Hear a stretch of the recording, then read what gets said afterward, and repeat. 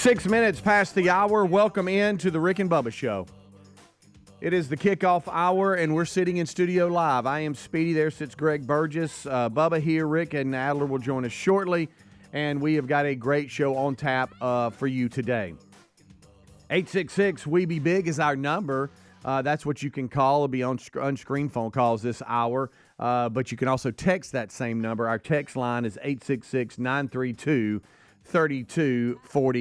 Let's welcome him in, sitting there. Apparently, Don Day did come to the Bible study yesterday because he's got peanuts that he's tearing up. These are perfect. What's up, boys? These are perfect. How you doing, buddy? I'm doing good. all right? You doing? Yeah, I'm good. Yeah, good, buddy. You have not stopped since I've been here. They're good. They're perfect. Yeah. Have you ever had? Well, you do this every week, where you go, You're okay, bothered by it for some reason. Okay, just one more, and then it's like, no, one more. Yeah. No, one more. Before you know it, you're going back getting some a whole nother handful. And for some reason, you got a problem with it. Well, boy, you'll tear them up. It is. You will tear them up, and Well, if you were, let's say, are a hunter and you were hunting Greg, all you have to do is look for just the crumbs of peanuts. If you're looking for buck sign. Yeah. Peanut shells, whatever. I mean, you would end up, and he'd just be sitting there tearing them up. Yep. Welcome in, everybody. Hope you're having a great time. We are honored today. We're going to have Coach Skip Holtz of the Birmingham Stallions in the UFL with us today in studio. Coach Holtz, he's always a lot of fun. He is. He gets it, man. He is in town. There's a Birmingham Stallions fan event to kind of kick off the 2025 season tonight, and I'm honored to be hosting it, and it's going to be a lot of fun, and we'll talk to Coach about being there. Also with us is going to be the UFL president and CEO, Russ Brandon, and friend of the show that we've gotten to know, UFL executive vice president of football operations, Daryl Johnston, will also be there. Had him on the podcast, Yeah, right? and there's some players that are going to be there. JoJo Tillery, who's the safety, Marlon Williams, the wide receiver, they'll be in attendance. Fans can see them. It's going to be at the Cahaba Brewing Company today around 5 o'clock. The ticket sales are for the season. They're already on sale now. And if those of you that are in attendance bring at least two cans of food to the event to donate to Birmingham 5 Food Drive for the Community Food Bank of Central Alabama, you'll receive a free gift as well. So it's going to be a lot of fun. And Coach will stop by in a couple of hours from now and just meet up with Rick and Bubba and say hey, and we're glad he's in town. Yeah, so. He's always a lot of fun when he comes by. Super nice guy. How about this? Just dominating this league. Hey, how about the ready? Back to back champions. Yeah. We got to go back to the XFL before it became the UFL. Yes. They won that one, and then they've won the two in the UFL. How about that? So it's back to back champions. That's it. Birmingham, they've been very successful. The Birmingham Stallions Progressive Stadium downtown Birmingham is the home of the Birmingham Stallions, and we'll have that free fan event tonight, and that's going to be a lot of fun. You're going to hoop the crowd up and get them fired up. Well, fired up. There it is, fired up. That's my element. Now, sitting down, interviewing some pretty big hitters, that's not. Yeah, you got to do a little research. Well, I mean, Taylor Bond and the crew there that takes care of me, they always do a good job of giving me some the information I need, but there's still that. So that's me. That's what I got to do. Which is helpful. Do you remember the time, talking about awkward and that because the setting we were in was so different for an interview when we interviewed Phil Robertson on the stage. Yes, I do remember Rock that. the South. Yeah. And that was weird. That was. I mean, it was fun, but I'm talking about you're sitting on a stage and there's an audience and you're just doing an interview. Right. We were like sitting in couches out there on the stage. Yeah. That was well, and I think because I enjoyed it. It was just just really different. And we're looking at each other like, we're going. Well, because we're not very serious people. We can get serious, yes, but we goof off every day. And when we're sitting down and we got to like ask serious questions and like be formal and stuff, that's not our thing. But that was kind of cool. The Phil Robertson thing was hilarious because all the people surrounding that interview. It was Rock the South. Yeah. It's this huge event. We've talked about it for years now. One of the biggest outdoor music festivals in the country every year comes to Coleman, Alabama. Yeah. Those of you that don't know, between Birmingham and Huntsville in Alabama. And we were tasked with interviewing him. And While we were sitting on we were stage given in all front of these the audience. we That were was given just all weird. these restrictions. Yeah, because he had just had the Cracker Barrel. controversy about the GQ magazine interview. Yeah, that's right. That's what it was. And so we, hey, don't And ask he was this. brutally honest as usual. Yeah, don't ask this. Don't ask this. Oh, yeah. Stay away from this. You know, all these guidelines, and we walk in to meet him before the interview, and that's the first thing he wants to talk about. First of all, Is everything they told us not to talk yes. First of all, he's sitting there in his sock feet. about. With his Yeah, kick back just on the laid couch. back, just so And nice. And he said, "Let me tell you something, boys." And he gave us the whole rundown of the thing they had told us don't ask him about. Yeah. And he made the interview Boys, easier. come on in, boys. Because he knew, what everybody wanted. And on stage, he wasn't one of these one answer guys. We give him a little something, he'd run. That's with it, right. So it wasn't as bad. But just the whole setup of the interview on a country music festival stage with the audience was weird. It was. It was fun. But it was just fun, and one of those things that was pretty cool, especially when they say, "Hey, y'all want to meet him?" and he'd like to kind of go over something, and we go to his. We knock on his little trailer. Yeah. And then here we go. Miss K and their soul sock feet. And Alan is oldest son. Yeah, very nice. Come on in, boys. How you boys doing? Good, sir. How you doing? And he immediately went into that article that we were not well, supposed to let me tell ask you what. I'll tell you what. If you want to ask us about this, I'll tell you what. He said, I don't care. You ask me anything. Okay, but we've been told for days now not to ask you about this. Oh. He said, first of all, I didn't know what Gentleman's Quarterly was anyway. Hey, you got a pretty good feel. Do you like that? Yeah, I do.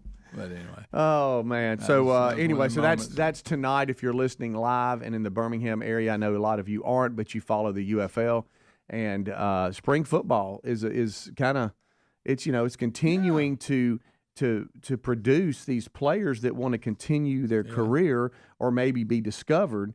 And there's some success stories in the NFL now that came from spring football that kind of rejuvenated some of these careers that maybe a lot of the guys thought, hey, it's over. And then some have just been discovered that just flew under the radar. And so we'll talk up to him about that, just talk to him about another season and being, back-to-back champions. Officially, the Stallions are. If you're talking about just UFL, it's back-to-back. But and what goes with that, so now you got to reload. You got a lot of the same roster, but you got some new faces. Yeah. And I hope they know what to expect. And so we'll talk to him about that. That'll be a lot of fun. And, we talk about how when the football season started, well, we're going to blink and it's over. Well, look at us. Here we are. In week 12 or whatever. Yeah. Well, if you love watching football, we'll get a little break, but then you'll get to watch some spring football. Yeah, so. It fills that void, doesn't it? And it's been a lot of fun. Being associated with the Stallions, it kind of makes me be involved, but it is kind of cool because it's good football, man. Yeah, it really is. And I was sitting here, I was just talking to Greg. I'm doing my weekly thing where I sit here and I say, okay, do we have a Beth Mowins college football game? And I'm sitting here going through it. And when I went to click on week 12 of college football, I was like, I cannot believe 12. It is already week 12. I remember we marked it. We said, okay, here's the marker. It's week 1. We're going to blink, and it's going to be over. And here we are. Here we are. It's week 12. The regular season is winding down. College football playoff rankings were revealed for this week on Tuesday. And so now it's getting real for a lot of them that it's getting down to the wire. See if they can finish out like they're supposed to. And I'm sitting here looking through all of the I'm in the evening window of Saturday now, and I'm not seeing a Beth Mowins game. I'll keep looking, but I do not see a Beth Mowins game right now, not in college football. I'm going to tell you, this year she just didn't get the schedule that she had last year and the year before that. It was every week. Yeah, I'll jump over to the NFL. Every now and then she might have an NFL game. But speaking of that tonight, I know, Greg, that you don't really care for the Thursday night Amazon Prime game. I like it better than Friday. Well, this one you might want to care about. All right.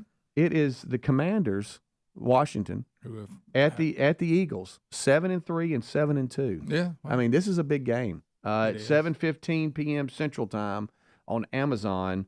If that's of any interest with you, I know that makes you mad that it's on Amazon, but you're just going to have to realize that. I mean, you got 2 Christmas games on Netflix. I mean, so you're going to have to get used to stuff like that. You know what I mean? I don't know. Anyway, we'll take a break. We'll be right back. 16 minutes past the hour. So that's kind of the day for you. A lot of other stuff going on as well. A lot of updates, too. Hey, Trump keeps picking them, doesn't he? Boy, he ain't slowing down. No, he's not. We'll take a break. We'll be right back. Rick and Bubba, Rick and Bubba.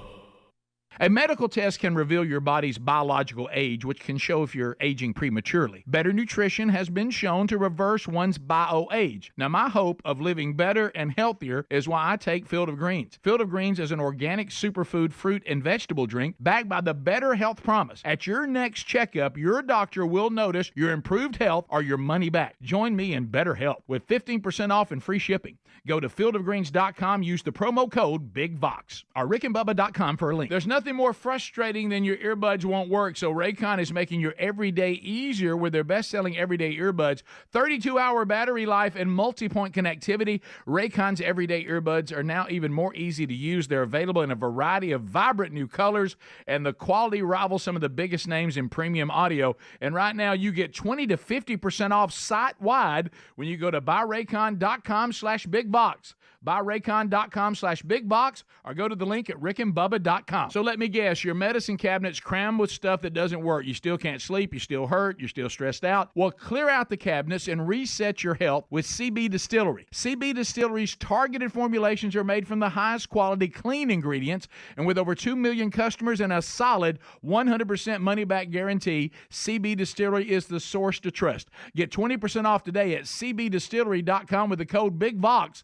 cbdistillery.com code BIGVOX, or rickandbubba.com under the sponsors. Hey, did you know you can join Amac today for only $1? That's right, $1 for 1 year membership. I want to encourage you to visit amac.us/BigVox and join today with this limited time offer. Amac, the Association of Mature American Citizens, works to advocate for the values that matter most to Americans. Becoming an Amac member gives you access to free advice on Social Security and Medicare. Plus, members enjoy exclusive money-saving discounts on travel, hotels, insurance, and more. Join today by visiting amac.us/BigVox. If your approach to everyday aches and pains is to mask them, then repeat that cycle all over again. It's time to try Relief Factor. Instead of masking pain, Relief Factor helps eliminate it with a unique formula of ingredients that helps support your body's response to inflammation.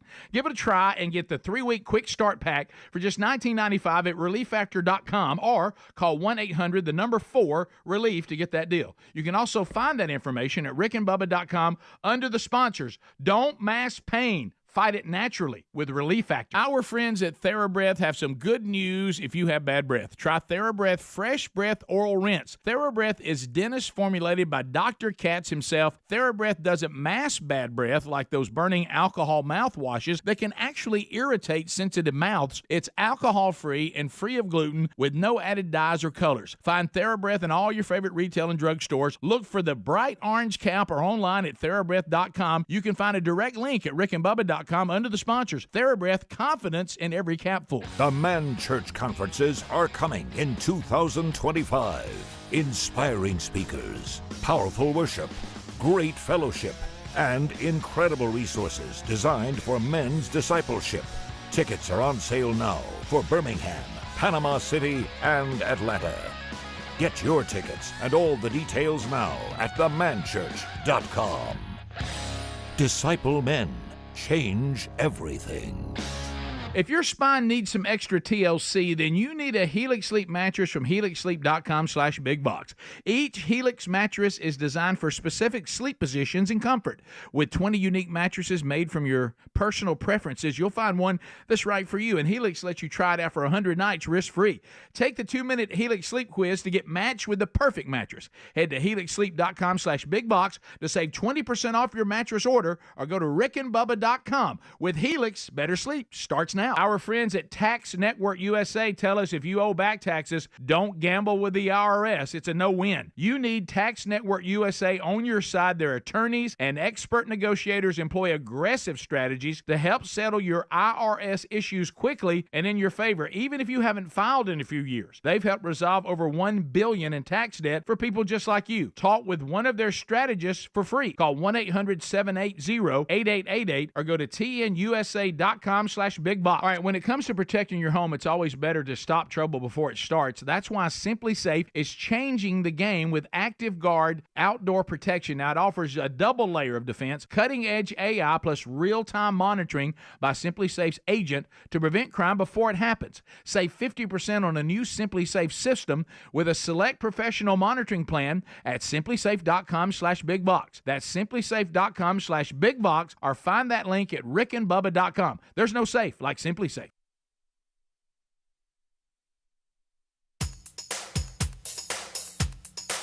Rick and Bubba's in Ohio. Rick and Bubba, Rick and Bubba. 21 minutes past the hour. Welcome into the Rick and Bubba Show. It's the kickoff hour. I'm Speedy. There sits Greg. We're kicking things off with the boys. Rick, Bubba, Adler all join us right after top of the hour. All right, we kind of ran through a couple of things going on today. You know, one story, Greg, that's kind of gaining some traction. We had it yesterday, never got to it. You and I talked about it prior to going live yesterday, but on air never really discussed it. And that is this organized crime robbery, break-in of both Travis Kelce and Patrick Mahomes during their last game, where someone broke into both of their homes, which means that this was not. They knew, obviously, they were playing a game. They wouldn't be home. Right. Do they not have alarms at these places? Well, I mean, and that's, I think, a big discussion is there. I know you said there's somebody of interest, right? That they might have. I saw last night the guy, the investigator said they do have a person of interest. Okay. All right. That's just. Did you see their house's overhead shot? Did you see Mahomes has got a football field beside his? Yeah. It's pretty funny. Yeah, it's pretty amazing, isn't it? But anyway, I just thought it's a lot of folks aren't. That's kind of a big deal because, I mean, it was targeted because yeah. I mean, they're playing. You know where they are, even though sounds like an inside job to me. That's what I was thinking, especially if you got around the alarm somehow. Yeah, that may be why they have a suspect. Right, and I guess if you're breaking into a home like that. I'm not an expert in this area, but I'm assuming you're looking for cash and jewelry, I guess. And I think I it don't know. said that I think one of them, I think they stole $20,000 worth of cash. No, a lot more than that. Really? I'm sorry, that was jewelry. Travis Kelce says that he lost $100,000 in jewelry and his first ever Super Bowl jersey.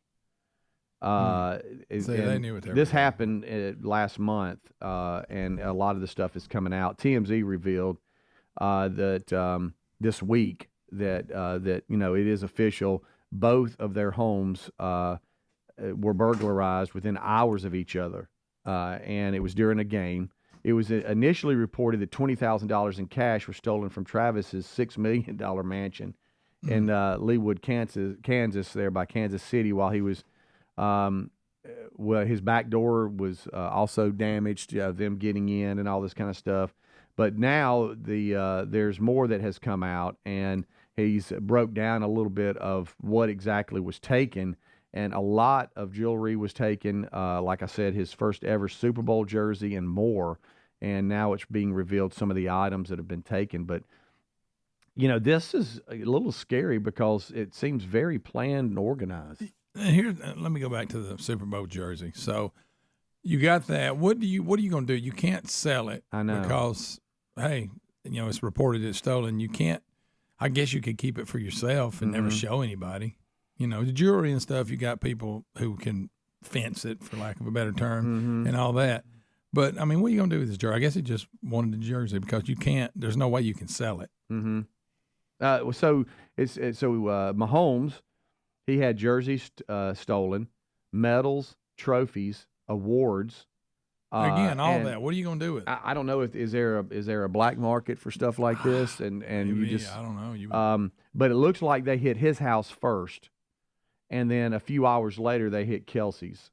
And it looks like, and this broke Tuesday, and like I said, we had it yesterday, never got to it, but TMZ Sports reported this. Mahomes finally broke his some silence on this and said it's very frustrating, disappointing. We're trying to work through it, and kind of very concerning to say the least. And the FBI is now involved to see what exactly took place. And it was October the 8th, I believe. It says when that they broke into the homes, and the FBI spokesperson wouldn't confirm or deny the existence of the reported investigations and a suspect. Yeah. So we'll see. Well, how about that? Had a little plan. Yeah. Got me a plan. Yeah. I got a bunch of jerseys and stuff I don't know what to do with, but yeah. Yeah, I Of course mean, that- but to That your cash point, and jewelry, I guess. I look, they're on the football field. Okay, they don't have time to check and get notifications on security systems or whatever. But Doorbell so on. that's tough to do. But you would think maybe from family members or something would. I don't know. Simply save something. Oh yeah, I mean I get notifications all the time. Yeah. Normally it's another package being delivered to the front door. Lately, yes. But yeah, I've got outside cameras all over the place that will give me notifications if there's movement at the driveway, in the back, in the front.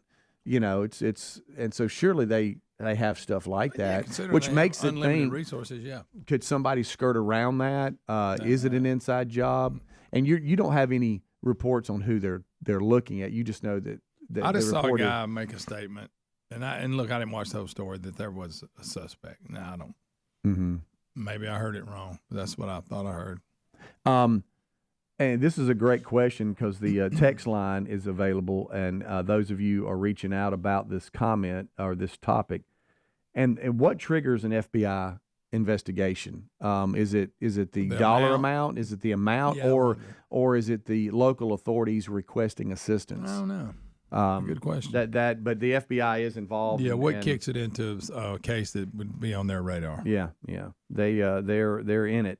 So we'll see. Are they just Chief fans? Wanting to They're- help? and they're mad about it. Yeah. But golly, man, that's it just seems odd that I mean, you obviously know what they have. It Yeah, seems you like had to kinda- they knew exactly what they wanted. I mean, if you break into a home like this, or you just grab anything that's loose and you can Yeah, carry if they out. got all that cash and jewelry and stuff, this is somebody that was familiar Yeah. with the situation, I think. Maybe I'm wrong. Yeah, I don't know either. I'm sure but- the police have thought the same thing. Yeah. Were they looking for a Taylor Swift, jacket laying on the couch? I mean, what were they right. looking for? That's you know? true. There's always added value in that house. Yeah, so we'll see. But both incidents are being now investigated by the FBI. They're helping in this. But you're not hearing. It's almost like it's a B or C story. It's not really Yeah. a major headline, even though it did break 48 hours ago and was made official by TMC Sports. That's just it's so organized that it's concerning. Yeah.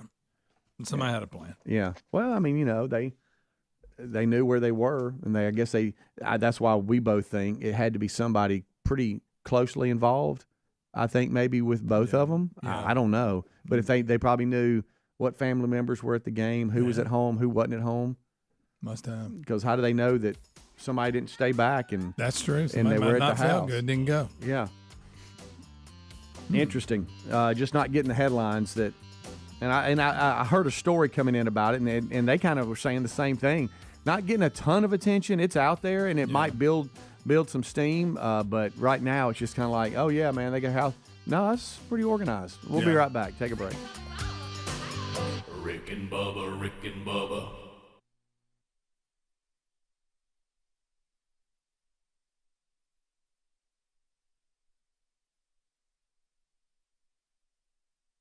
We all have two ages, our true age and our biological age. Our bio age suggests how healthy or unhealthy we are inside. You want your bio age years younger than your true age. Let me tell you how Field of Greens is helping me do that.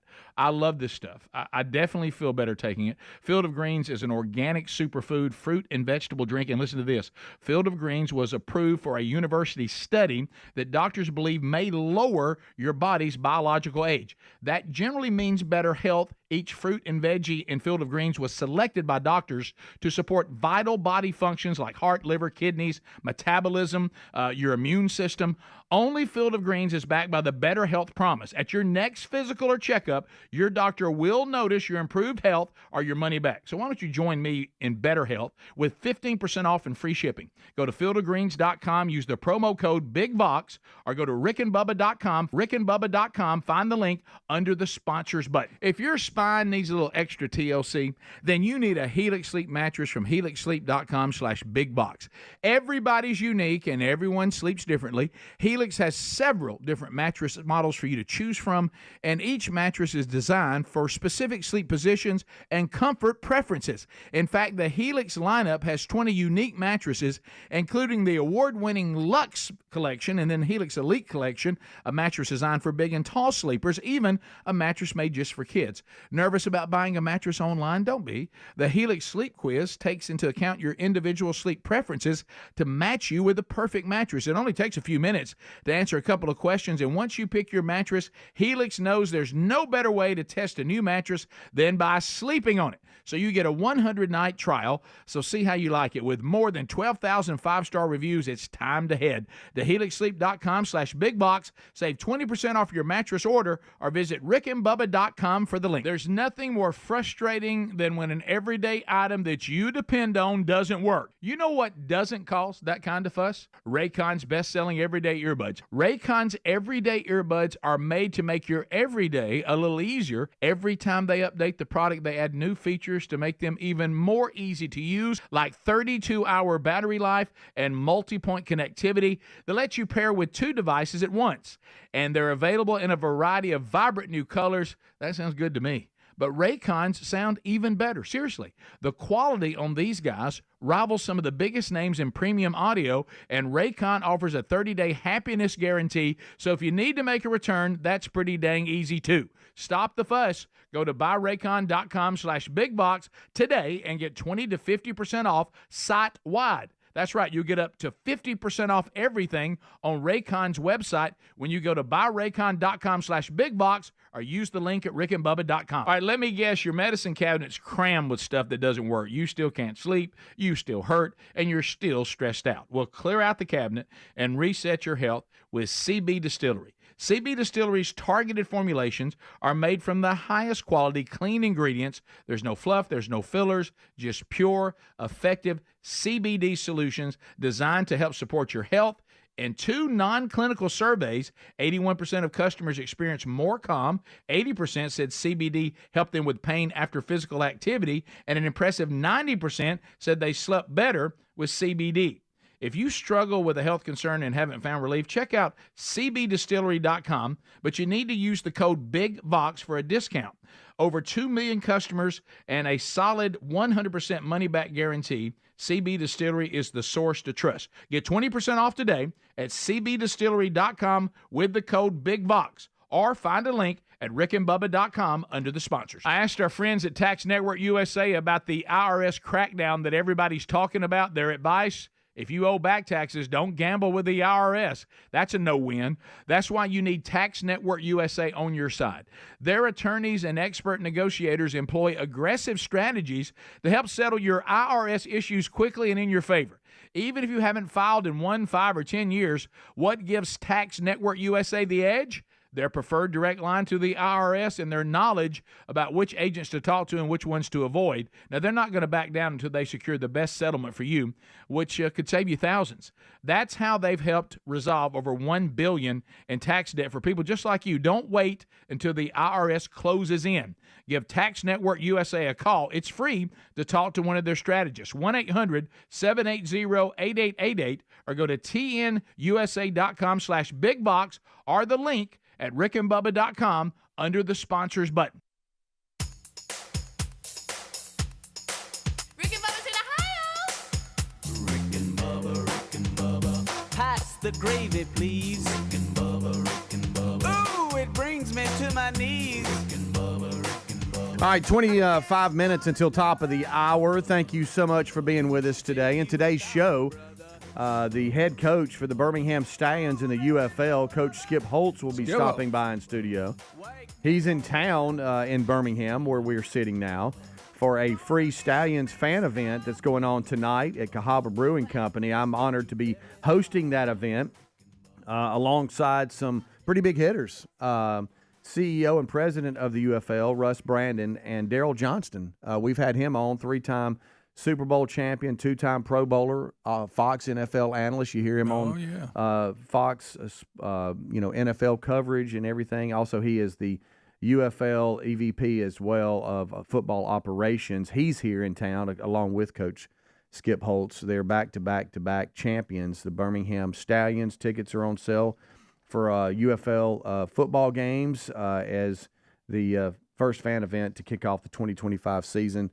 And we were talking about earlier a little bit about spring football and how it's really helped, I guess, push some of these careers forward for some of these guys that could play in the NFL. They've just been under the radar and just, But there's also some rule changes and stuff that we'll talk about, but it'll be a great night.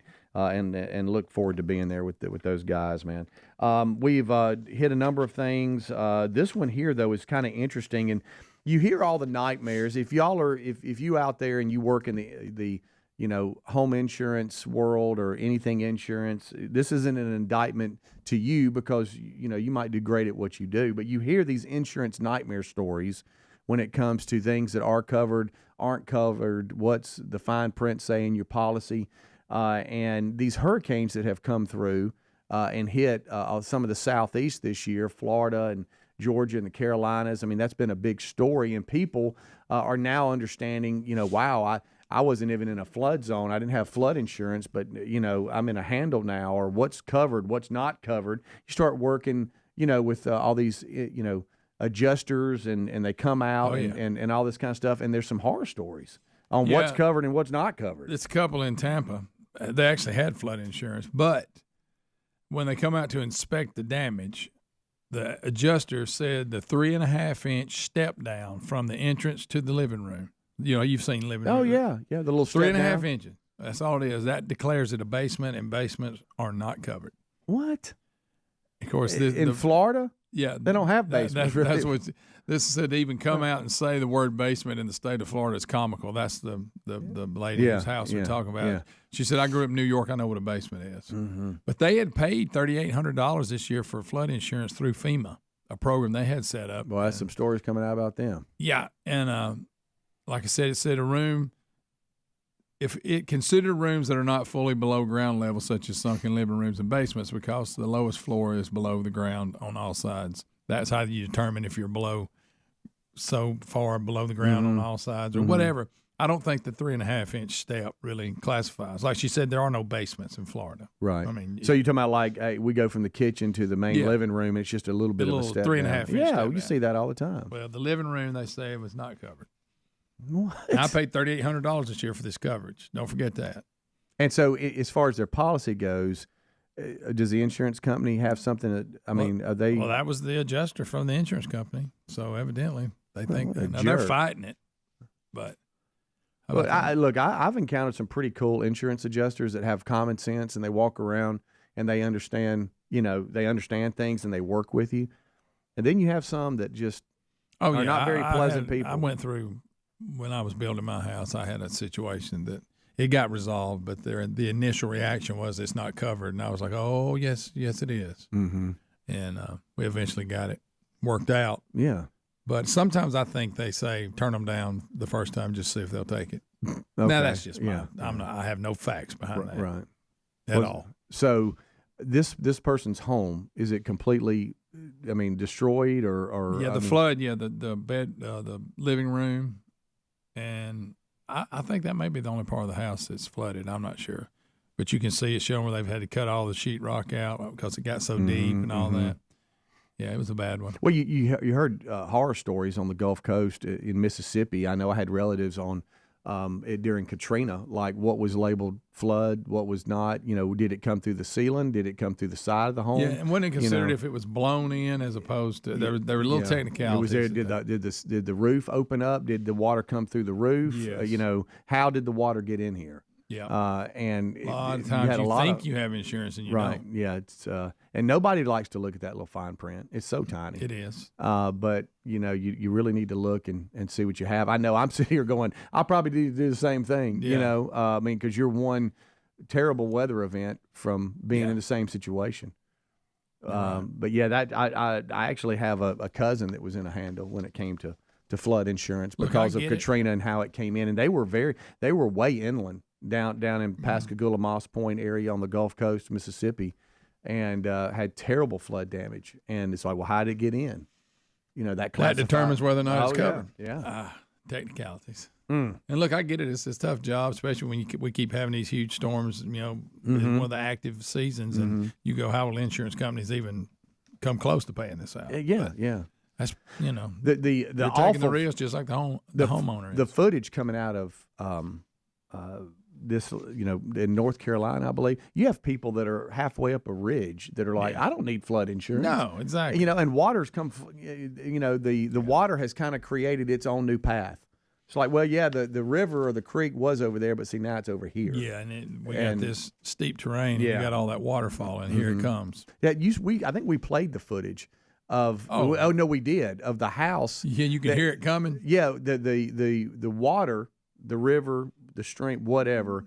There was a road that was elevated, and then on down the ridge, that's where the water was, and they were on the upside of the street, and it showed a time lapse of where it was and then where it got to, and it went from way down there to it was right at their door. Wow. Yeah, you could hear it roaring. Yeah, it's just amazing. Yeah, we're getting some some wisdom here on the text line of what to say to the insurance company. Don't say flood damage. Avoid that word at all costs. Yeah, you tell them it was water damage due to a recent storm. And look, I had a friend that has since moved but lived on the Cove, and his world was insurance. And he was telling me because of California and some other places that, they're getting out of certain states and they're upside down with everything that's going on and canceling people that they've had for years because of claims, because they're no pun intended. I mean, they're drowning with just not being able to cover everything, and so these policies now get nitpicked to the point where it's not as easy as it used to be. There's another story changing gears. I know you love chicken. Yeah, I like chicken. You love chicken, and apparently Don Day's peanuts. Grilled. Yep. Baked. Well, we got a chicken war. Oh, no. Chicken fight. I want all the chicken people to get along. I do, too. And you just provide your service because, I like different types of chicken. I may like this style one day, and then the next day I'm in the mood for another style. So when it comes to good old fried chicken, okay, are you a purist and go KFC and there's no other chicken? I like Bojangles, too. Oh, that's good chicken. That one came out of nowhere. Yeah. Okay. And plus, we no longer have a KFC where I live. It got shut down. So yeah, I mean, I'll tell you, a Jack's has good chicken. Jack's got good chicken. Don't forget Jack's chicken. Where are you on grocery store chicken? Love it. Out of the deli. Yeah. Oh, come on with it. Come on. Talk to me. I just like chicken. That's all. How about the smell of chicken in the car, and you can't eat it till you get home? What about them hobo potatoes? Good gracious alive. Well, KFC chicken right now. KFC isn't happy. They're suing a rival over its famous original recipe. So they're claiming the rival stole their recipe? Because you remember we've done stories on how it's a top secret, locked away. Well, blah, blah, blah. It's not necessarily that. It's the branding. Okay, just follow me on this. So KFC has sued a rival fried chicken brand for using the phrase original recipe in its advertising. I got you. Because they always say theirs is. KFC is accused Church's Chicken, Church's Texas Chicken, of violating its trademark rights when it started featuring the phrase in promotions in September. KFC has been using the phrase over half a century to describe its top secret signature blend of 11 secret herbs and spices, right? We all because heard when that you before. order it, you say, I want original. Yes, it. And now Church's is claiming they got original chicken. Yep. In a lawsuit, KFC claimed it noticed Church's abruptly began using the phrase in advertisements at the end of September and ignored a complaint letter in October, going, hey, whoa. One of the disputes is Church's social media advertisements features an older photograph of a restaurant contrasted with a present-day picture, and the text above it is a different decade, same Church's original recipe in the back. So they're saying, hey, Church's original recipe. Well, shouldn't that clear them? Yeah, well, they're not happy. I'm just telling you, They're just saying you can't call your chicken when I ordered. Okay, give me the church's original right. because they are the original. Right. I like extra crispy better than the original. I know that hurts a lot of people's feelings. I know, and I know that you're always having to adjust with the times. I get that, but like KFC, they're trying new products, to try to get customers back. But I mean, just stay with the original, man. I mean, you got them there. They're the walking dog. But they've led the fried chicken brand world for a long time. But now, Popeyes. I've never been That's a good Popeyes is a good one. Yeah. What about Raising Cane's? Have you ever been there? Never been there, Okay. but I am a fan of Popeyes. Mm-hmm. Yeah. Definitely. Because that New Orleans spice makes it so nice. Oh yeah. They used to have that in their commercials. And I know that they got here Chick-fil-A and Zaxby's and things like that, but I'm talking about like a good old fried chicken. Fried chicken. Yeah. Not necessarily I just like Zaxby's, but they don't offer a fried chicken breast. No, they got the chicken tenders and stuff. and they're good. Yeah, they are. But I'm talking about just a good old hunk of chicken with. I'll give me a leg and a breast and wing. Is that how you say it? Yeah. Will you, sir, may I Give help me a you? wing. Yeah, give me a leg and a breast. Give me. I want an all white. And Donde's peanuts. And give me some dirty rice. And give me a pan down with it. So anyway, I miss KFC. little chicken war there. It used to be in town. I don't have it anymore. It's gone. It's out. Been out for a while. You're not happy either. We're having trouble hanging on to a few restaurants, I've noticed. I've said this before, but I knew back in the day we had a good week when after church we'd stop and get a KFC bucket of chicken on the way home from church. Bubba, Rick and Bubba.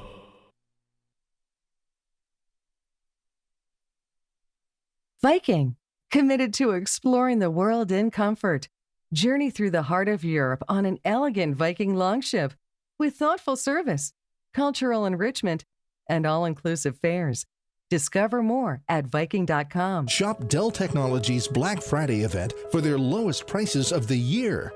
The future is on sale today with limited time deals on select PCs like the XPS 16 that accelerate AI with Intel Core Ultra processors. Black Friday is their biggest sale of the year and the best time to upgrade, but it's only here for a limited time. Shop now at Dell.com/deals. That's Dell.com/deals. If you're living with dry age-related macular degeneration or dry AMD, you may be at risk for developing geographic atrophy or GA.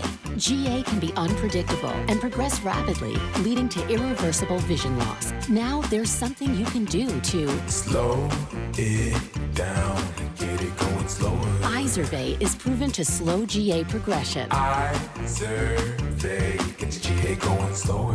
Izervay or avacincaptad pagel is a prescription eye injection used to treat GA. Don't take it if you have an infection or active swelling in or around your eye. Izervay can cause eye infection, retinal detachment, or increased risk of wet AMD. Izervay may temporarily increase eye pressure. Your vision may be impaired after an eye injection or exam. Don't delay. Ask your doctor about Izervay today. Izervay gets GA going slower. Visit Izervay.com. That's IZERVAY.com. Your home, your family, your moments. First Alert is reminding you to be prepared and install smoke and carbon monoxide alarms on every level and in every bedroom of your home. Don't forget to add First Alert fire extinguishers on every level, plus the kitchen. And know how to use them. Protection is key to help protect life's moments. And First Alert is your partner through it all. Get fire safety you can trust by visiting firstalert.com and Lowe's stores today. At Boot Barn, we believe the cowboy boot is more than utilitarian. It's a symbol of the West, handcrafted with centuries of heritage in every stitch. It's not just a cowboy boot, it's a work of art. Since the 1960s, Dan Post has been offering premium quality created with innovative artisanal methods that echo the legacy of the West, because upholding tradition and heritage is second to none. Dan Post at Boot Barn. Viking, committed to exploring the world in comfort. Journey through the heart of Europe on an elegant Viking longship with thoughtful service, cultural enrichment, and all-inclusive fares. Discover more at Viking.com. All right, if your approach to everyday aches and pains is to mask them, feel better for a few hours only to have the pain return, then repeat that cycle all over again, it's time to try Relief Factor. And the good news is Relief Factor makes that easy. Their 3-week quick start is only $19.95, less than $1 a day. Instead of masking pain, Relief Factor helps eliminate it. How? Well, it's a unique formula of ingredients that helps support your body's response to inflammation. Relief Factor was developed by doctors and is 100% drug-free. And for so many people, including some of us here on the show, Relief Factor has been a game changer because you just feel better when you're not in constant pain. You'll feel the difference. Give it a try and get the 3-week quick start for just $19.95 at relieffactor.com or call 1-800-4-RELIEF to get that deal. You can find that info at rickandbubba.com under the sponsors as well. Don't mask pain. Fight it naturally with Relief Factor. Go right now to rickandbubba.com under the sponsors button or go directly to relieffactor.com. There's nothing more frustrating than when an everyday item that you depend on doesn't work. You know what doesn't cause that kind of fuss? Raycon's best-selling everyday earbuds. Raycon's everyday earbuds are made to make your everyday a little easier. Every time they update the product, they add new features to make them even more easy to use, like 32-hour battery life and multi-point connectivity that lets you pair with 2 devices at once, and they're available in a variety of vibrant new colors. That sounds good to me. But Raycon's sound even better. Seriously, the quality on these guys rivals some of the biggest names in premium audio, and Raycon offers a 30-day happiness guarantee, so if you need to make a return, that's pretty dang easy too. Stop the fuss. Go to buyraycon.com/bigbox today and get 20 to 50% off site-wide. That's right, you get up to 50% off everything on Raycon's website when you go to buyraycon.com/bigbox or use the link at rickandbubba.com.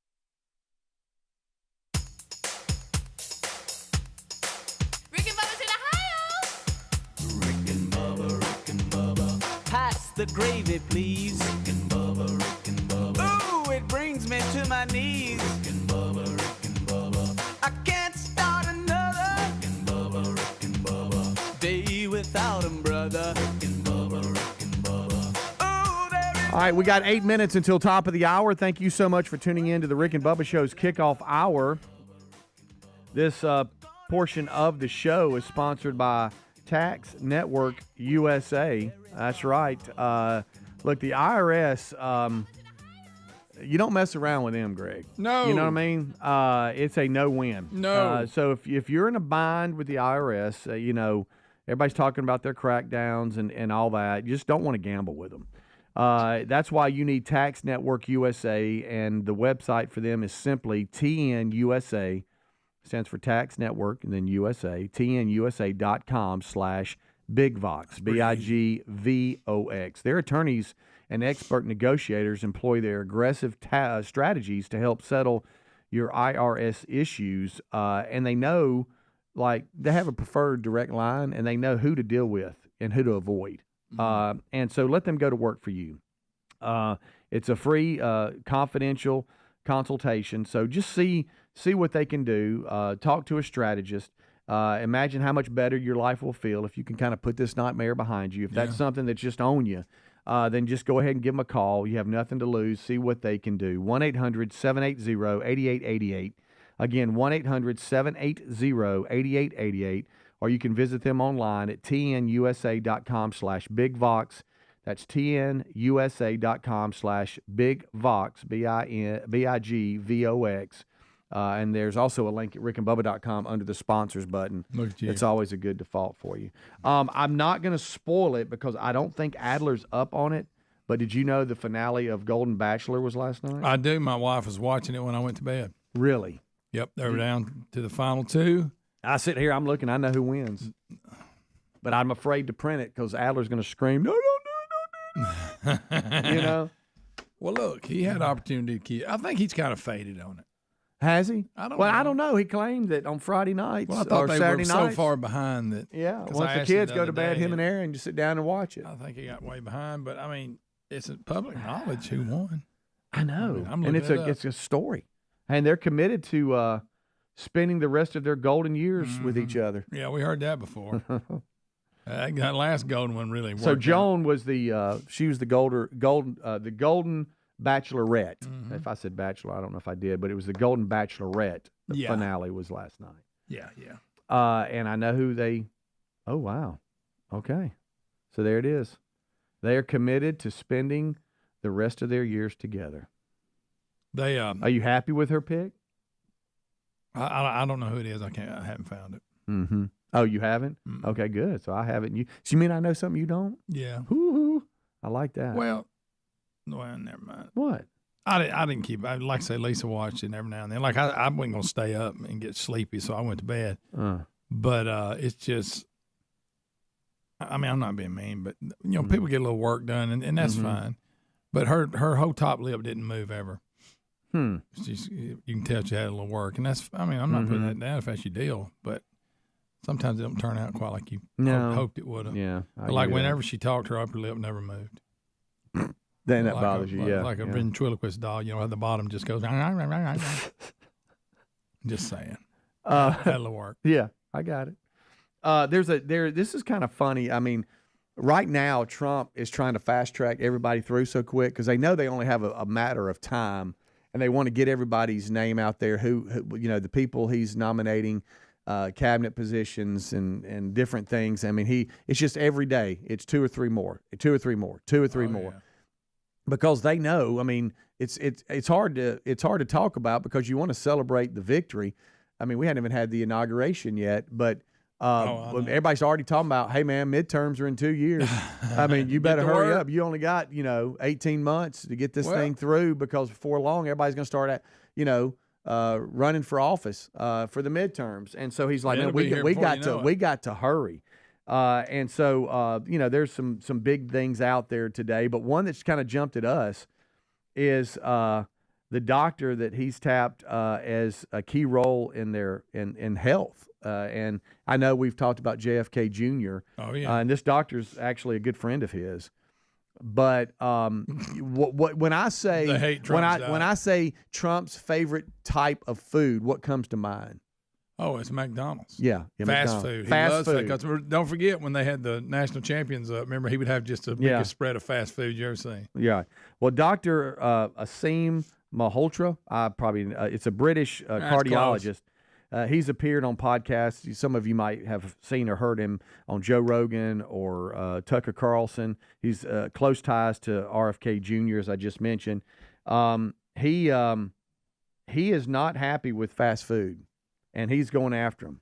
Trump is not going to give up his fast food. Yep. You know that. I know it. I know. But it's kind of funny to see here and telling me what I can eat. Knowing what Trump loves and the fact that he tapped him as playing a key role in just health issues is kind of funny. The difference between the two. He tries to take Trump's fries from him. He's going to be in trouble. Yeah, I can tell you that. He was he's been a lifelong advocate for vaccines, but was cast out by the medical establishments in the UK during COVID for promoting the disputed claim that the mRNA shots were killing scores of young people. So therefore the medical community kicked him out. They booted him. He's out. So we'll hear about all that. But like RFK Jr., he's been promised a big role in government by Trump. Right up till they get to tell him how to eat. Yep. And then they will be removed. He's going after the epic,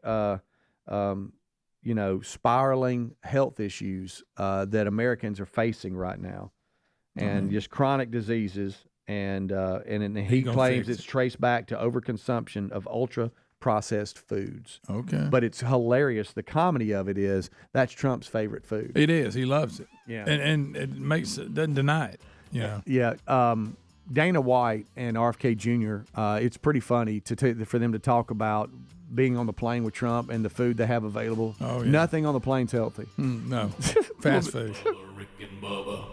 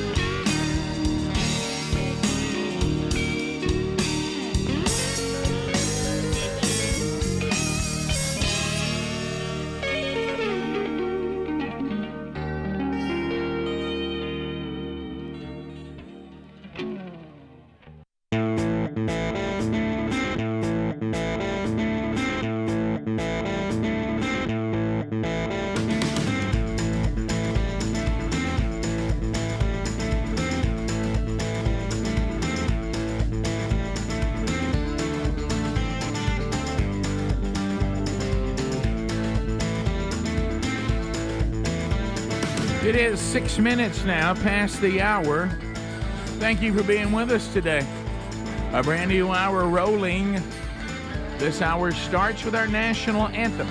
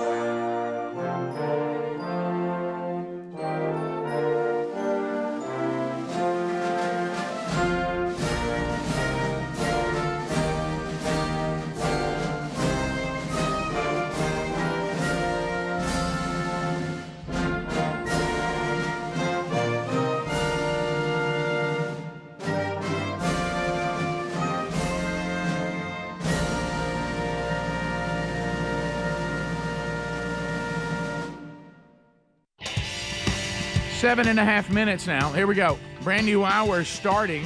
We thank you for being with us as we unpack another Rick and Bubba show today. Another Rick and Bubba University, the podcast, out this weekend as well. We'll record that today. We'll tell you a little more about that. Speedy and the real Greg Burgess have knocked out the kickoff hour for you. Eddie Van Adler now joins the team. Hello, tubers. Live or archived, he's got the YouTube experience for you. Also, a best of hour for Blaze TV subscribers. Enjoy that. If you are a Blaze TV subscriber, and if you're not, now more than ever, boy, you should be. Great programming there and news coverage and a lot of fun with some great mockumentaries and content. So let's get ready. We're missing one, the silver tongue one. The man with a golden voice, professional lunch eaters, man of the year, the inventor of pizza and a cup, Shakespeare's worst nightmare, and the master of the King's English. Ladies and gentlemen, put your hands together for Bill Bubba Bussey!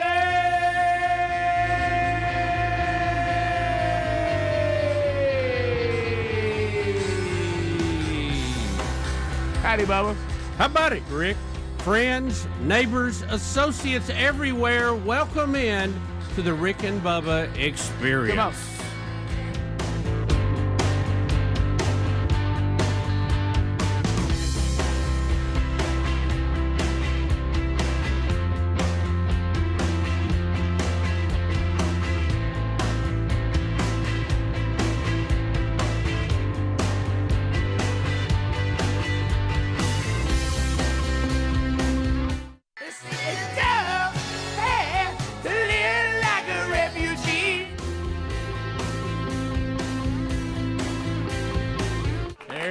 Tom Petty, as some have argued, possibly in the studio, the best mixed song to be played on the radio ever produced.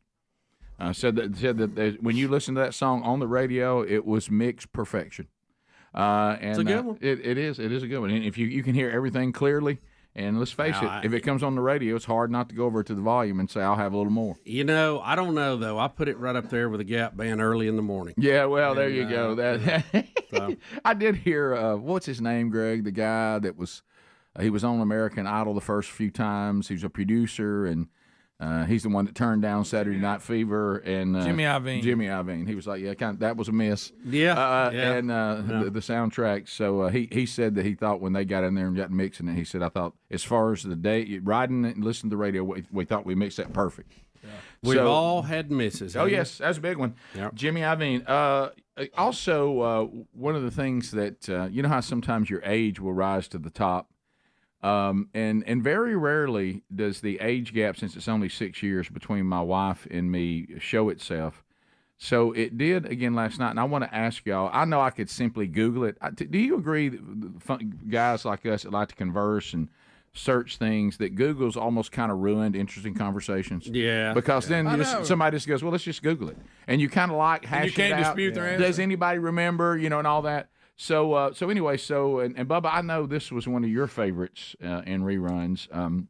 I watched some of it, but I was rolling through. I had to go over to the church last night, getting ready for the big chili supper coming up this Friday. And I came in, and Sherry was watching reruns of Golden Girls. Yeah. Okay, and I know I never watched I know that. that's one of your favorites. But, Oh, yeah, we do. Betty loves that show. And so I said, you watching Golden Girls? And she goes, and she says, well, you know what? Pretty fun. And the whole thing is, I don't want to be the old cranky old people. But, it's really hard to find anything that you want to watch nowadays because you are just, they're going to try to indoctrinate you into basically all the woke things that cost the Democrats, by the way, their election. And can I tell all of you out there that are trying to make money by garnering a large audience, learn from the Democrats. A lot of us don't want to watch all that. Okay, I don't know why y'all think we're all into this and want to be indoctrinated in all these things that, frankly, we don't mean anybody any harm, but we don't want to be immersed in that. But anyway, so she's watching this show. And I sit down, and I said, I remember, B. Arthur on Maude. And she goes, what? I said, Maude. I said, you don't remember Maude? I said, that's how she became. Then there's Maude. That's how she became and I sang that. Yeah. I said, that's how she became a star. She goes, what is Maude? And I said, you don't remember Maude? So then we began to discuss. I barely remember. Well, here's what I want. I know I can just simply Google it, which will ruin it. But what I was wondering is, do y'all remember the premise of Maude? What was she? Was she single woman? No, she was married, and she had an adult daughter that had moved back in with him. Okay, was that it? Really? Was that? I couldn't remember the storyline. And then there's Maude. Then there's Maude. And the girl that played that was we were young. Gosh, what was her name? She was in. Y'all love it. She was in Cannonball Run. Oh my goodness! Of course she was. Wow! And she was the one that kept getting out of the ticket. Was it B. Arthur? Yeah, B. Arthur is Maude. We've already said that. She's the Golden Girl. Yes. Oh. What I was saying. What was Sorry, the Adler. I'm a step behind. Yeah. What was the? Because you don't remember it either. You're too young to remember Maude, aren't you? Yeah. And then there's Maude. Archie Bunker, all that was in there about the same time. But that's when B. Arthur became a star. It wasn't Golden Girls. No, you're right. Yeah, Golden Girls. No, she was famous by the time Golden Girls came out. They brought her to Golden Girls to be like, hey, you remember B. Arthur? Have you ever seen the behind the scenes of the Golden Girls? I don't think I have a Maude, but not this good. Yeah, it was really interesting how, Betty White was on there who, good night. She went on and just kept on going. She's still alive. Well, no, she went on. Is B. Arthur dead?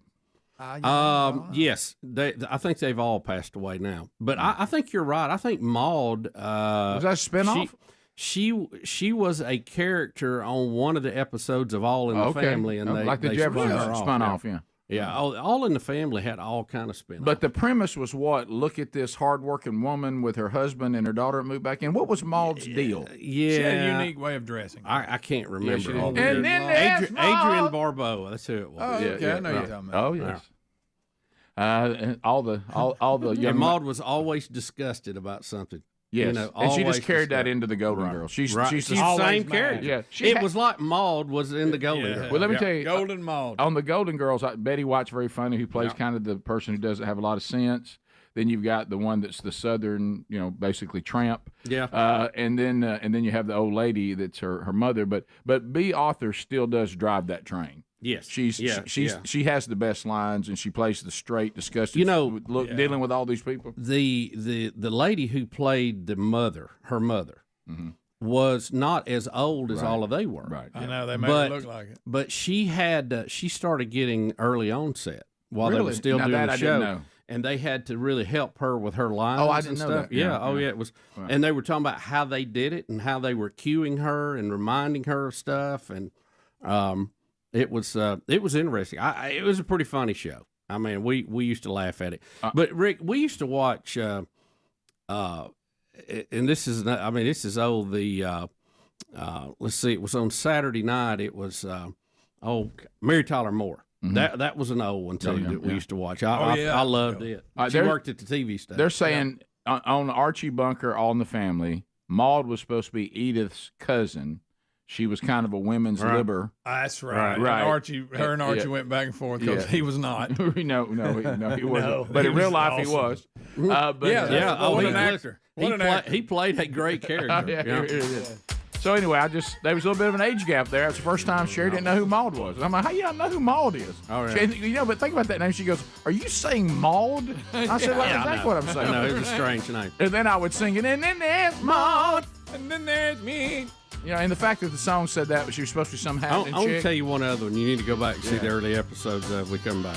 We'll be right back. Rick and Bubba, Rick and Bubba.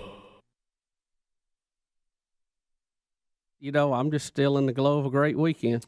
You know what? And I know you are too. Rick. Absolutely. It is. How about it is you got to spend time with your spouse. I know we come up with all these other reasons not to do that, but if you don't take care of that relationship, that is the center of everything that goes on in that home.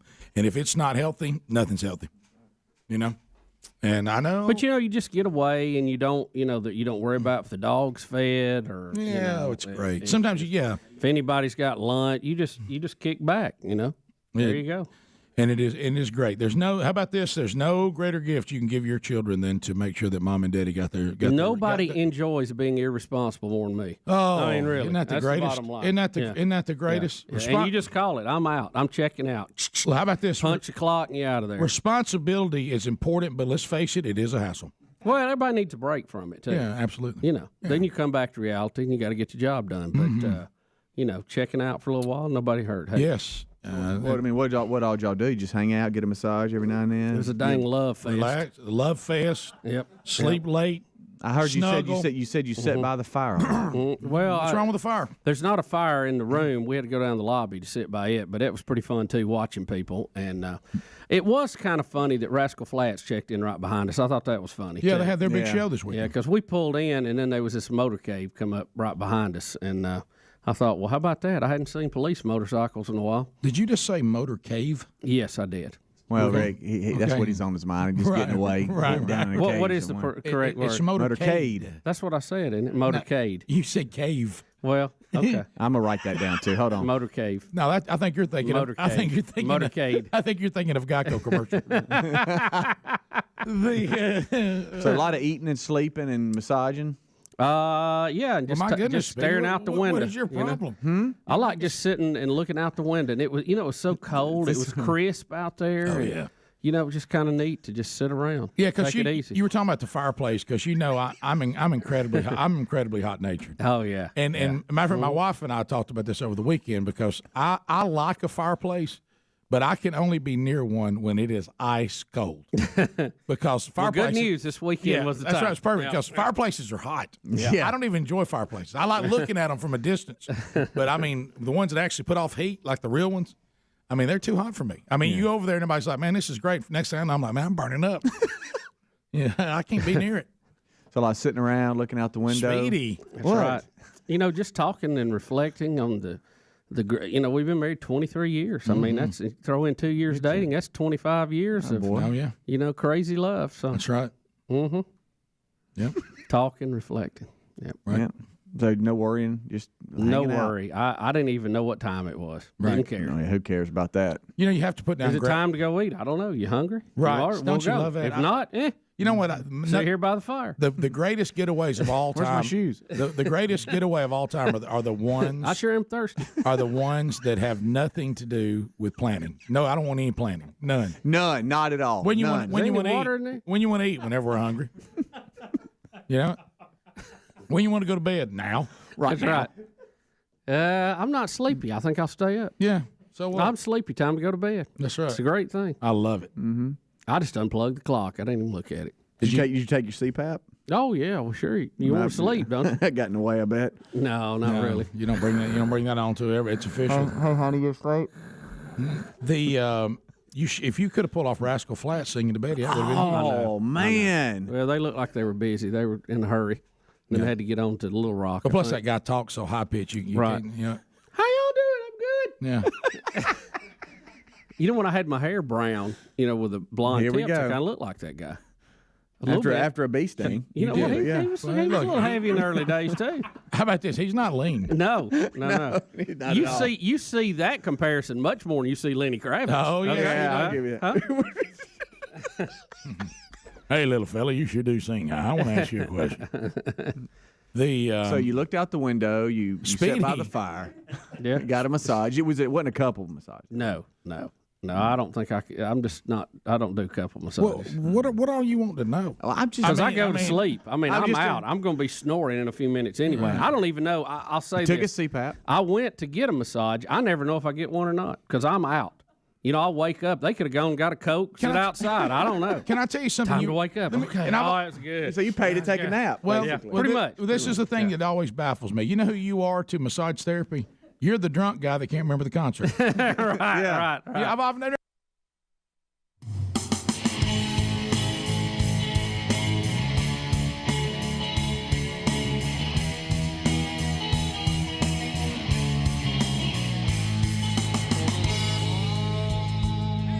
$22 minutes past the hour. Rick and Bubba show. Here we go. Somebody say, a big wheel, they keep on turning. Proud Mary keep on burning. Rolling, rolling, rolling on the river. Some of you are going to mention another show. What were you going to say? If you want to absolutely cry laughing and be absolutely shocked at the lack of political correctness. Oh, Bubba. The early episodes of the Beverly Hillbillies when it was in black and white. Oh, yeah. When they first go, What a joy. when they first go to California, Yeah. What a joy. you will cry. What It a is, joy. and it's so It is funny, funny. So because funny. they didn't care and they just went for the laugh. Right. Oh my God! It was funny. So I know what I'm about to ask you about this. Oh, yeah. I know the answer. I guess there's still just a little optimism here. Do you think, based on what just happened in this election, and all of us in the room, everybody's done a great job of pointing to the reason the left lost, and one of those being overplaying their hand in the woke agenda. Yes. Thinking more people were in line with that, and they missed it terribly. Yes. Will programmers, will movie makers, will entertainment people get that cue that isn't as big an audience as you think it is?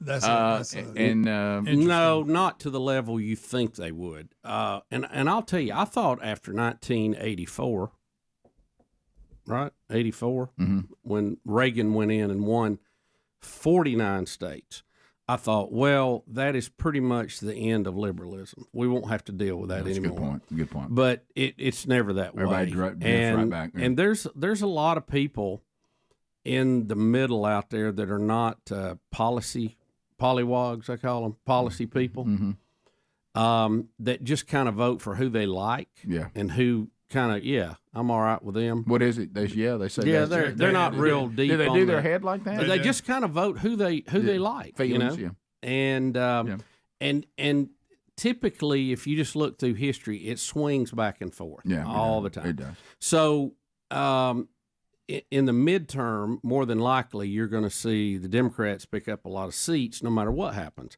But that's why it's very important, I think, for Trump that they get busy right away and make some real changes that are substantive and make a difference in everybody's daily life to try to limit that as much as possible, because the pendulum will swing back. Well, a perfect example of what I was talking about, and we've talked about this on the show before. So you remember we talked with Andy Irwin, was it Friday, that he was involved with Dallas Jenkins making a full movie of this famous play and book, The Best Christmas Pageant Ever. You know, that movie finished almost in the number 2 slot last weekend. It was just missed number 2, and it was a strong number 3. Wow. I mean, that's just an independent deal done with. But when people find out that, you mean I can go to a movie, it'd be really well written, really good characters, really good dialogue, and I'm not going to be, there's no attempt to indoctrinate me into some woke world that really doesn't exist, by the way, or it's going to be so nasty and everybody has to say something nasty every other word. There's a movie out there like that, and somebody says, and nobody says, I think I'll go see it. Yeah. I think, too, just politically, our side, the conservative people, tend to be passive until they're put in a corner and have to react. You're right. And if you have success for a term or two, they tend to just kind of sit back. And then when things go the other way and they see how ridiculous it is, they galvanize and try to make a change again. And I think that's what you saw this time. I think you're right, Coach. There's no way you end up with 312. Did somebody tell me have they hit the 218 in the House now? They were last night. It was 217. Let me check. Real close. Okay, so there's no way, Bubba, we go to 312 in the college. Okay. Mm-hmm. And take over the Senate and take over the House. Apparently, I think that's about to happen. Yeah. We're at 218, Rick. So it's there. Yeah. All right. So let's go with this. Is that with Gaetz resigning? I don't. Yeah. know. You just the count this morning is 218 to 208 Republicans. Yeah. So Republicans now have the majority in the Senate and the House and overwhelmingly win the executive office. Okay. But you don't do that, to your point, Bubba, without people that had gone one way that came back. Yeah. I mean, you can't do that without some people change their mind. They were people that completely changed their mind. And I think one of the examples, you had Reagan went in, then he had the big victory over Mondale in '84, who was Carter's vice president. Then you had his vice president, George H. Bush, go in for 4 years. So you're talking about 12 years of conservative rule there, Republicans. But by the end of his term, the cycle of the economy had rolled over. Mm-hmm. He was even being challenged by other Republicans. Pat Robertson beat him in the first primary. Do you remember that? Yes, and, I forgot about that. And that showed that there was a problem. Then Bill Clinton came in. And, hey, he was younger, he was cooler, and a lot of people thought, well, yeah, things have been great for 12 years, but, hey, I like the guy that plays the saxophone. Yep. And went in. And then they saw some of the backlash of that, and then in the midterms, they put the Republican in charge of the House, which hadn't happened like in 100 years. Yeah. And really, that team worked very good together because Clinton went along with them, kicking and screaming, but they balanced the budget. And that was something that wasn't even done during Reagan's time. That's true, and I think what you see too, to the point that you made a minute ago, what I would tell all the Republicans right now, you are getting set up by, I'm gonna use this is not what I mean, but you're kind of that football team that the fans know they feel like they got the right coaches, they've got the right players, and they should win this time. You better win, because people are not as near. Is critical if they don't think you had all the tools you need. Yeah. Right. If they give you everything you need and everything is there to make change and you don't make change, you'll pay a horrible price. Ask Jimbo Fisher. There you go. Hey, good example right there. Yeah. And of course, he went away very rich. Yes, he did. And frankly, so will all these politicians. Sure, they will. They'll take theirs with them. They'll be fine.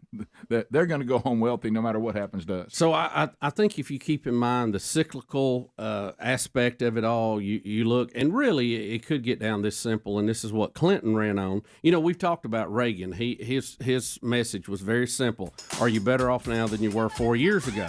Yep. It worked big for him. And that same message worked for Trump this time. Worked again, yeah. For Bill Clinton, it's the economy, stupid. Right. Remember, because the economy had started to wane, and some of that was policy, some of it was just the natural cycle of things. We'll be back. But it cost him. He was a one-termer. Yeah. Bottom of the hour. Rick and Bubba, Rick and Bubba.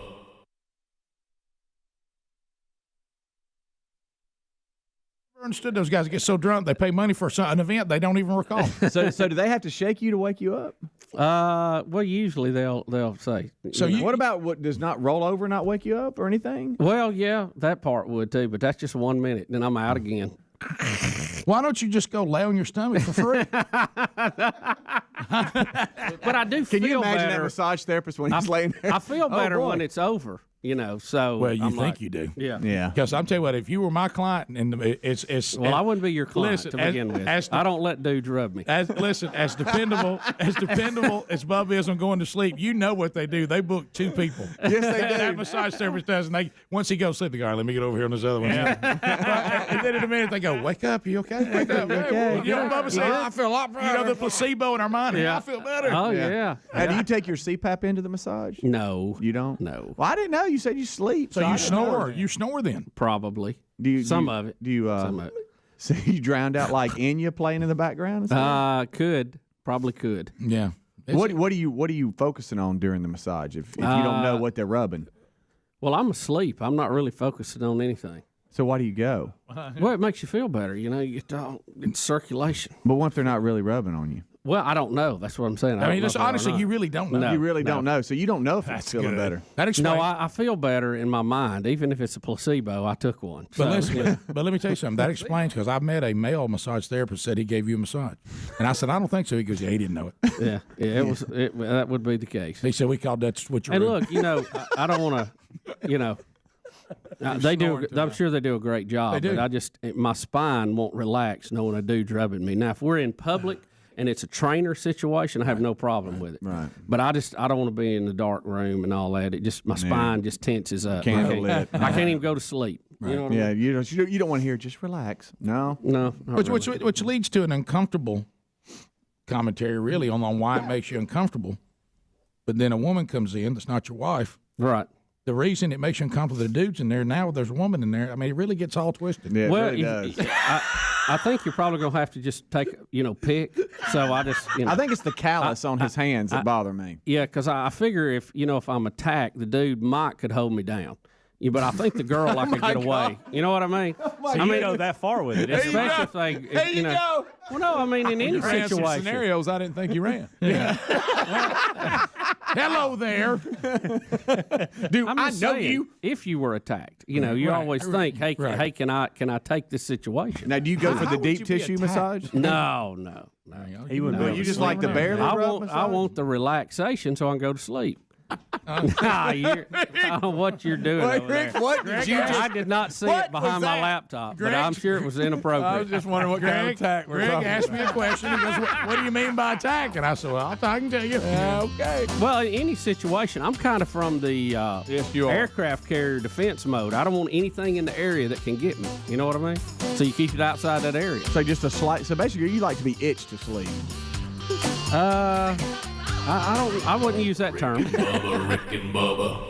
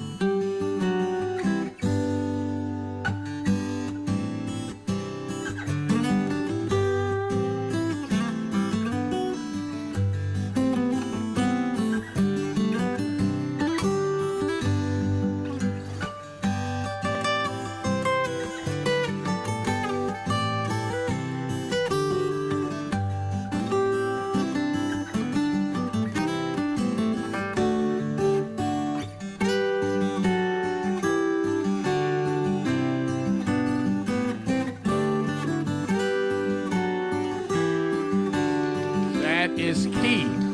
Low expectations. MyPillow.com/big box. But you talking about a pushback on the woke agenda? We're going to cancel Mike Lindell. No, apparently not. Boy, they've tried though. And as we said on the show, you retailers that bent to all that did was cost you money. Everybody just says you don't put his pillows on the shelf. We'll just buy them straight from the website. They took more shots at him than the Memphis Belle. Wow. What a reference. Where'd that come from? That's a lot of shots. That is. MyPillow.com. I like that movie, by the way. It is a good movie. / Big Vox. Right now, terrific MyPillow flannel sheets. Everybody get a little, ooh, it's starting to get a little chilly. Hold me. They're $59.98 if you use the code BIGVOX. And also, don't forget that MyPillow. Look at that thing. $59.98 the normal. Love it. Best pillow ever made. Now it is $14.88. It was $50. You got me now. Yeah, and now Speedy's coming in. Keep talking. Queens $18.88. Kings $19.88. So go right now. Take advantage of this. MyPillow.com / Big Vox. If you order, let's say you get multiple pillows or you get the flannel sheets and a pillow and you get over $75, free shipping. MyPillow.com / Big Vox, or look for that link at rickandbubba.com under the sponsors. So before we move on to something else, this was a good question. We've talked about this before. Scroll down. The person said, I had a question to ask you about entertainment, and I'm paraphrasing, but I want to get the right word if I can. Do we think that entertainment is reflective of society, or do you think entertainment, there it is, does society imitate entertainment, or does entertainment imitate society? I think both. Yeah, I think a little of both going. I will say more. And that's why it gets in a spin sometimes. I think more so, you're right, there is both, no doubt. But more so, I think that society imitates entertainment. And because of the influence, there is no doubt about it that once the Marxists in our country discovered that if you can infiltrate the educational system in the entertainment business, you have incredible influence. Yep. Yeah. And the entertainment business, because right now the entertainment business is throwing things at us that is not the largest audience. Now what I love is when they lie to you. They try to tell you they're just imitating society and not trying to influence society. Right. Not really true. Right. Because if they really wanted to just give the people what they want, which is what they claim insincerely, then the movies they do would be the kind of movies that garner the largest audience, which truly would be the foul language would be all but none. There wouldn't be characters that they treating us like we're living in a world that really is more the fringe, not the norm. They would do the things that brings the largest audience, but they don't. There's a lot of things they throw out there to you, and it does nothing. It's out there for an agenda, and they know that it works. We've given you the Super Bowl analogy. $3 million for a 30-second spot. That lets you know that whatever we hear and see, we're influenced by. Yeah. So you have so many people with agendas in entertainment, I do think it works. A lot of the things you see people doing, especially young people, they're imitating things they've seen in entertainment. Yeah, not only movies. I think video games and all that has an effect. Yeah. So music.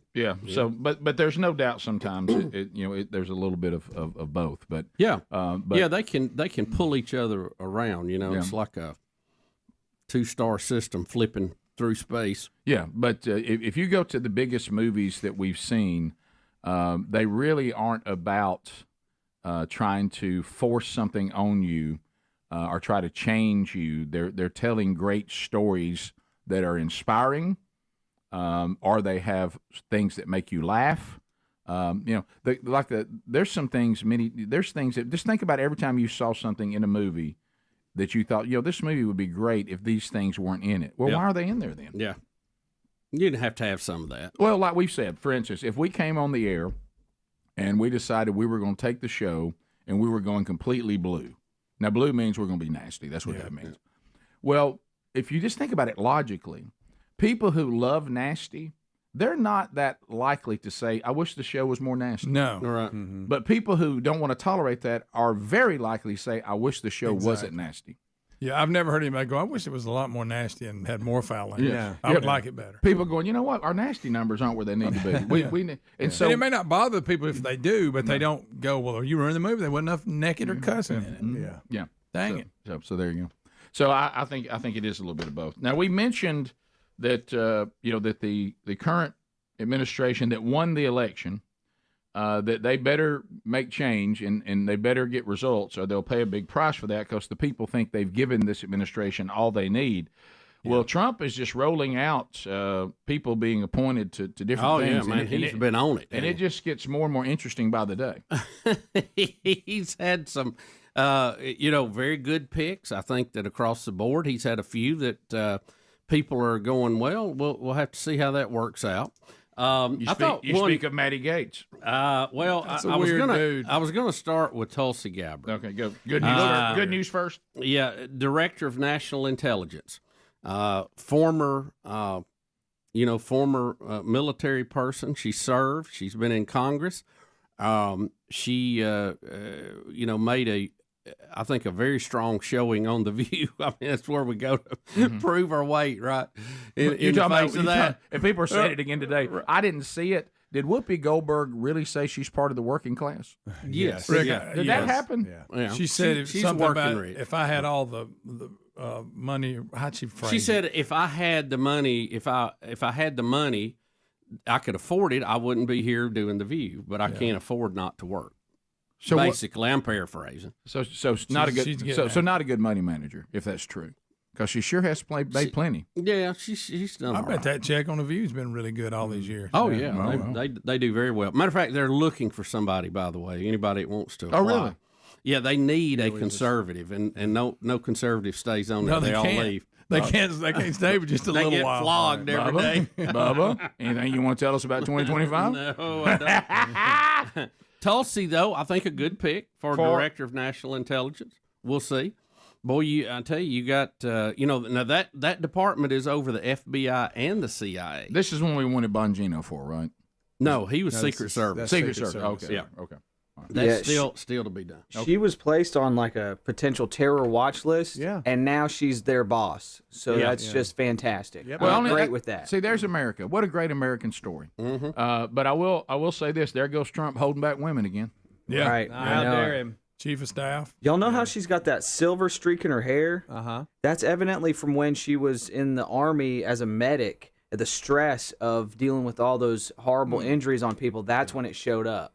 She's like a superhero that got struck by lightning, and now she's got like the Harry Potter scar on her forehead. You know, y'all know what I'm talking about. Yeah, I know what I'm saying. Oh yeah. Well, we'll see how that plays out. I think probably the most shocking move of Trump's suggested appointees is Matt Gaetz for Attorney General. Here we go. Sure. I think this one will be the most controversial so far. His head's too big for me. I can't go for anybody with that big a forehead. You don't even listen to things they say. And we're off and running. His nomination, according to the Babylon Bee, has definitely raised some eyebrows. All right. Okay. You see what I'm saying? Oh yeah, that's he funny. couldn't join the service. He couldn't hide. He got a big old face. He couldn't hide There during he a is. firefight.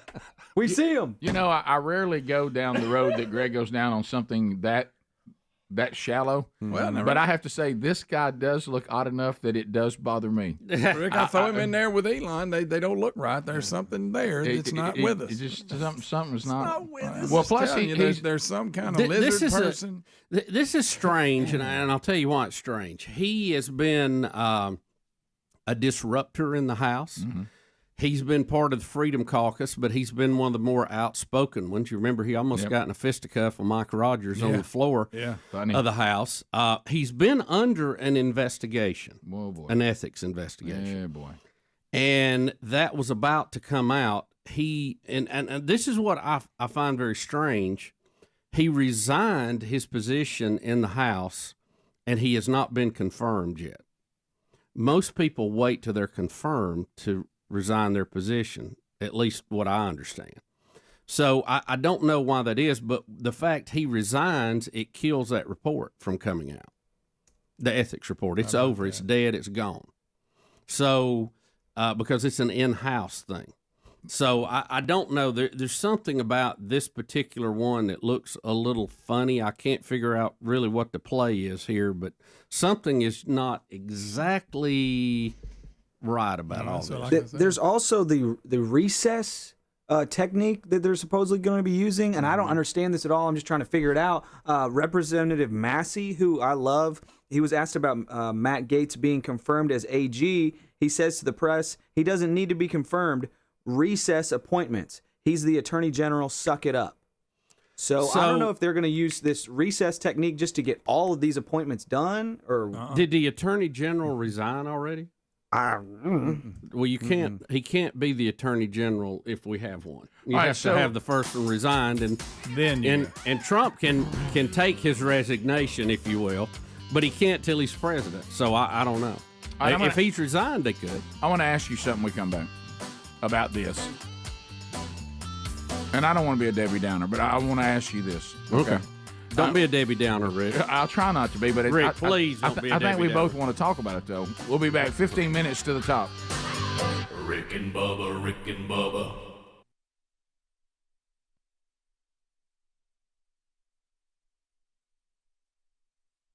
Have a phrase here when you're, socializing with people. You can be accused of what we call not giving enough. Right. Which means you weren't as nice to the person, or you didn't have a conversation with them very much. You didn't give them a lot. Then you have, you gave a ton. You know what I mean? Right. And where you can And the middle ground, I'll be honest with you, around this group is a very fine line. It is a fine line. It's hard to get on that line and stay. Right. You either are accused of not giving enough or giving too much. We actually discussed on this program several years ago a social issue known as the premature greeter. And the over-aggressive one, too. And Greg has made a case that he'd like to bring to the staff today, that he's accusing Speedy of being an overzealous greeter and a premature greeter. He is, and it was actually pointed out to me by the guy from Academy. What? Are you talking about Brian? Brian, when we were walking through the store looking for gloves or something for turkey toss, and Speedy, and all of a sudden Brian goes, "Have you got to speak to everybody?" It's like it was. But what he does now, if they come in your zone and you got to make eye contact, you really need to. Some people you can look and tell that just give them a head nod and they're fine with it. Right. Of course, he don't do that. He overdoes it for everybody. Hey, buddy, how you doing? But also, he won't let them get in his zone. He's like people down at the end of the aisle when you're walking by this end, and he'll see them at the end. Hey, how you doing? Wait and a minute. It scares them a little bit. You're greeting people even outside your zone? Yes, I Rick, think and I it am. scares them a little bit, and they don't know what to do. And you know what? I'm stepping back and looking at myself on this. And okay, then- I'm not going to deny any of this. I think I have a bit of a problem. It scares me. And, but if I could explain, I'm uncomfortable between like end of the aisle and halfway to you, because there's that dead zone of, do I look down? Do I look up? Do I look at them? How you doing? Helms, I mean, what do I do here? And also, I'm bothered if I just walk by somebody. I've got to say hey to them. I can't just walk by you, because then I feel like a lot of times you should nod your head that you say hey. Let me tell you something. You'd have you ain't that close to Speedy, everybody. you would be considered almost criminal in London. So they have to Speedy, they call him out. Speedy's They're a very, uncomfortable with any acknowledgement. You're overthinking it. Speedy is a very friendly person. You Speedy, overthinking this. I don't think you should apologize for being over friendly. I mean, Time I'm defending you on this. Well, that's because I'm being a lot like you. I mean, y'all accuse me of being like Rick all the time, Time and out. I really this is a Bubba trait. Now, I would say this: mean, I'm not a premature greeter. What were you saying when you're approaching someone? Do we agree? What I want to hear from Helms and Greg, who've experienced it. Speedy starts his greeting way too early. Oh, yeah, And that 40, person- 50 feet away. Put it this way: if that person just diverts to the left or right, he's not even going to have to greet him if he'll just give it a second. Well, and here's Just when give it a here's second. when I had to realize maybe I do have a problem. Is when people won't say hey back to me. Well, no, they're scared. And it kind of Well, they're not sure you're talking to them Right. because you're so far away. Right. But in all fairness, it goes back to Speedy in his younger days. He's just very friendly. No, he's full of crap. But here's Hey, the deal. hold on. It's fake, has to be. It's a lot of fake. Like y'all say, I'm an over aggressive greeter. They're over aggressive criticizers of what I'm doing. They all think I'm fake, and I'm not always we fake. move on, I got to tell you. Let me get this in because if not, it won't make any sense. You got the mics, Rick. You can get it. Here's what. That's true. Good. Let me say this though, because I want y'all's attention on this. Are you now saying that it is possible that Speedy is, and I quote, an overzealous, premature, insincere greeter? at times. Yeah, highly likely. According to them. At times. According to you. I'm not saying he realizes. I'll say, hey, but- Now, look, he's good. They don't know the difference. No, and here's the deal. Here's what's scary. But He doesn't either. He doesn't either. He's so full of it. You saying uncontrollable? He don't realize that he's saying I got to give everybody. So I'm faking it, but I'm so used to doing it, it almost seems real. And see, Bubba's But trying I'm to not find. faking it. You're faking it a lot of times. No, I'm not. Yeah, you are. Bubba socially, being the social butterfly, Bubba wants it to be no harm, no foul, that people are benefiting from it, leave him alone. But what you're saying is people aren't even benefiting.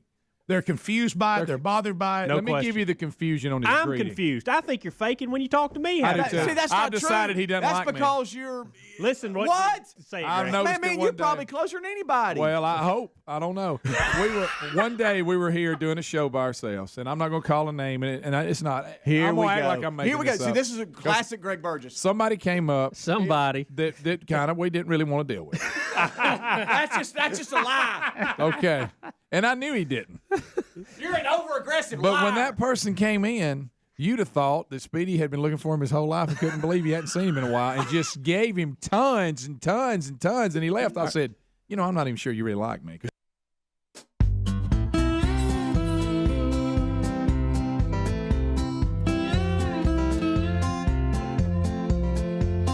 We're back. 9 minutes, I'm sorry, to the top of the hour. Another Rick and Bubba University, the podcast coming out this weekend. We interview Naomi Wolf. This is someone that was a former far leftist and turned, and the big turning point of her being disgusted with where she was the pandemic and how that was handled and all that she discovered through investigative reporting. We'll talk to her about that coming up this weekend on Rick and Bubba University, the podcast. So, Bubba, here's my question, okay? Yeah, I'm ready. All right, so we know that the last time that Trump was president, that there were some appointments he made and some people he put in the administration that turned out to be bad ideas. Yeah. True? Is that fair? Yes. Yeah, he said that. He admits that. Is this another one? Has he not learned? Is Matt Gaetz a mistake?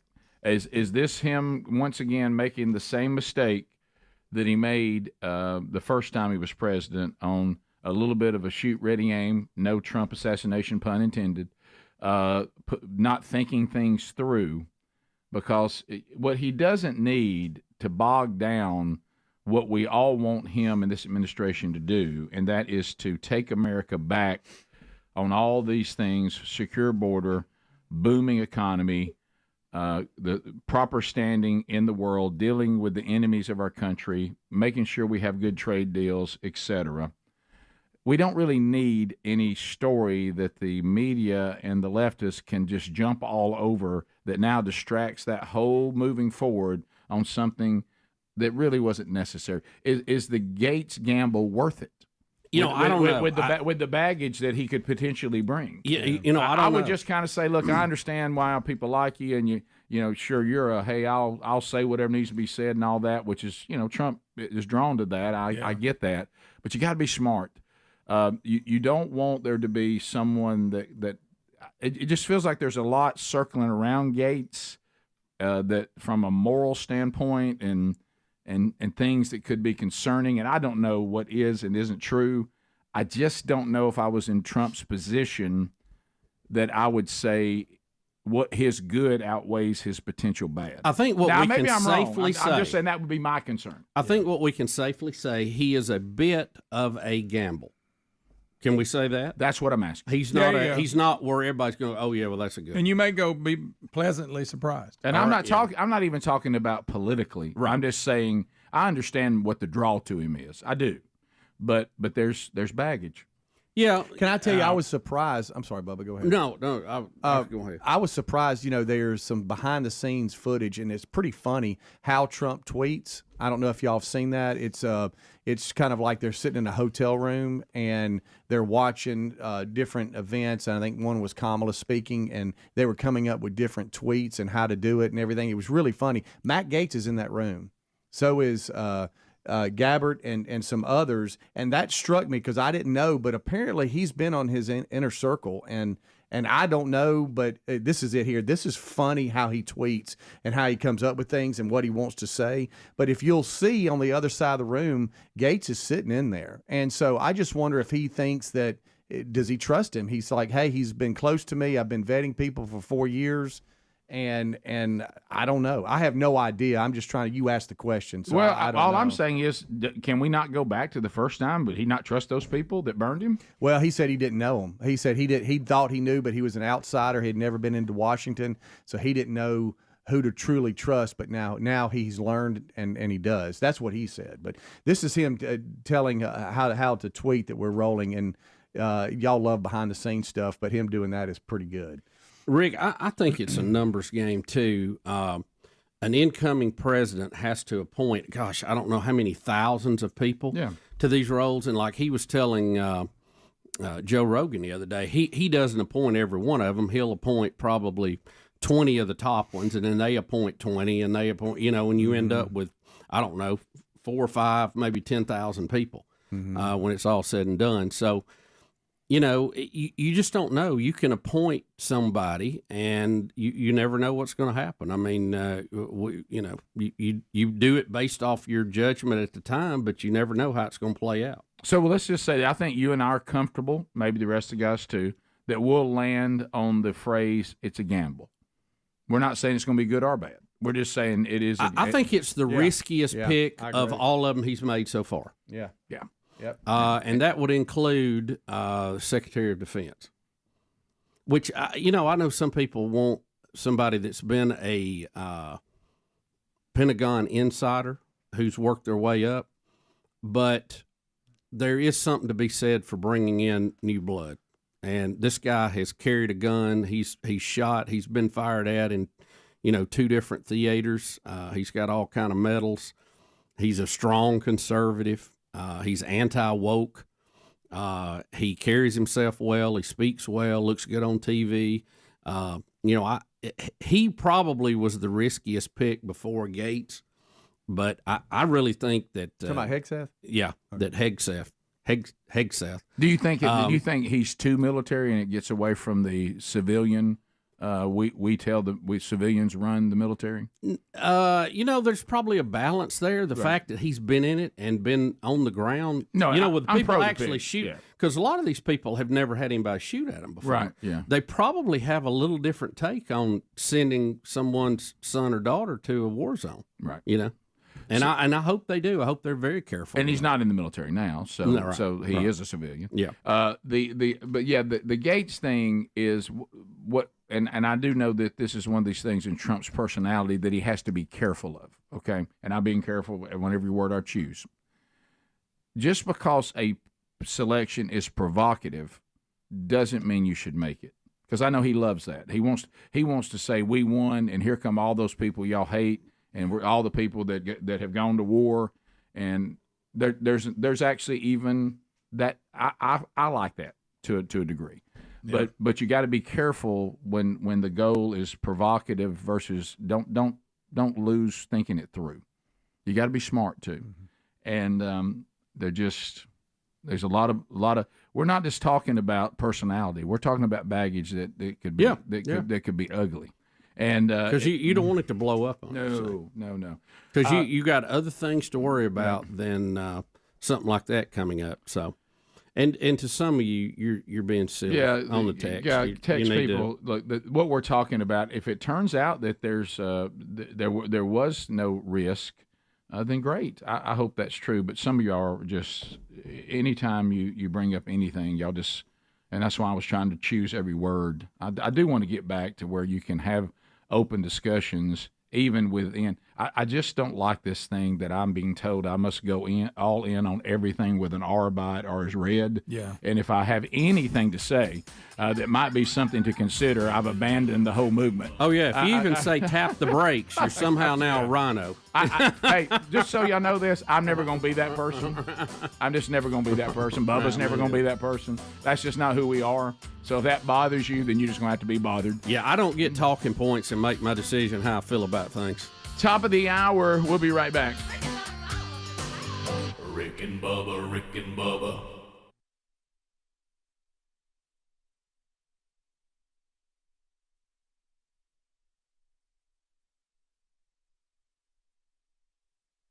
All right, so I want you to write this down on the calendar, okay? Must go see Bonhoeffer, Pastor, Spy, Assassin. Dietrich Bonhoeffer, his place in history is fascinating. And this is, there's been, attempts to do documentaries, things like that, books, but this movie really, really does a great job with this story. It's going to be in theaters on November the 22nd. If you'd like to find out where are the showtimes near me, go to angel.com/Rick. Angel.com/Rick. With his faith and his fate at stake, Bonhoeffer must choose between upholding his moral convictions or risking it all to save millions of Jews from genocide. Man, his shift from preaching peace to plotting murder to take out Hitler, you talk about a tough decision. And of course, Bonhoeffer also finds out if you're going to be part of a assassination attempt, it better work. You better get him. It better work. So, but his devotion to when he was there's a point in Bonhoeffer's life where he's out of danger. He is safe, and he goes back because he feels like he should go back for the greater good. So get your tickets now by going to angel.com/Rick. You do not want to miss Bonhoeffer, Pastor, Spy, Assassin. Real nice to me, and I know you didn't want to speak to that guy. But see, now, Greg, you're telling now everybody I talk to is going to think that I really don't mean it. Are you saying it's not true? He has a special face that comes on. Oh, does he ever? Oh, now back to the confusion but part. I'm defending Speed. By the way, Helm says it's so over the top that he thinks you confuse people to the point they think they know you better than they really do. That's it. I'm gonna sum it up, Rick. This is back to his greeting. I'm gonna get off the fake part yet.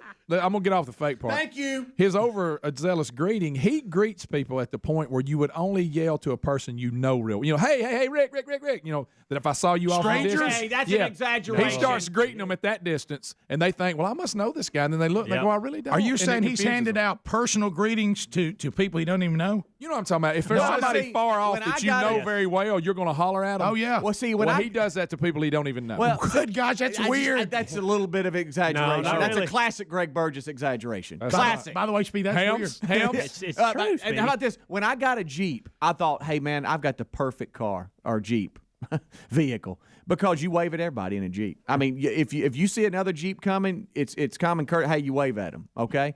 Well, now I'm waving at guys, and they don't wave back in Jeeps. So now it's made me look at myself go, well, heck, I ain't going to wave. Well, the way back. they're talking, you may be standing up in the Jeep waving both hands. That's true, Rick. That's true. He's hanging out the window. Yes. No. He's flashing you only his stick lights. your hand out the window for certain cases. You're flashing Are your you lights. open to the fact that you could be a premature, I overzealous am reader? open to the fact that I need to step back and look at I do need to look at myself, and I am willing to take counseling. I'm going to cut him some because slack. I don't know what to do. I have an uneasiness about me if I don't say hey to somebody and I walk by them. We're not asking you not to say hey to people. It makes me feel uncomfortable. Right. It's like when I walk by you, I've got to acknowledge, hey, how you doing? This is the classic human state. Now, you're acting like because we're they're taking going out to three think, hey, people. well, that son of a gun's rude. Look at him. We're not saying but don't you're greet. overdoing We're it. saying get the greet appropriate. That's all we're saying. You should be able to judge whether it's a head nod, hey, how you doing, or one of those. But you won't even do that. It's always over the top. Some people are just expecting you to acknowledge them. Again, when you greet them, it's like you've known them your whole life. But they don't know you. Can you clarify something for me? And right it also now? confuses the people who do know you. For all the people that have met me in my life, would you please clarify, Greg Burgess, that I'm not being fake to everybody I see. Not everybody. In No. his offense. But see, I don't. Oh, well, that's your normal face. Right. Now do your greeting face. I don't know. I don't know. Greg, what it let's looks see like. I can tell you what you go. Yeah, it's too 65. bright. You really light up. I don't know what I look It's like. too bright. Eyes open That's up. what I'm saying. I'm willing to take It's too bright. counseling on this. If he But goes, see, if he I goes can't- yes, when you say something, he's overdoing it. He's What did you faking. do? Yes. Wow. Wow. Yes. Greg, that's a lie. He does. What? It's so true. You know, like when a little kid comes up and says, "Hey, I play baseball." Wow. Hey, whoa, yeah. What do you think? We have some people who met Speedy at Turkey Toss, and they're going to give you their feedback. We'll take your phone calls. Have you experienced? I'm not a wrestler. Have you experienced Speedy's greeting? Rick and Bubba.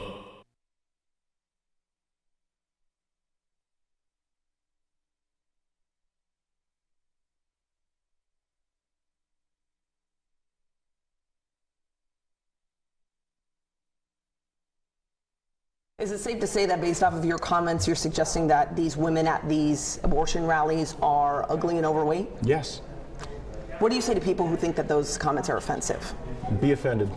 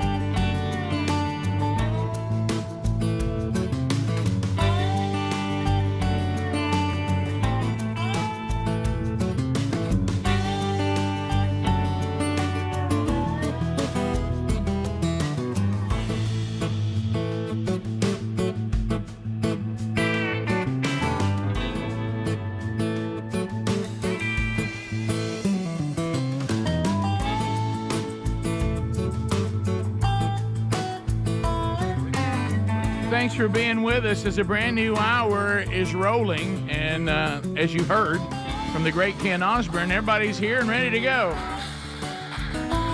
Okay, so you mentioned this last hour, Bubba. That, what did I say now? Well, first of all, we got to hear from Whoopi Goldberg because she wants everybody to know that she'd be done with Trump being elected. She'd walk off the View tomorrow if she could afford it. She's only making $5 million a year. And how long has she been on there? Well, Rick, she's the working rich. Right, she's the working rich.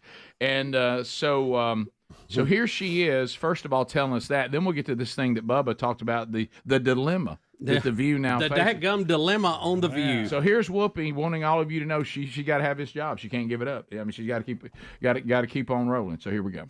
I'm sorry. When you have one candidate who has been running for 12 years, who lies and changes things, I appreciate that people are having a hard time. Me too. Yeah. I work for a living. If I had all the money in the world, I would not be here.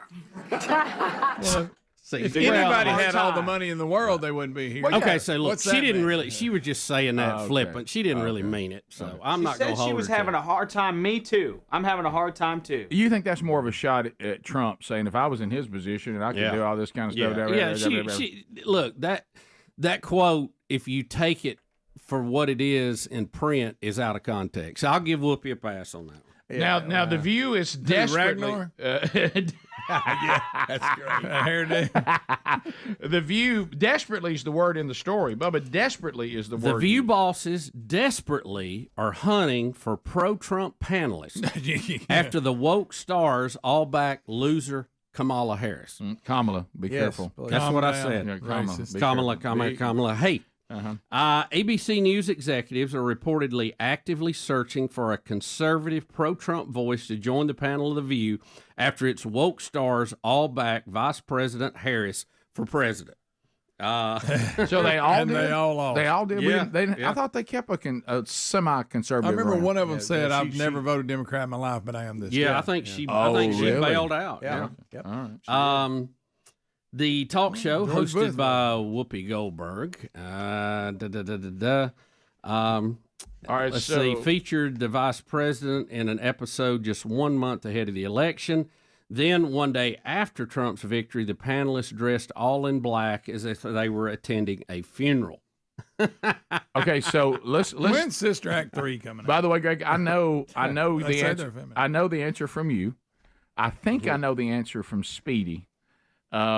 So let's get real, guys. Okay, we're all talking about how horrible it is, and it is, and it's hard to. I mean, I can't watch it. I don't know who watches this show.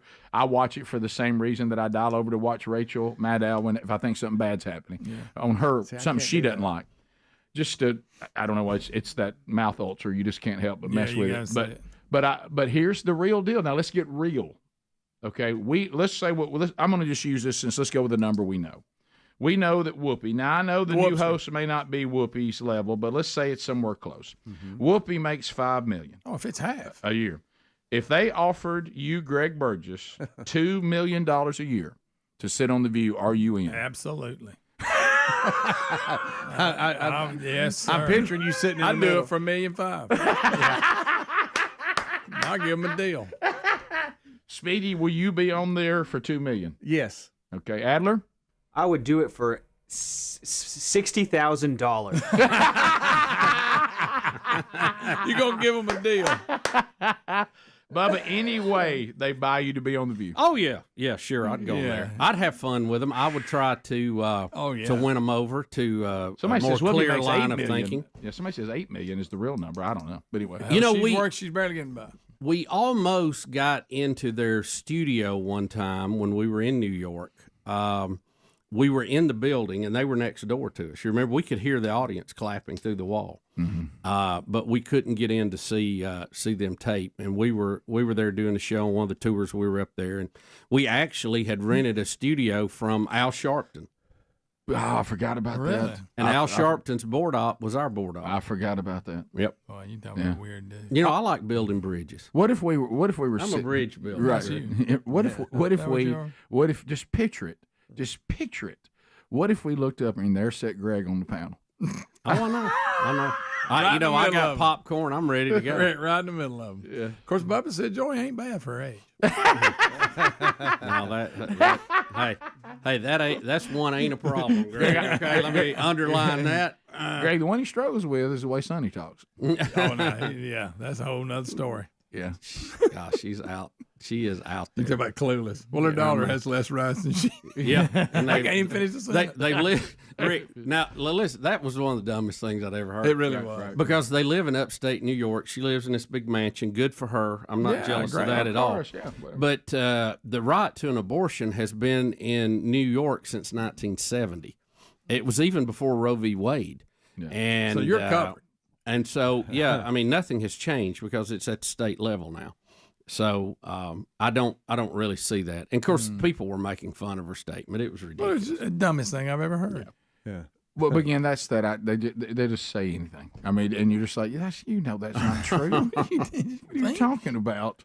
If I walk out today because Trump's elected, I'm afraid somebody's going to murder me. Yeah, really? Yeah, well, we're danger. I'm in danger. He's coming to put us all in jail. Yeah, What? we haven't Why? set Now back. you're just telling some crazy person. We haven't set back rights for Hey. 60 years. Hey, hadn't had right it. to vote, gone. My favorite one is how they were going to round up people like Rachel Madcow and put Yeah, her yeah, that's good. in a pen and concentration camp and all that. Now, at which campaign stop did they say they were going to do that? I'm sorry, I never got it. We're going to lock them up. Well, and then they'll take a statement and take it out of context and keep saying that Trump or anybody says things they didn't say. Well, he clearly told us that we're the enemy. He's coming after us. No, he Rick's was bloodbath. He Don't was happen. saying that the people of the United States of America, that their central government has become so big that the growth of the central government and its oversteps right now into the lives of the citizens and the taking away of the citizens' liberties may be a bigger enemy than our foreign enemies right now. And that's why I'm here to stand up for the people, and I'm between you and them. That's what he was talking about. Yeah. And everybody knew that. And even the people saying it knew that. That's the part that'll get you. Yeah. They also know. If not, they're just stupid. Obama did that. The bloodbath statement. Same. Bloodbath. The bloodbath, the very fine people hoax. Oh, yes. Obama repeated that just a week or two He did. before the election. He He did. knows that the rest of the sentence is, and I'm not talking about the white supremacists who should be totally condemned. Yes. Everybody knows that, but Barack Obama knowingly lied and repeated that. Yeah.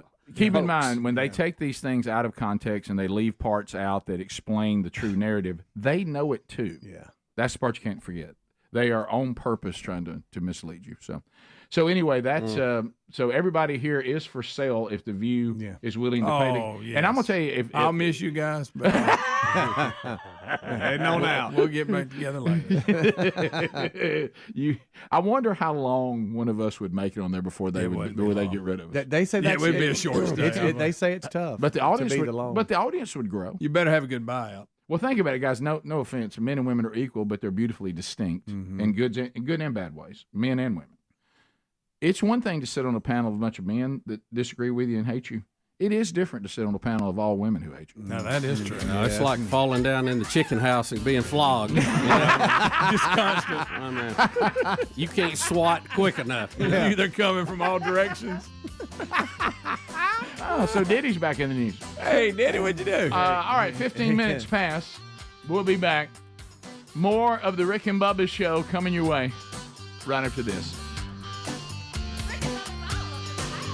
Rick and Bubba, Rick and Bubba.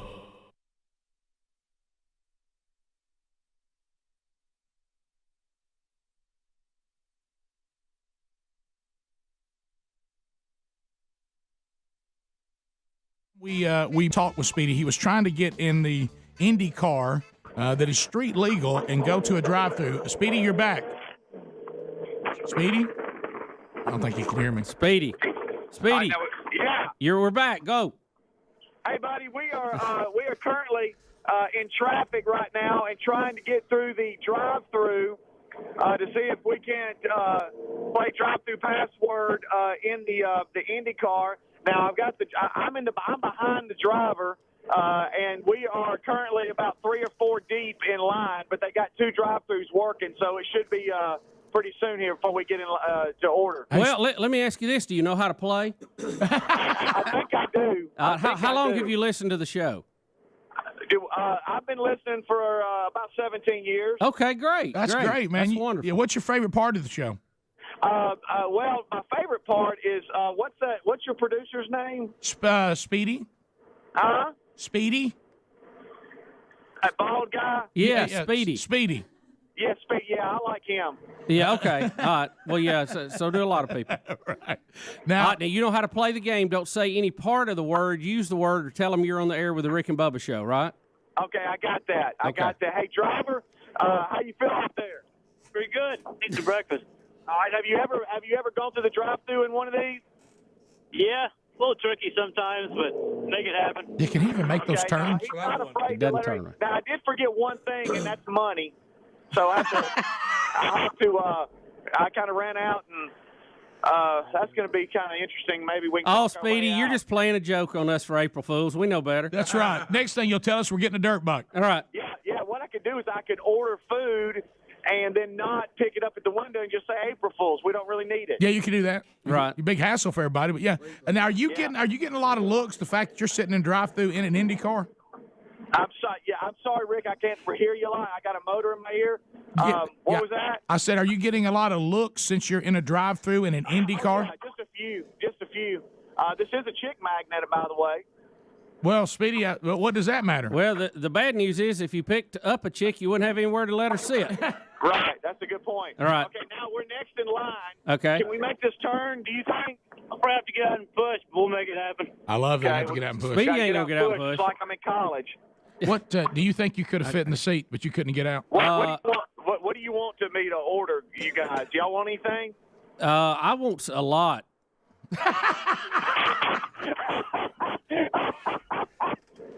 All right, we are again at the drive-thru. Hey, by the way, okay, we got folks coming up beside us in cars taking pictures on their cell phones. Okay, it looks like we're at the window. Are we gonna have to cut this off? You think? Okay, here we go. Y'all ready? Yep. You ready? Right. When I hear the speaker, I'll give you the words. New oatmeal and small orange juice for only $2.99. Order when you're ready. Speedy, your word is horsepower. Horsepower. Ready, go. I'm gonna get some food here in a second, but when a car has a lot of giddy up and can go really really fast, what does that car have? A lot of folks say it's got a lot of what? You know what I'm talking about? Like if your engine is really good and you can kind of stay in it and let her eat. What does it have? It has a lot of what? Secretariat was what? What kind of animal was Secretariat? That's good. 30 seconds. Serious business. Do you speak English? Yes, I do. Okay. Do you know what I'm talking about? If something goes real fast, what does it have? Say it one more time. If a car can go real fast and the engine's really good, it has a lot of what? Power. Yeah, you're correct. And what's in front of that normally? What's it rated in? What? Speedy, what's it rated in? What? You said powers. What power? Horsepower. You had 2 seconds. You got it, Speedy. You go. Hey, that's awesome, by the way. I'll take one of everything. Well, Bubba wants. He said he wants a lot, and I know he likes your sausage burritos. Yeah, those are really good. Yeah, so give me a couple of those. Yeah. And I know Rick wants an order of oatmeal and chicken biscuit. Tell Jessica to run across the street and pay for it. That's right, chicken biscuit. Yeah, I know Rick wants a chicken. You're racing too fast, and I can't. Okay, You're racing too fast. You're racing too fast. I do know this. I want a chicken biscuit for Rick with your new oatmeal, which is awesome, by Pass the gravy, please. Ooh, it brings me to my knees. 20 minutes past the hour, the Rick and Bubba Show. We're back, 866 We Be Big. All right, so we've hit you, we've updated a few things. If you missed any of that, don't forget the daily Rick and Bubba archives, always available to you on our podcast channel or our YouTube channel. Yesterday's Wednesday Bible study now in podcast form. Daniel chapter 6. We had a powerful day in here yesterday. If you want to be part of that, you can catch that on your own time on either platform, either our YouTube channel or our podcast channel. Now, speaking of programming, we've been talking about entertainment a lot today. These dating shows, right at one point, you kind of think to yourself, when it comes to like live shows on the television, on the nightly, broadcast lineup, are we just obsessed with dating shows and singing shows? It seems like the singing shows and dating shows just dominate. Rick, if you took singing shows, dating shows, right, and courtroom shows, right, Judge Judy, that's Texas right. That's Justice, daytime stuff, all yeah. that stuff. Daytime stuff. Yeah. If you took those three out, I don't know that they could keep the transmitter. No, would we just see the bars? Yeah, I think throwing so. overweight shows. And we forget. Oh yeah, and we forget about the dating shows that are out there on streaming and all. Like blind, they don't even see each other till like one point. Oh, not blind people. No, not okay, right. Yeah, blind. Yeah, I there's saw that so one where many. they hooked up with people they never saw them. They could talk to them, but they never saw them. And then they had the one where the so-called experts of relationships look at everybody and they pair you up, and you've agreed to get married. Okay, speaking of blind, put on the programming notes. Talk about Speedy's dad's post. Okay. Oh, yes. Okay. So what's he anyway, done? we'll get that. Love is blind. That's what this was. Love called. is blind. Love is Yeah. blind. Yeah. There's all kinds. Yeah. So we people love all that. Now, those things are not all that appealing. But when you start getting into senior citizens, it gets less appealing. But I know for you, Adler, and for you, Greg, the Golden Bachelorette and Golden Bachelor, and Bubba, you've said this. I don't know. Did we not learn from the disaster of the Golden Bachelor? Have we learned nothing? They found love. It was a second chance at love. This is going to be great, and they never moved in together. What's next? A dating show is going to have as the Bachelor, Matt Gaetz. I mean, so put that. Okay, so anyway, just a little joke for those of you out there that I'm having some fun with. Yeah. All right. So, what's going on? Is there some sort of update? We got a winner. Yeah. Oh, okay. It's done. And he has a nickname that's very hard for everybody to lock in on. Chalk. Is it CHOCK? Yeah, that's what he goes by. Are y'all real saying, name. Are y'all saying chop? CHOCK. Like you chalk the truck, keep it from rolling off. But Like a chalkboard. They are committed to spending the rest of their chalk? CHO chalk. CHOCK. It's pronounced the same. No, Chalk. Not Not chalk. instead of an L, No it's one an says H. chalk. Yes, we do. Instead Y'all of clock, say it's chalk. Chalk. Chalk. Is it chalk? You say chalk? I Go say to the chalk- chalkboard? Yes. It's like clock, but it's chalk. Y'all say Exactly. salmon? Y'all say salmon? Salmon. I say Okay. salmon. I say Okay, salmon. Greg says salmon. Some people do. You don't Either- pronounce This isn't about salmon. You don't pronounce the L. Either's correct. So it's instead of clock, it's chalk. Yeah. There we go. That was the one I needed. And right the there. other guy was a doctor. I thought he had it. Ooh. Well, he was tore up too. Was They he? didn't Well, want it. All I know, Bubba, I mean, he is that- was tore up. Really? Who was? Yeah. See, I missed it. I Did you didn't- see I him? fell I asleep. Lisa was watching. I didn't see it, but Betty was watching. They You know what? There we go again. What's funny? Man, what he was little I've watching. watched of it, and Bubba, you can follow me on this. The older ones, this was the first time it was dudes. They all, in the shows that have the young, they're cutting each other's throat, stabbing each other in the back, making up lies about each other. The old guys become buddies, and they're all like pulling for each other, hating to see. Man, it's like they're going to miss them more than they are her. Yeah, absolutely. Yeah. That's why I liked the show initially, but then they stopped hugging and they started kissing, and I'm like, I'm out. Yeah, and Who her, did the and men? her upper lip Not doesn't the work. men. Okay. The contestant Yeah, and teeth fell what's her out. name? Listen, her, she had a little work, but the upper lip does not work at all. When she talks this, like a And she's dog. Which 61. one is chalk? He's on the right. On the right. That's the Rick, doctor on the left. Chalk. That's Guy. His name You was just Guy. said of all chalk. things. You just That's the said chalk. I love how y'all didn't even check me up. I did it on purpose. Yeah, that's him. Right there. Yeah, that's sidewalk chalk. Close enough. Close enough. I knew what you meant. So how old is chalk? What is he, 60-something? Guys, Google like I it. say, they're closer to my age, and I won't let them. No, that's The one- the worst part about this whole show has been these people are basically me. Oh yeah, Yeah. Rick, she's 61. Rick, I was the first time Lisa had it on. I said, "Look at them old people. They threw their name and age up there." And I went, "Oh, okay." That hurt. Oh wow. Ooh, I think The I'll one, sit the down. guy who didn't win was a doctor. Is he ER doctor? Yeah. How do you know all this? Well, Just Betty Betty's had it on. watching? Yeah. Betty. Oh, I was gonna And say. but boy, he was What tore kind up, and then he got tore up again last night. Watching him be tore up on this episode. Chalk You talking about the Chapel. final row? Guys, our testosterone at this age is way down. All right, so what kind of doctor? He's 60. Emergency room doctor. Which I'm. That's what. Look at me. I But you were know. so ready. I know. I got this info. His name's Guy. That's tough. So guy in chalk, Guy and chalk. like Chaka from Land of the Lost. There was a Yes. French guy on there that I think she kind of liked, but he left on his own. He did? Pasquale. Yeah, he left He on was his funny. own, left her hanging. Yeah, he was funny. Well, He they was shared I love yous and have Well, they got dedicated to, my themselves goodness, to what- spending what- their golden years together. But maybe they'll stay together 3 weeks, unlike the Golden Bachelor. Would they make it 2 weeks? Well, now, Rick, don't forget, I Because love they you. didn't want to leave their kids. Rick, I love you, but I really couldn't make up my mind whether I loved you or the other guy. You know, And now I had who's to- Chalk? But He's on the far right. Chalk's on the far right. That's the doc. There's the Dr. doc, the squalling doc. Here's French guy, That's Pasquale. Pasquale. What happened to Pasquale? He left on his own. Well, I would have he's too. kind of a player. They went home. He did a home visit. He owns a bunch of beauty salons and all this stuff. And he got to the point saying, I think I can do better by home. Don't you think? a pretty good thing going there. And then this guy, what happened to him? He was. He didn't fit in. Yeah. Who? What you got? That guy. Greg knows everything. Oh, he looks. What was his deal? One of them was a. He was a girl dad. I know that. One of them was a. I tell you what. Was his nickname Nose? Yes. Hey. Good gracious. He's got strong features. That's fine.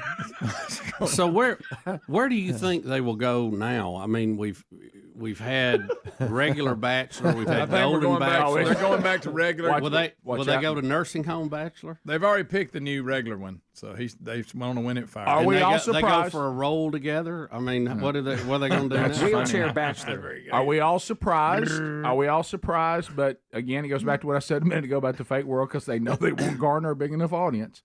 I think we're all a little surprised they haven't gone to the American League yet. Oh, I know. Yeah, there was one channel, I think, and that's their deal. And they may have tried a show. I don't know. Oh, I'm sure there's a show. But you're right. There he is. Yeah. Yeah. Yeah, but I'm talking about this Throw it out there bunch. just like ABC. this bunch. Yeah, I'd like to see this. The Furry Bachelor. They wear costumes the whole time. Oh yeah. That's a thing. That's a thing. Yeah. There's some weird people. So Chalk and Joan. Chaka Khan. They're going to. Rick, you ought to text your buddy Jesse Palmer because he Jesse's hosts the host, Rick. Oh, yeah, You ever since the other guy got thrown off for saying something about a plantation? I forget what it was. But they I guess they're bringing both of their very large families together to Disneyland. That's where they're going for their first date. That's where it ends. There's no chance they make it. None. Chalk, I really like. So she's 61 and Chalk is 60. Okay, So. I was wondering. So From the text line. Your age, Bubba. Yeah, they're around our age. Yeah, all of ours. From the text line, Greg, this is you. Yeah, I got better sense to go on the show and do that stuff. Right, that's true. What do you think, little people? Oh, yeah. The little I mean, bachelor. TLC should have been Tiny ahead. bachelor. Half a TLC should be. How about 1,000-pound bachelor? Oh, yeah. What about Golden Tiny? Golden Tiny. I like that. So old and small? Is that what you're saying? Yep. Okay. Buddy, you're just you're normal size. That's not. Yeah, no, wasn't yeah. I talking wasn't about looking at me. you saying that like you ought to do it. You're not wasn't quite saying old you were enough saying yet. me. You're not old. You're fine. saying it's me. I wasn't I never saying said it's that. me. No, I never brought myself into this. A little bit. No pun intended. Okay. And you don't have to sit down in there the whole time. I'm you can standing. stand. I'm clearly you are? standing up right now. Okay. Rick and Bubba, Rick and Bubba.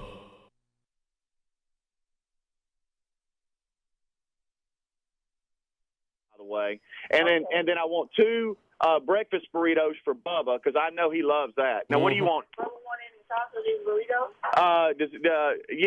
Yes, he does. We have hot or mild. Put some mild on the side. Mild. He likes ketchup on everything, but he might want that. Nectar of the gods. Yeah, Little and, G. sir, what do you want? The driver? I'll just do a bottled water for breakfast. Okay, bottled water. Oh, for come breakfast. on. That's the only way he can fit in that thing. No wonder he can fit in the And car. I know Greg wants a beer, but y'all don't sell those. Yeah. All right, and Ask if they got any dirt box. He's going to want your big breakfast. I know that for sure. With hot cakes or without? Yeah, he loves those hot cakes. Okay. All right, and then give me an order of oatmeal, and that'd be it. Now, here's the only problem: I don't have any money. Yeah, but we'll try to work that out between now and then. Okay. One question. Yeah. Do you want anything to drink to go with the big No, we're good. We don't need anything to drink. Okay. Anything else? No, ma'am, that's it. But just hey, cover your ears. All right, here we go. Let's get this Indy car going. Can you believe your grand marshals at this thing? I know we won't be fitting in that car. No. Yeah. Wow. This is awesome. In the drive-thru right now at McDonald's is this car. Hey, buddy, how you doing? Yeah. Roll tide to you. I know. Well, y'all almost beat them. I almost won last night. Oh, I know. It was close. What you Oh, talking? wow. So now we I don't know what to do. I don't have any money. Well, just, that's how you got to talk that food into that little car somehow. Speedy, you've had a way of talking ladies into things for many years. I bet you can swing this one. All right. Well, I don't know what. Do you think maybe I can just promise them I'll bring some money back? Yeah. Well, look. That'll work. Let's say you're going to eventually go with that one. Hey, look, Speedy, you're going to eventually pay for it because we want to be honest. But right now, when she grabs you the bag, y'all just gouge it.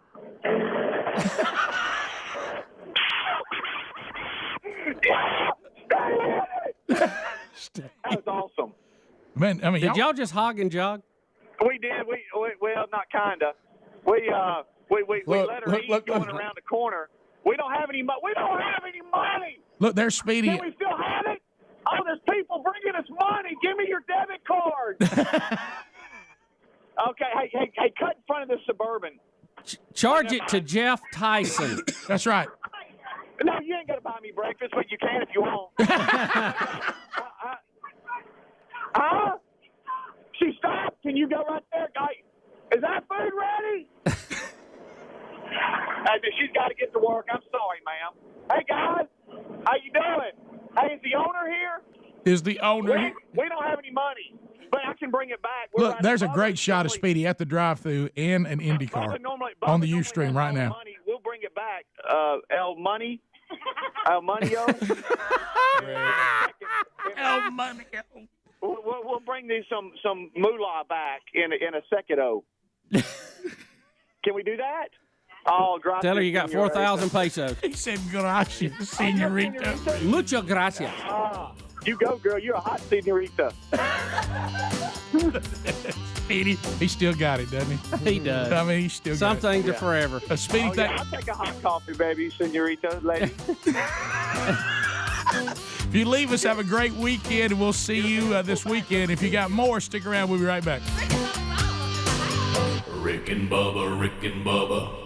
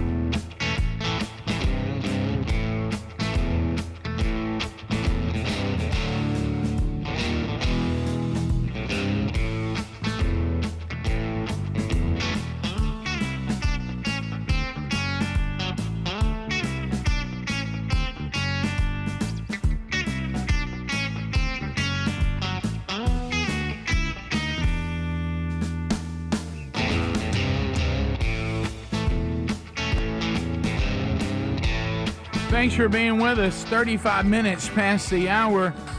Thank you. How'd you sleep last night? You all right? You do well? Well, if you didn't, could be the mattress. What if you had a mattress that was customized for you, actually the way you sleep?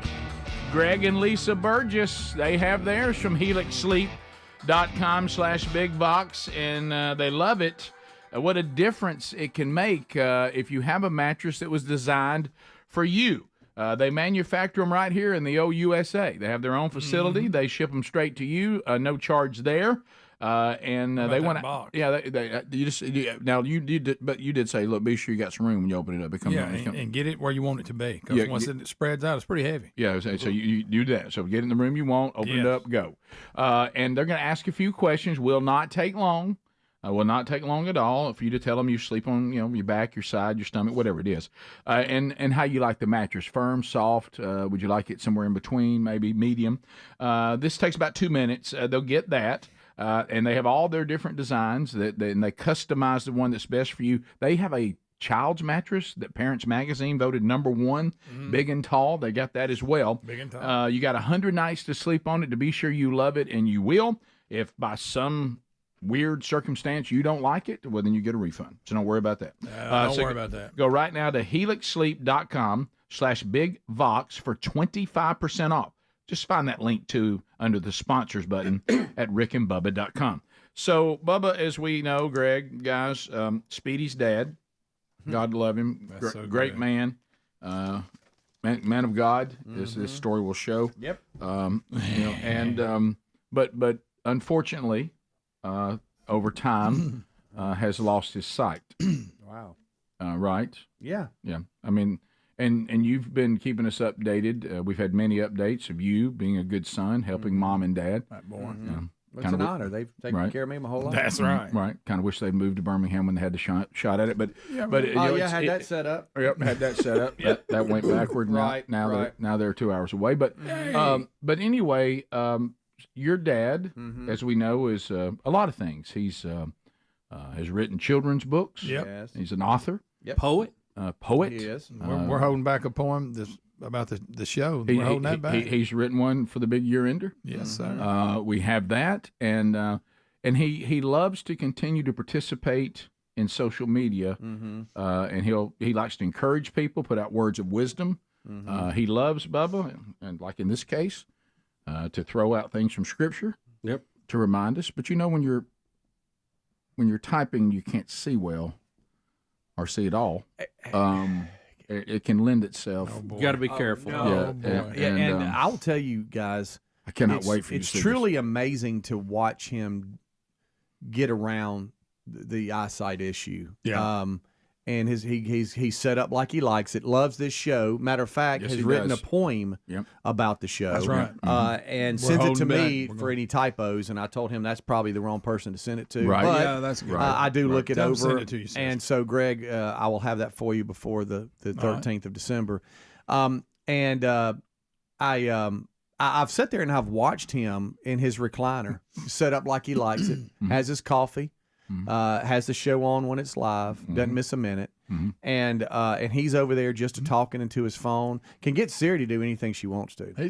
He'll ask me a question and I try to look it up before he can ask Siri, and he gets the answer first. Well, we saw him when when Siri wasn't working. We saw him.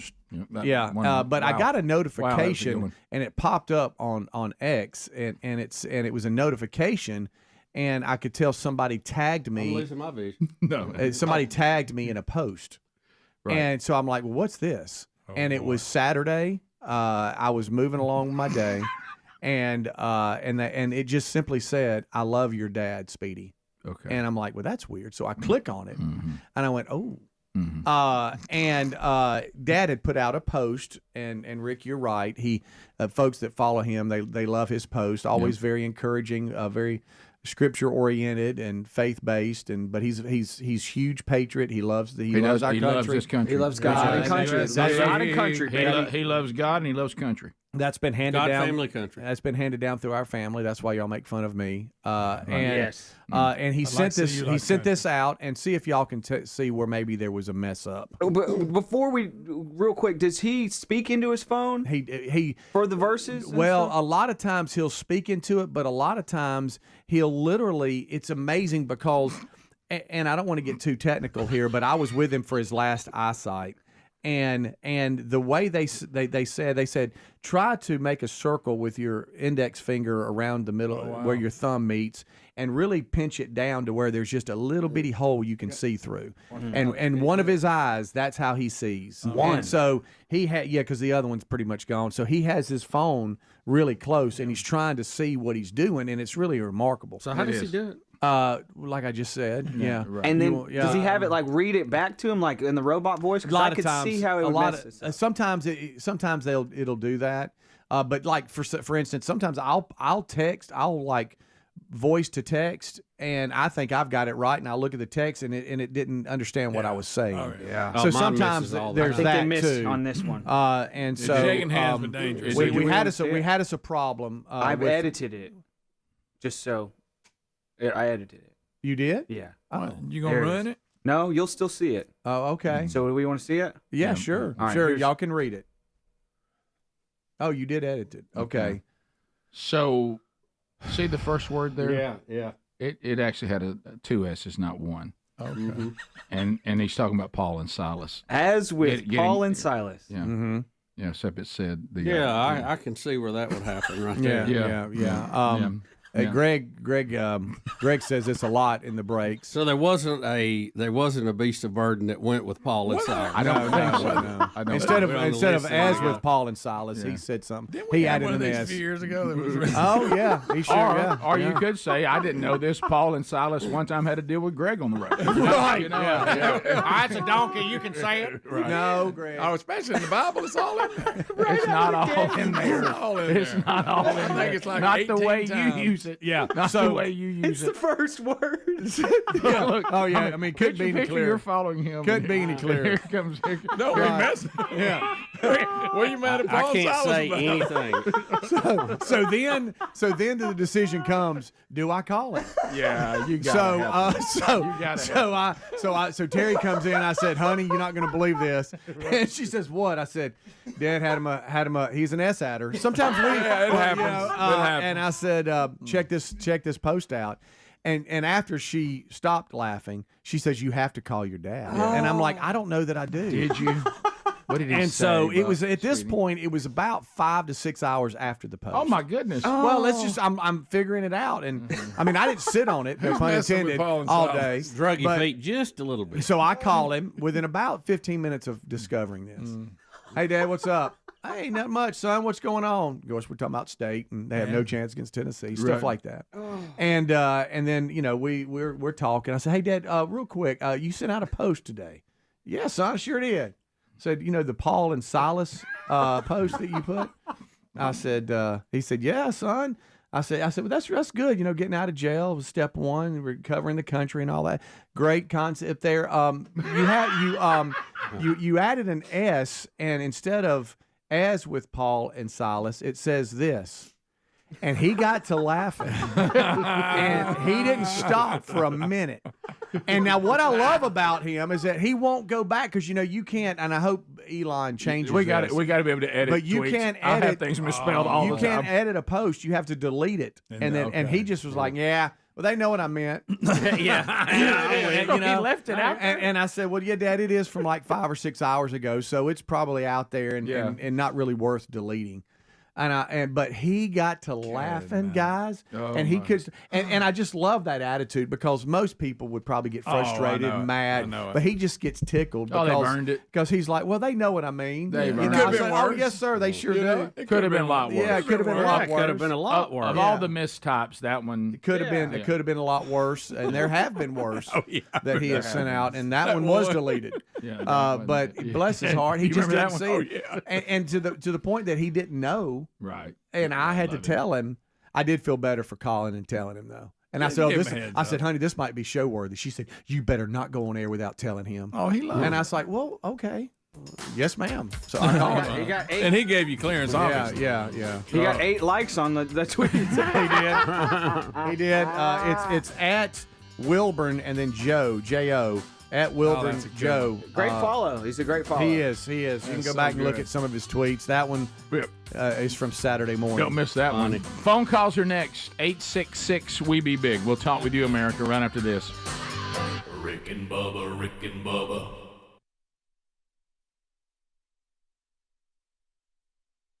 We're honored to have Glenn Beck on the program if you're just joining us. And Glenn has agreed to stay with us a little bit longer after being pressured, as only Southerners can do it, by us being kind to him. And offering him sweet tea. All right, Glenn, let's... Right into GBTV here. All right, let's look Right. ahead. GBTV, what is it? How can we be involved? And Glenn, we love that you're doing this. I love the idea. I tell you, it is my intent is to change the way the media operates. I mean, I don't know anybody under 35 that is watching, cable news. Right. I don't know anybody that's watching television under 35. Quite frankly, everybody uses the internet, and you grab what you want to watch.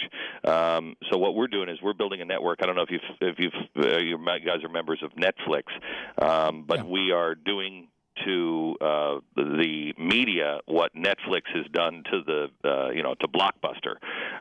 We are going to completely change the way it is delivered. It's going to be on the internet, but it is a la carte. There will be things. We're starting something. We're currently in development on something called the Liberty Treehouse, which will be for kids. My show is a 2-hour show. We're developing shows with people. Hello. Are you there? Hello. Hello. Developing shows with people.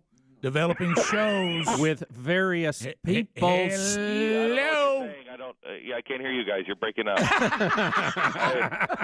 Wow, this cell phone is really bad. You hear me?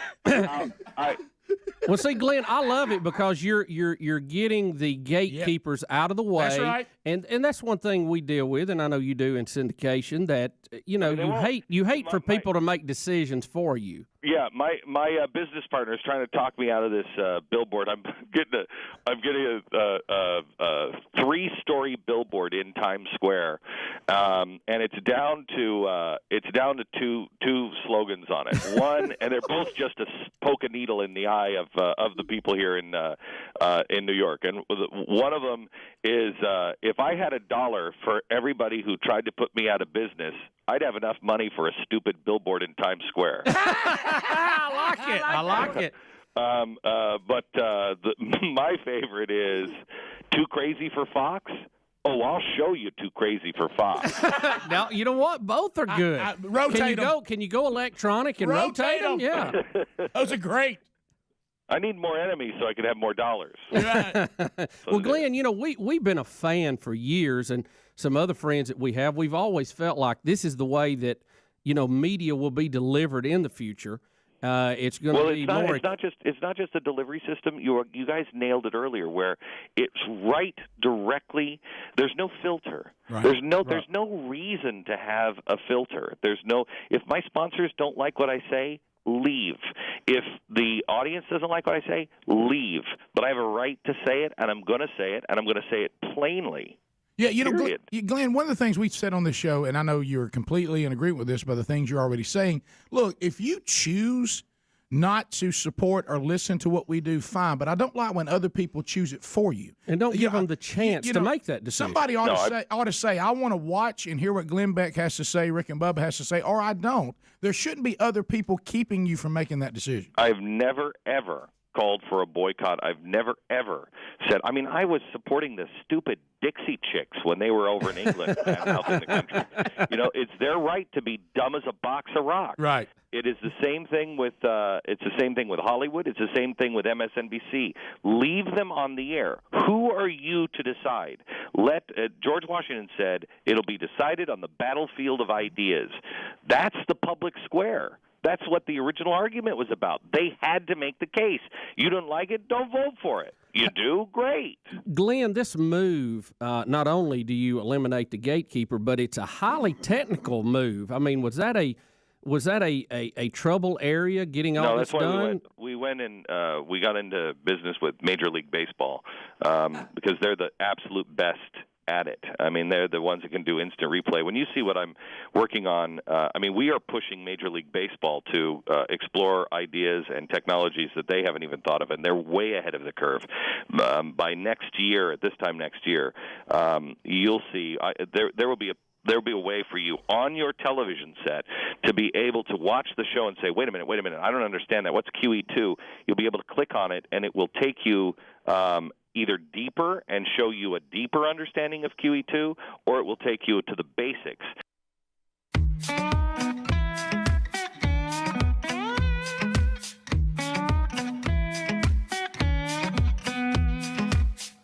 We're back 10 minutes to the top of the hour. Phone calls. If you want to join us, America, the real Greg Burgess, on the phones and ready to go. All right, let's talk about a few things going on this week involving connections to the show. So tonight, Speedy, it's a Birmingham Stallions fan event. Tonight, 5 p.m. in Birmingham. Coach Skip Holtz will be with us next hour, and we'll tell you all about it. Season tickets will be going on sale for the now three-time champion Birmingham Stallions. So the big kickoff for tickets will be tonight. Speedy will be there at Cahaba Brewing Company, 5 p.m. tonight. Also up in Huntsville, Hopetown Church tonight, Tim Ashley will be speaking at their next Man Church. If you want to plug into the Man Church strategy, do that tonight in Huntsville, Alabama. Details at themanchurch.com under events. Tomorrow night, I'll be at Valleydale Church, my home church, with Danny Lanier will be speaking. We'll have the chili cook-off. Men will be bringing in their best chili recipes. It'll be quite a variety.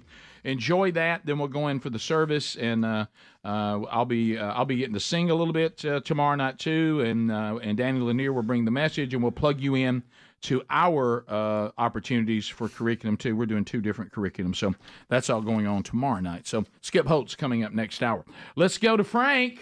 Frank is in South Alabama. Frankie, welcome to the Rick and Bubba Show. Go ahead. If you want to join us, dial up now. Hey, thank you for taking my call. I was just telling Greg that, hey, one of the best reality shows of all time.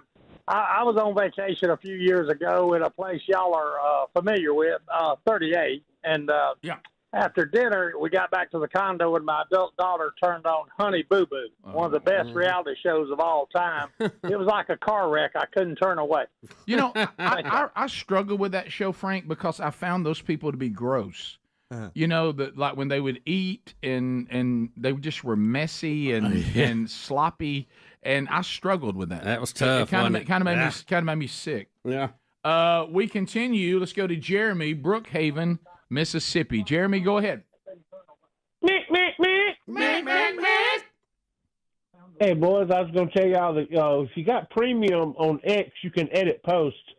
And I was seeing on X that people were talking about Matt Gaetz maybe kind of like the sacrificial lamb, like because they're going to deny one of them. So they were saying maybe they'll deny Gaetz and push through RFK and Tulsi and Hegseth and all those other guys. A strategic nomination, maybe. I don't know. Yeah. That is. Listen, I trust Trump's judgment in this, and while at times, you know, we feel like he makes his own path a little tougher than it should be. He's usually been 2 steps ahead of everybody, so we'll see how it goes. 866 We Be Big. All lines are available. Well, actually, 8 lines are available. You can join us. We do have some we're still engaging. Spencer, also out of Mississippi. Spencer, go ahead. Hey, morning, guys. Hey, just had a quick comment on yesterday's Bible study. Okay. Man, that was awesome. I just want to thank y'all for really being the kind of lights that y'all are for Christ. And man, as a young dad of 3 boys, that Bible study and just the big show in general has really made a big impact on me and our family, and just want to thank y'all for that.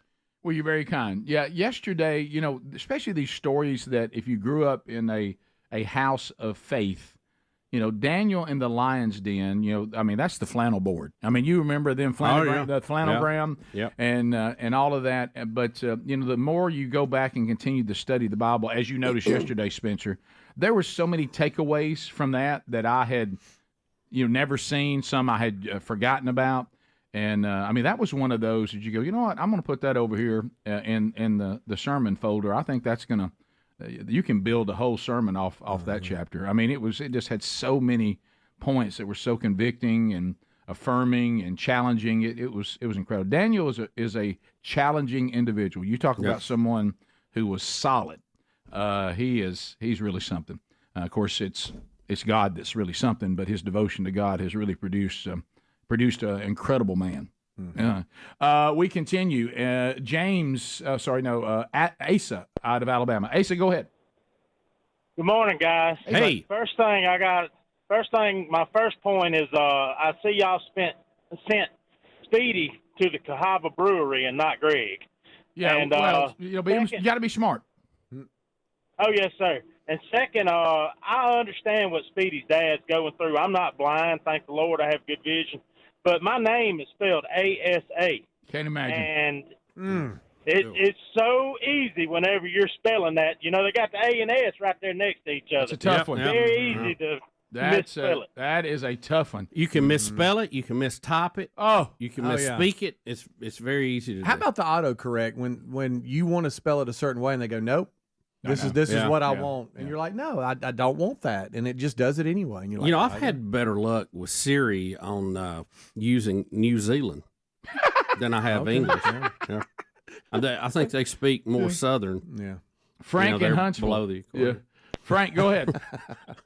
Yeah, hey, I want to talk about The View. They should put Scott Jennings on The View, and after about a week of him sitting there with all those chickens squawking, half of them would leave because he'd put them in their place, because his demeanor, the way he handles stuff, reminds me a lot about J.D. Vance. He's supposed to be a semi-Democrat, but I think he's more of a down the middle than anything. I will say this now. Whoopi won't leave because she can't afford to leave. No, she's just barely getting by. Yeah, y'all got to be thinking females. They're not going to put a male on the panel. Yeah, this is about a female's view. Like a Megyn Kelly now, that would hit hard. I don't think that's the other members would probably leave. See, they would be so disgusted they wouldn't even stay. James in Huntsville, 100.3 The River. James, go ahead. Candace Owens. Never. Yeah, to the guy yesterday that was wanting to do his radio voice for you guys. Yeah.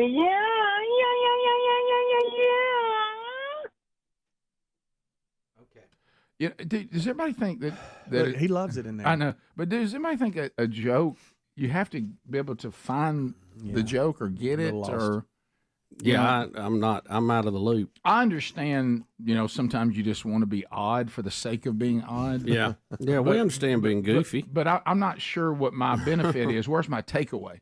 Right, the audience's takeaway. Right. Would you agree? Is the takeaway this guy tries to get on and make this noise? Some days you just have to shrug your shoulders and go on. To Jake at State Farm. Jake, go ahead, buddy. Hey, buddies. Bubba, you triggered my Siri a while ago when you said Siri, so be careful with that.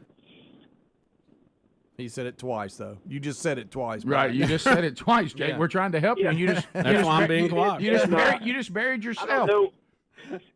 I don't know if y'all mentioned it, but Matt Gaetz, that raises a few eyebrows, doesn't it? Okay. It's funny.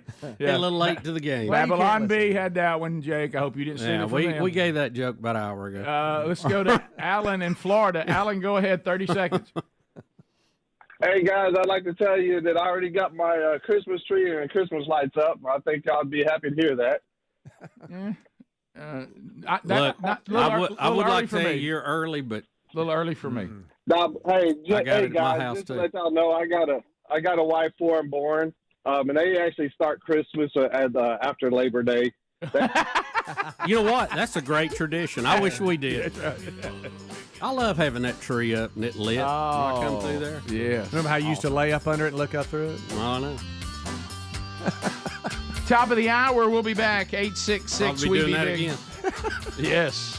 If you get an opportunity to catch the show in your own time, don't forget the daily archives. You never have to miss any. More Rick and Bubba coming up right after this. Rick and Bubba, Rick and Bubba.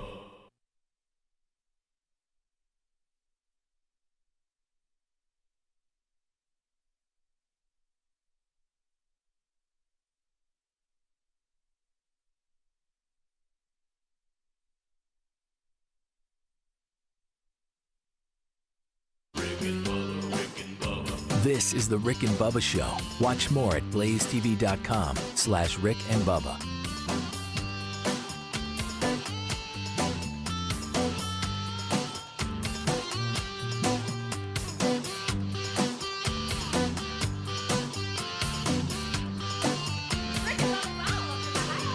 Rick and Bubba, Rick and Bubba. Bubba, you have a couple of choices here. I can update you on what's happening in Little League football. Or we Let's can go with that. Or we can talk about the woman whose goal is to be the world's fattest woman. Why is this her goal? That's not a good goal, by the way. Trying to consume 22,000 calories a day. Did you see her posing with her sister here? I'd rather not look at that picture again. I made the mistake of seeing it one time. Well, her sister is what we call more normal. Wow. And she has children, which I know they're proud, and a dog who looks uncomfortable. So there you go. Well, yeah. I mean, look at the dog sitting on the couch with her. He's been crushed by some of her girth. Yeah, and the poor thing. I mean, look at him. Look at him being. I mean, that's unbelievable. I mean, why would you? I don't get why she's trying to do this. I mean, wouldn't most people? And to me, that's really making light of people who are trying to stay alive. She's trying to get closer to death. But isn't this the same lady we talked about a year ago, and that was her goal? She said, know what? Hey, I think you're right. Hey, I forgot about that. I'm on my way. Look, and she's using up one of those things to drive around the grocery store for people who are handicapped because she's just too fat to walk around. Yeah. I see a lot of fat people on those. If they ain't got some kind of boot or something on their foot, they don't need to be on it. To me, if you're not physically handicapped, you're just too fat to want to walk around the grocery store. I will agree. Get up off the scooter because walking around the grocery store might help you. My favorite one is a fat woman on one holding a baby with a diaper on. That's my favorite. Mm-hmm.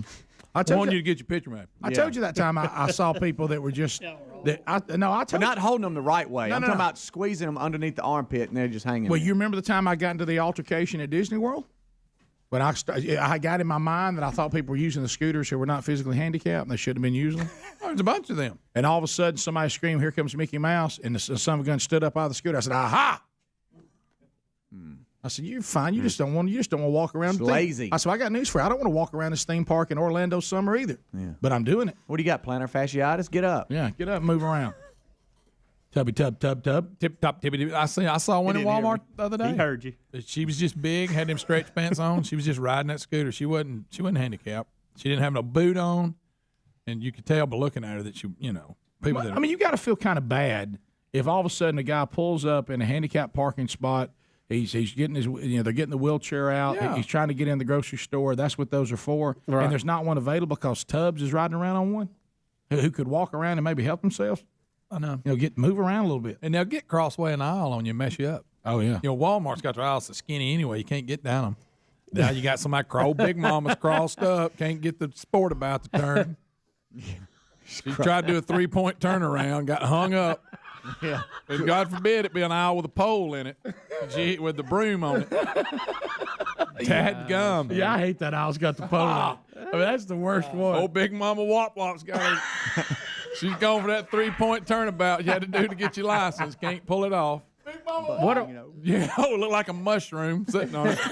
Big Mama what? Wop Wop. What'd you got? I don't know. Greg, have you ever been standing there reading something like you're trying to find something you got off the shelf and you're reading on the back to see if it's the exact thing you need, and somebody comes up and honks to get out of the way? Oh yeah. I'll tell you what. Old mushroom coming. Well, I can hear you. All you have to say is, "Excuse me." Yeah, I heard you breathing. You didn't have to beep. It got the rain and toads got up under to get out of the rain. Greg Burgess. Toads do. I'm just saying. If you need that thing, that's what they're for. You can tell if you're feeble which breaks Greg gets coffee. Oh yeah, you can. It's so. I mean, you can read it like a book. I just recently dealt with it. And who was on it? Big Mama Wop Wop. Wait a minute. Ooh, I can't turn. And just got hung up. So you know what I had to do? I'd go all the way back down the aisle. I've already been down. I don't need, and that's that aisle with the flour and stuff on it that I ain't stopping on anyway. By the Crisco. Why didn't you help Big Mama Wop Wop? Help her get turned around? Well, because I was disgusted. You know what I'd said? I said, I tell you what, stand up and get off of it, and I'll help you turn it around. Greg, that seems terribly insensitive. What'd you call her? Big Mama Wop Wop. That's not what those are for. No. They're for people who are physically handicapped. Right. You know it. And then going to get somebody with them to hand them everything off the shelf. Yeah. Yeah, to me. How they ask, Greg? What? How they ask to get it off the shelf? Baby, could you hand me that? You know what I'm saying? But I understand because, I struggle with my weight, but really, let's face it, because you think to yourself, somebody who you go, they're so large that their life's in danger. All right. And you go, well, this would be good. They can go to the grocery store and at least walk the aisles and move around a little bit. Just a little, some low impact, or an cardio. Elderly person. And all of a sudden you're going, well, by gosh, they found a way to go to the grocery store and not walk. Technology again. Elderly people that need to walk real slow. That's who they're for. They're not for Big Mama Walk. That's not who they're for. They're not.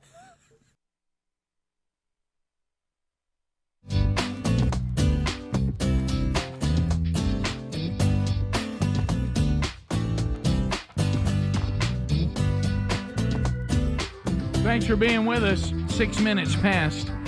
As we roll into another hour, we hope you'll join us. Another opportunity for you, maybe before the hour's over.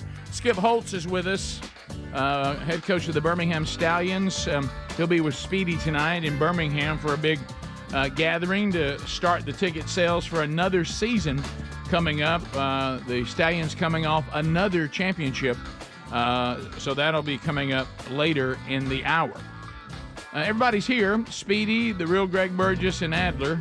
And welcome back, Bill Bubba Bussey. Rick, glad to be here. Thank all of you for joining us. It is the little party we call Rick and Bubba. Well, we're going to start the hour.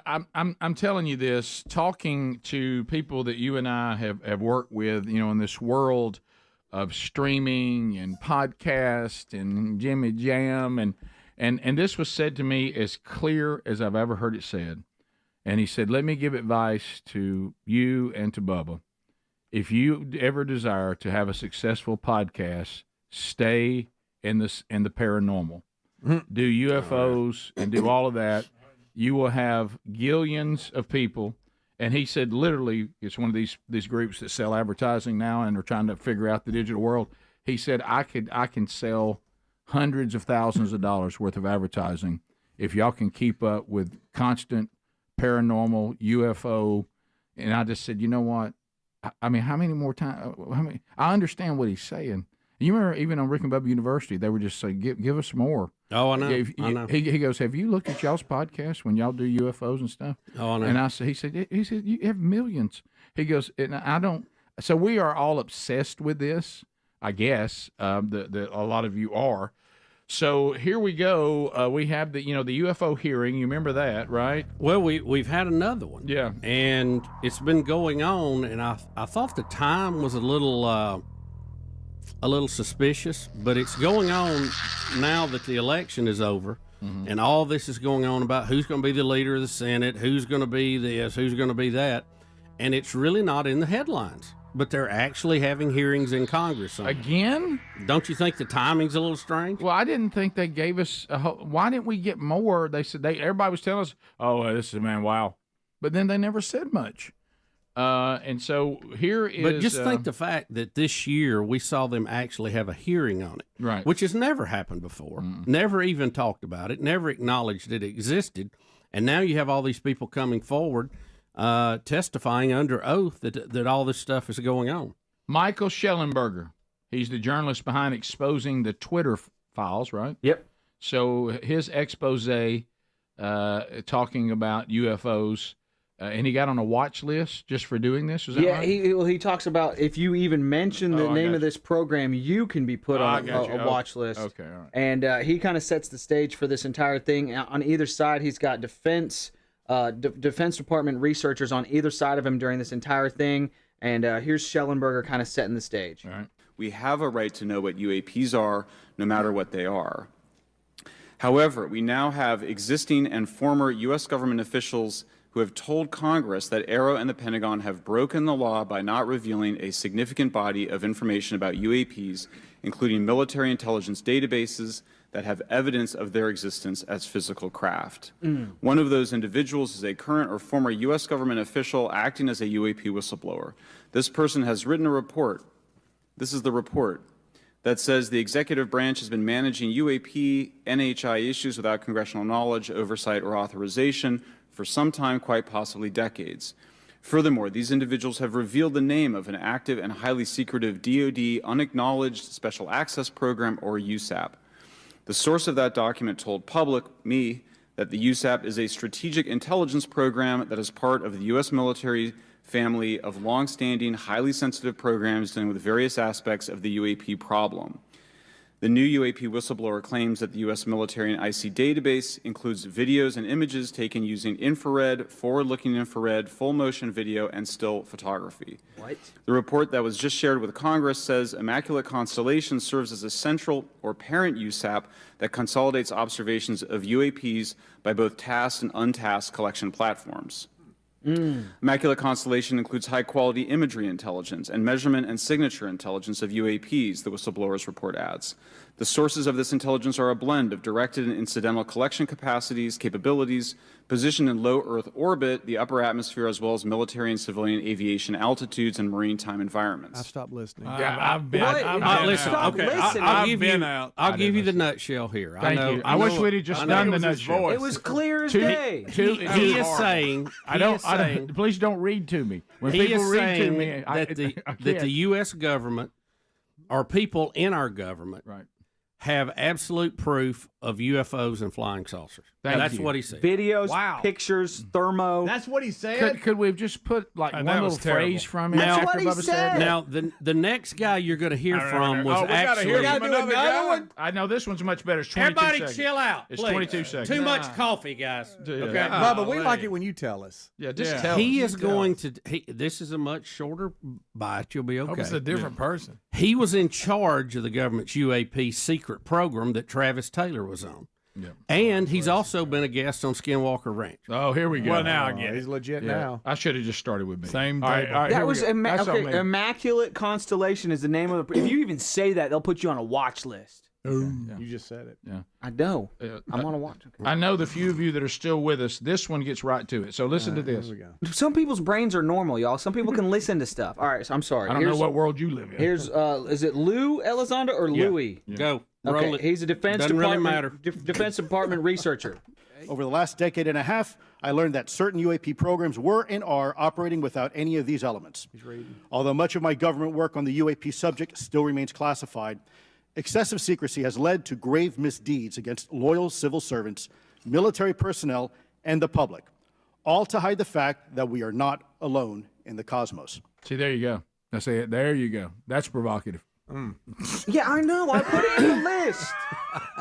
I saw an article yesterday about him, the guy that's testifying. Or maybe Don't read it to us. I won't. I'm just saying the high part. they the read submarines being chased by them in the ocean. Yes. They're reading a prepared statement so they don't contradict or perjure themselves. That's that, usually what everybody does. But it doesn't make it any more entertaining. No, get that part. You don't I get it. Our next clip is a Republican from South Carolina, Nancy Mace. She is asking rapid fire yes or no questions to the person we just heard who was testifying. All right. And he's a Defense Department researcher, former.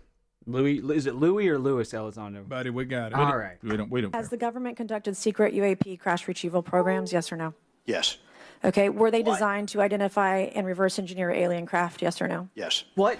Does the U.S. government have any reverse? Okay, we already answered that question about retrieval programs. Do any U.S. contractors have the same? I would prefer to address that in a closed session, ma'am. Oh. Okay.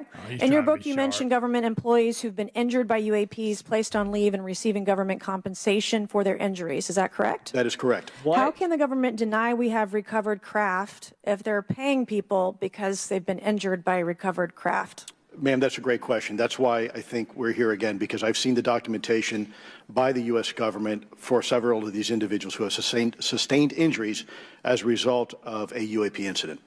Wow. Are you on board with the UAP movement? I still want to call it UFO. Yeah, well, I'm going to. It's kind of like when they went to the what they call it, the Bowl Championship Series. It was 1AA to me, and I stayed with that. All right, when we come now, what he is talking about too is an incident where.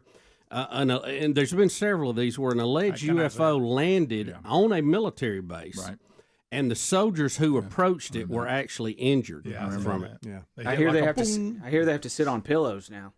Well, the aliens got them. By the way, in case y'all wondering, reason aliens always you know the HD movie channel that Cuban had, and then he sold it to somebody else. That's on some of the Axios. The other one, that one is the music one. Then there's another one called HD Movies. Yeah. Guess what was on? Fire in the Sky. Oh boy, I don't know if I can take that in high def. All right, so let's ask the bigger question, Bubba. You were asking. Here we go. These hearings. Here's the stuff that we've heard, and they seem to be trying to get to the bottom of it. Will Trump, after he's sworn in for president, we want to ask an important question. Yeah, we'll cover that, but we got one more clip to hear. This is actually Trump talking on Rogan about Elon being an alien, which Greg thinks. He is. Bubba, Rick and Bubba. It's really for the elderly or the physically handicapped. Yeah, exactly. Bottom line, if you need it, use it. But if you're just too lazy to walk, then that's not what There's it's been for. days I wanted to ride one of them. Heck yeah. I'll be honest with you. Sometimes they look kind of cool. I just want to get on totally it just agree to with that. drive it around the place. Bubba, would you check get it one out. with your plantar fasciitis kicking back up? Yeah, probably not.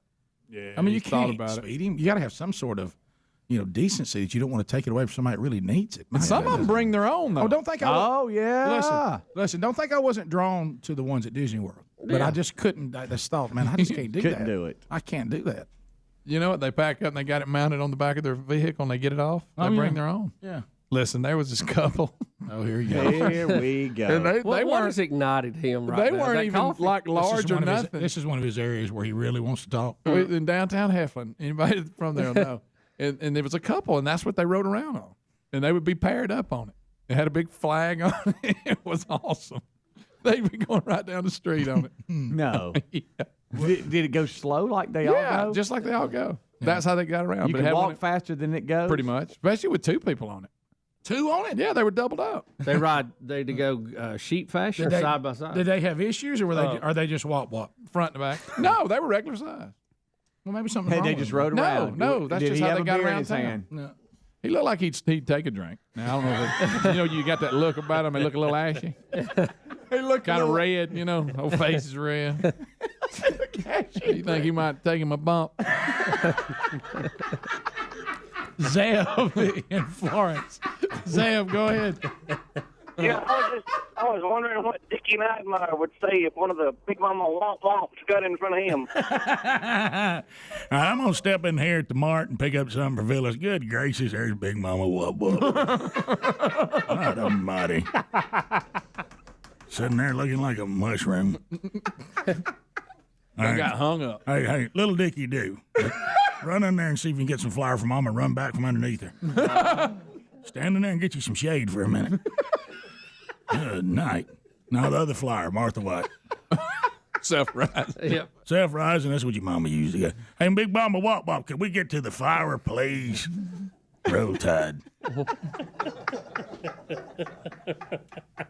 Yeah. Look, we've been there. Can I go back to one more thing? How can you tell when somebody can drink when they drink? It's red. You know, they got that old look about them. I wish somebody would come by and I'd point them out.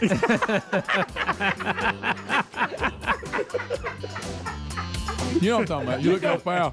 Well, that was, we would do it. We would work, we'd get out and somebody'd stroll out and you'd nudge your buddy and go, you reckon he'd take a drink? Oh, yeah. Oh, red face? Like you get a knockoff at. This is not going to get you invited back to the safety meeting. Of course, here's somebody with a bad email about somebody had rheumatoid arthritis.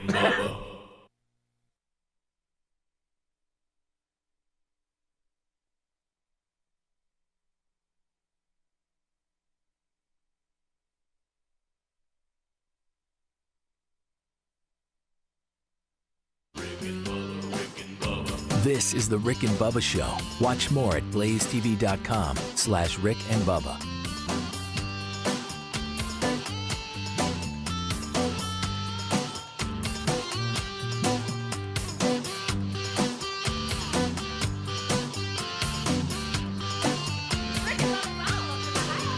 Rick and Bubba, Rick and Bubba.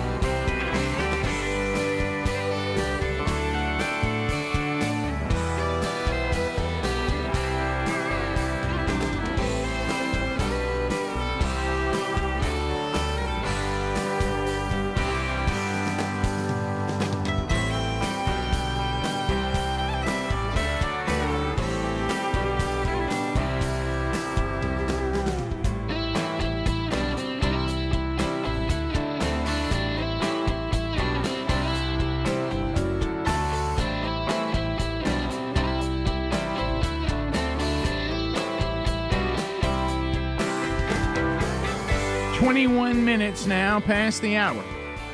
Rick and Bubba show. We are in the middle of a UFO update. Skip Holtz with us next segment. He will be here in the studio. So we realize there's hearings going on. The same theme that people are saying. I know that there's things that are being kept from the public. And there's hearings going on now, but this does lead us to a flashback that you mentioned going to the break, Bubba. This was when Trump was on Rogan. Some people say a key moment in the final days before the election. And Greg, you have always thrown out the theory that Elon Musk and his brilliance does not come from his maybe being a savant, but possibly that he's an alien. Well, you know, he's got that look. And you're concerned about his look, and you're willing to entertain that Matt Gaetz may be from a similar planet. I'm just saying, just look at him. But anyway, That's all I'm saying. so here's Trump talking to Rogan. Yeah. And they get in this conversation. Yeah, you're gonna. I think we're gonna learn some stuff here. Okay. Oh, here By we the go. way, Elon is great. That guy is such a great guy. I think you're a fan of I love Elon. him. He is from a different planet. Somebody's. Oh, you have no idea. They have taken over. They speak no language. Joe Rogan. And all of a sudden, psh, and you hear blah blah, and you see like little lights, like a round ball, but it wasn't a comet or a meteor. It was something. So I see this, and I said, "You got to be kidding!" They wanted to meet. They wouldn't meet Obama. They all came to see me. They said, "Kamala's a very low IQ person."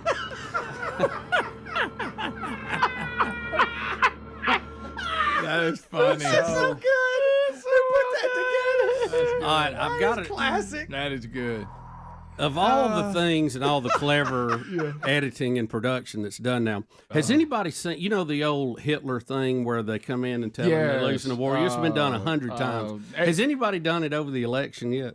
That's good. Yeah. Never not funny. Oh, it's coming. Never not funny. That's over in that Never not category. funny. Never not How funny. many different versions have you seen? And it's always subtitled, so it's easy to go in and edit it. Oh yeah. it's Never funny. not funny. Oh, that's good stuff. So now we get down, and we had another clip, but it's like 2 minutes long, so it's way too long. Well, you and, can come out of it whenever you want. Let's just talk about the bottom line is Is he got Anna another person Paulina ready? Luna.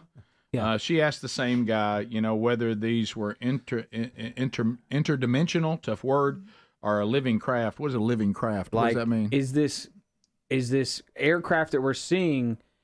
Is it being piloted by a living person, or is even the craft itself something. alive? So just tell me what the guy said. And he said, I think we're going to have to redefine what we call living and what we call not alive. And because you think about maybe there's a computer smart enough to just navigate the universe on its own. And when something's that smart of a computer, is that alive or not? I'm not saying it's a person. I'm not saying it has a soul or anything like that. But I mean, and then You're talking about AI gone bad. I'm talking about AI navigating the universe on an interdimensional craft that can defy the laws of physics. And then there's this picture.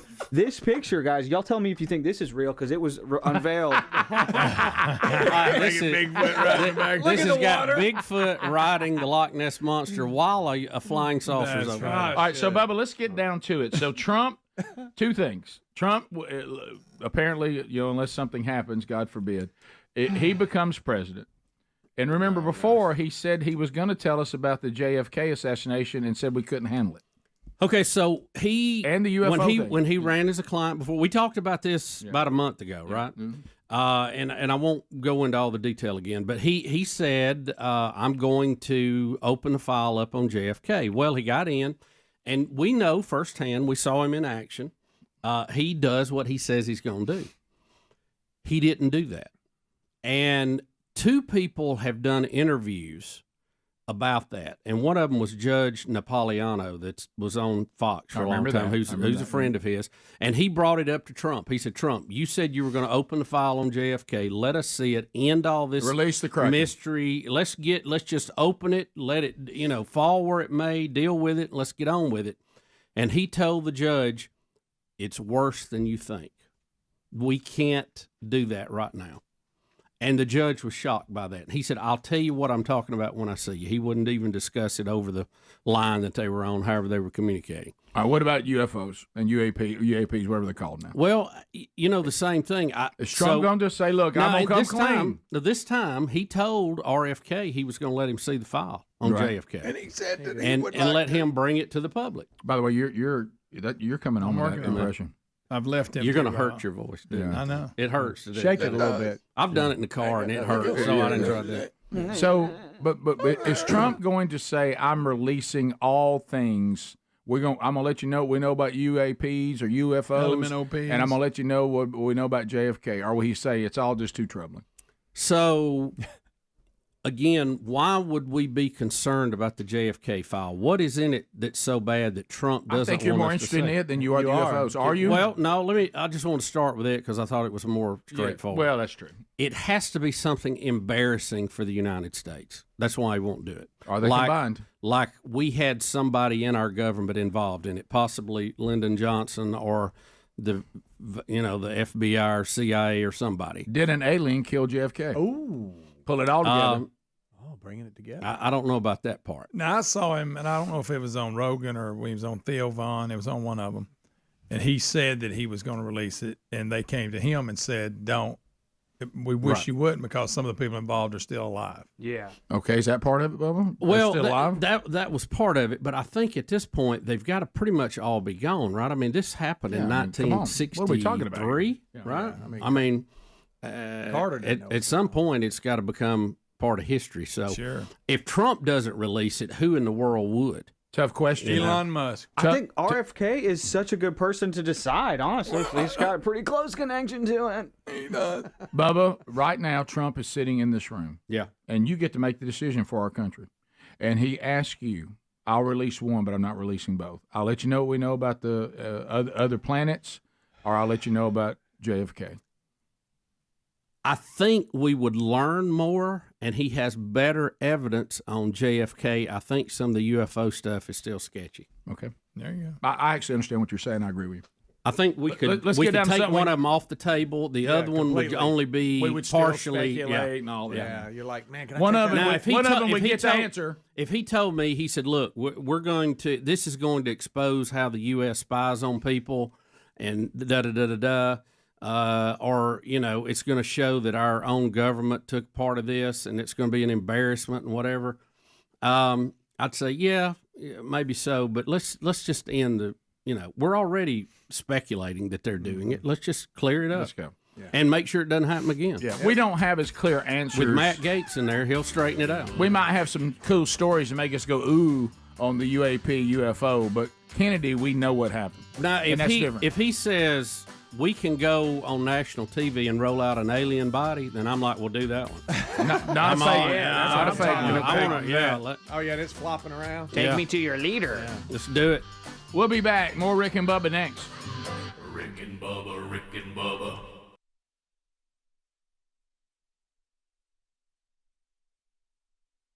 We got a lot to do this hour, and I panicked for a minute, Rick. I saw this come in, this bottle here we've got, and I told the gentleman, I said, we're Baptists, we can't drink that on the air this time of day. Yeah, I mean, the guy comes over, and he's got this wine bottle, and he's telling me, he said, do you realize how hard it is to find this? And I said, well, no, not if it's Thunderbird. It's pretty easy. and he's told me that it's actually a bottle of deer urine, and I thought, well, that's not what I thought you would say. Yeah, and I tell you, that'd be a tough bottle to hold still. Yeah, that's that right there is you just don't see that kind of love and care paid to urine normally. Not much. Yes, and that's a nice label on there too. Don Bell is here with us, Bubba. You may know that name for the very popular Code Blue. Yes, I do. There's the inventor of Code Blue right there. We want to thank you for all the deer you sent our way over the years. Yeah, thank you for the Code Blue. Right. Now, they played a joke on me. They told me I was supposed to drink it so that I would smell like the deer. Yeah, well, but after that first season, I caught on. Now you're gonna. I did shoot a big buck. So you did, and I'm sure it had nothing to do with it. Don, I know you're going to be over at the Fish Ranger booth. Correct. This weekend, and Code Blue's been extremely popular, but I hold in my hand something called Top Secret Deer Scent. Tell me what's going on here. Top secret deer scent, Code Blue. When I introduced Code Blue's one deer, one bottle. That's what the patent's on. It's common sense. We got 14 million deer hunters in America, and all the hunters here that's listening understands that one deer is better than a blend of a bunch. Oh, sure. What top secret is, I have a patent pending on this. This is one complete generation above Code Blue. In that, we collect urine from Rick here. Rick's in that bottle? You talking about right now? Yeah, well, you know how it is. Right. And you have to use your imagination. Right. Yeah. $1. That'd be a tough bottle to hit, I'll tell you. Yep. There's no oxygen in this. We are literally collecting for the first time in the hunting industry deer urine from the time that doe or buck urinates. It never sees oxygen again. And all these guys sitting out here that's looking at this and listening, they understand how valuable that is. And so we collect it without oxygen. It's sitting in that bottle without oxygen. So you hold your breath while you're holding the bottle. Is that what I understand? You better. You better. So what this is, and guys, that is a $100 bottle of deer urine. You say, well, why is that the case? 0.1% of the hunters in America will get a bottle. Put it in perspective here at the show, 1 out of every 3,000 will get a bottle of this. Well, why am I going to pay $100 for it? We just took the Alabama state record, #1, first year out. Buckmasters just scored, it's called the Burt Buck. You probably have already read and heard about this big buck. Scored 194 and 7/8. Good grief. So this stuff is phenomenal. I've been doing it 28 years. This is the finest that's ever hit the market, and unfortunately it's allocated. This dealer at this show has 96 bottles here. Rick, let me see that. So that's that's all he can buy. I'm sorry, you mean 95. Let me see. I just want to hold it. I'll give it back. It's good. Boy, I yeah. just want to see it. Only in America, right? Right. I'll let you look at it on the plane. So there's only 90. There's only 96 of those here. Here at the show, because this dealer could only buy. No dealer in America can buy more than 4 cases. So only 96 hunters are going to get that this week. Here at the show. Wow. First 96 will be able to get it. And nice bouquet. Now, we also have it in the foam, which is that's foam. And that has 300 applications in it. And actually, this is what the buck was killed. The new Alabama state record was killed. You know what this one's called, Bubba? Hot Mama. I love the name. Hot Mama. I like the fact that your picture on here, you're giving a secret. Look, Rick. And what's bad, girls, look at that. You see that bottle there? It's a wine bottle. See this? Mm-hmm. This is called a scent saver. When they open that bottle, Bubba, you open it to hunt it, you put oxygen to it. You got to put the top and pull the air back out. You got to open it to That's use what it. one of my Presbyterian friends told me. That's right. Feeding Southern Baptists. So what happens is you put it in here, 2 pumps. Now the hunters can use this all season down to nothing, and you have no oxygen in it. So it's even got accessories to go with it. Yes. You can maintain it in the foot. It's extremely fresh is what you're saying. You maintain it all. You might as well have the deer in the field wetting. It's a it's the same thing. It's a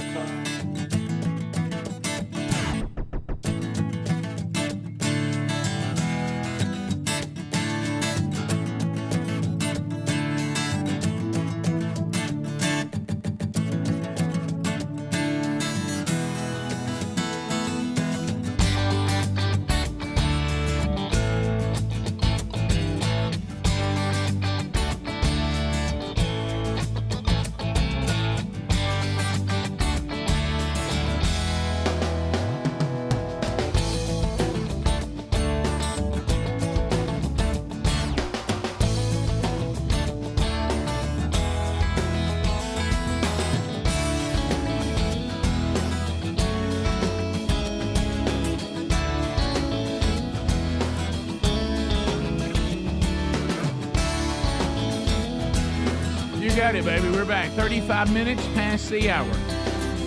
You know, the only thing that you can think that would be better than having football in the fall is for to have more football coming in the spring. And so here we go now, because let's face it, we're all starting to get a little, I heard Greg and Speedy talking about it, football season, the fall seasons, it's going by fast. It's like this. My goodness, we're at week 12. Just can't be real. But here's good news. Spring football is coming. The UFL is ready to go, and Coach Skip Holtz with the Birmingham Stallions here with us today. Welcome back, Coach. Well, thank you. Let's Appreciate go. it. Good Let's to be go, here. Coach. Excited about it. Let's do go. it. Let's do it. Let's go. We're getting closer and closer every day that goes by. Incredible. 3 championships in a row. I don't care what league, how you do it. You win 3 in a row, you're doing something right. Congratulations. You know, there's an expression that says, if you ever see a turtle on top of a fence post, he didn't get there alone. Right. you know what I mean? He had some help, and that's kind of where I am right now. We have had, we've just got great people in the organization, and it's been so much fun. I said this last night. I honestly believe right now, when you look at what's going on right now with the NIL, the transfer portal, when you look at what's happening with the contracts in the NFL, I honestly believe the UFL right now is one of the purest brands of football there is. Yeah. You know what I mean? Everybody makes the same money. Everybody's there to get better because all they want to do is have another opportunity. They either want to continue to play the game because they love the game and the camaraderie and the locker room and the togetherness, or they want to have an opportunity to get back to the NFL. Yeah. And so they're trying to prolong their career, and they're like sponges. They're on every word. There is no, well, I need more money, or honestly, I've absolutely loved it. So it's been a blast. I'm really, really ready to get started. It's one of those ones that when the season ends in June, you win the championship, you're all excited. It's like, I'm ready to catch my breath, just really kind of get away from it for a little bit, which you do for a couple weeks, and then you're like, all right, when do we go back? Well, I'm to that point now. I'm itching. Let's go. Let's go. Coach, you've coached in a lot of different leagues. Talk about this league a little bit.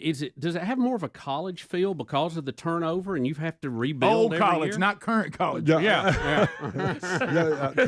Current colleges, they got more change in them than we have in ours, for sure. Yeah. We have some stability, but we also have, 15 guys every year that have the opportunity to move on, to go to the NFL and to make a roster. And honestly, when everybody says, who do you think can make it?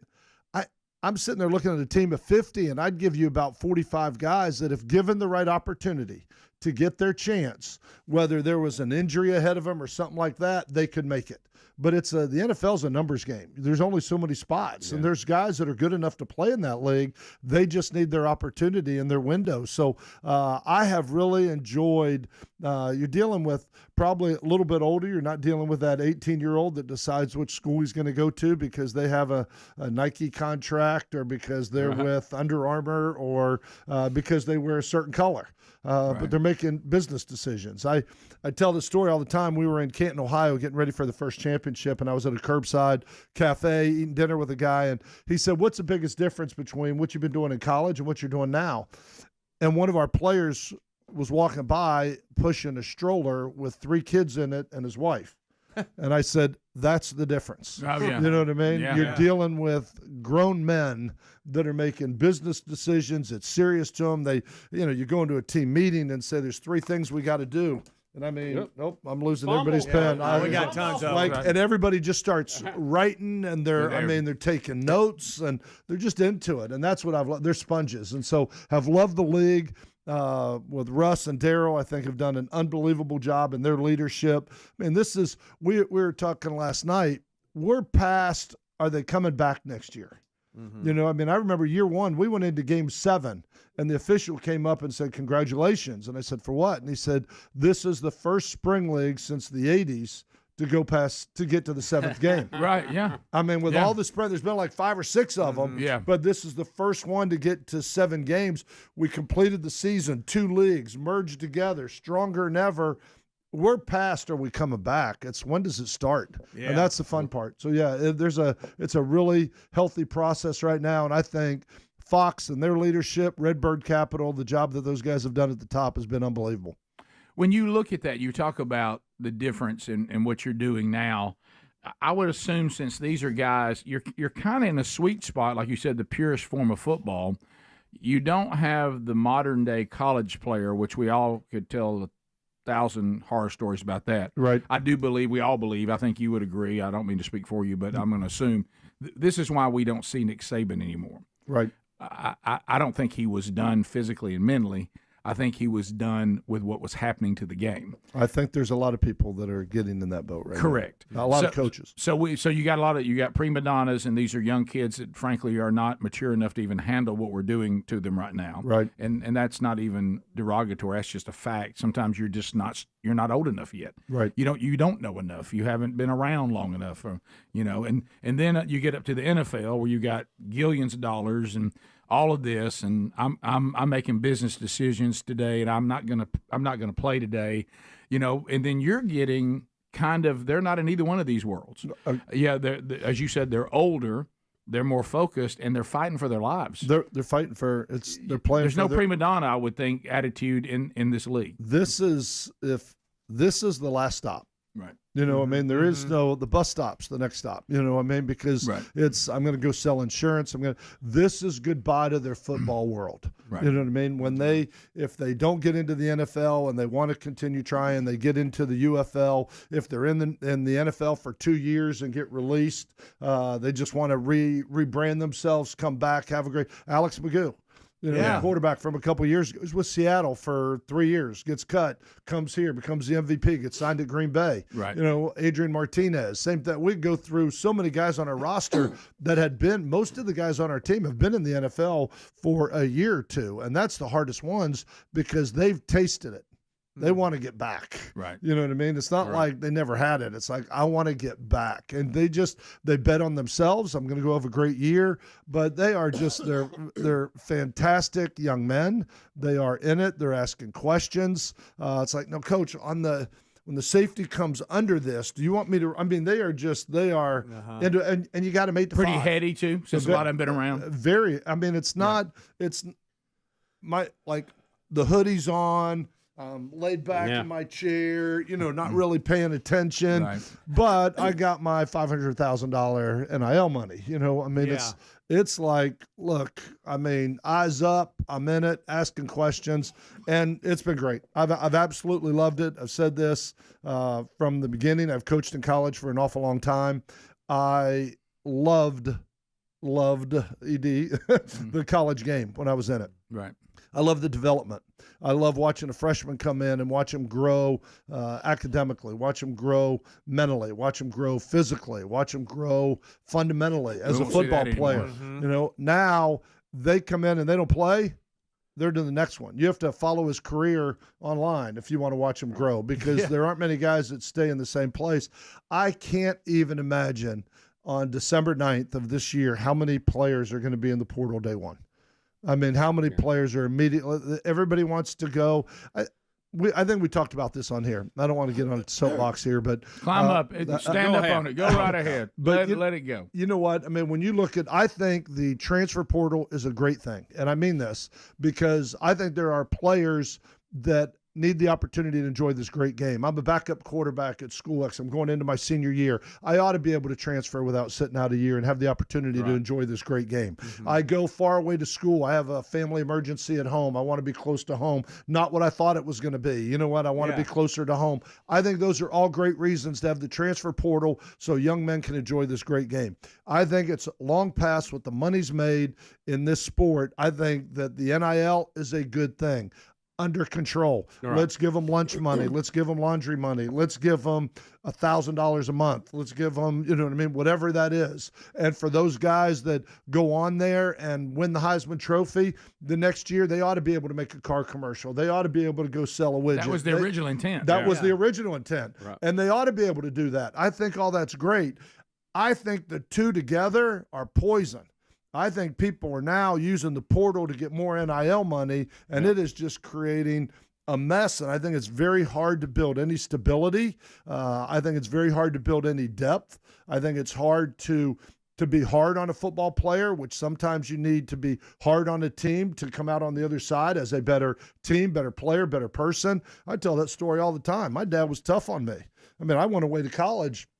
I went 12 hours away to home, and I used to call home and get my mom back when the phone was in the kitchen on a long cord, and I'd get my mom, and I'd have a little pity party.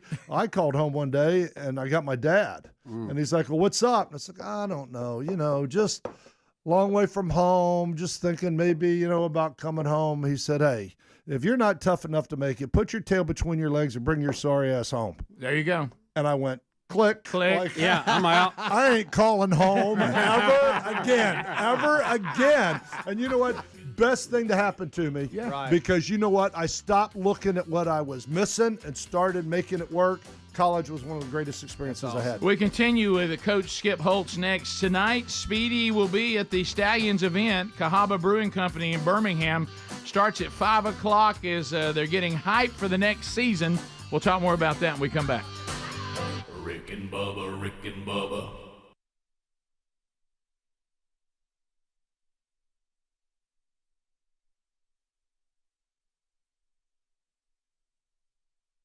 This is out there. The foam's fine. You don't like it as much? Sir? Bubba, yesterday I'm headed off to Six Flags over Georgia. Six Flags over Georgia. The Six Flags theme parks, of course, are loads of family fun. Bubba, go big, go Six Flags. Here's what's happened. I haven't been to Six Flags over Georgia in several years.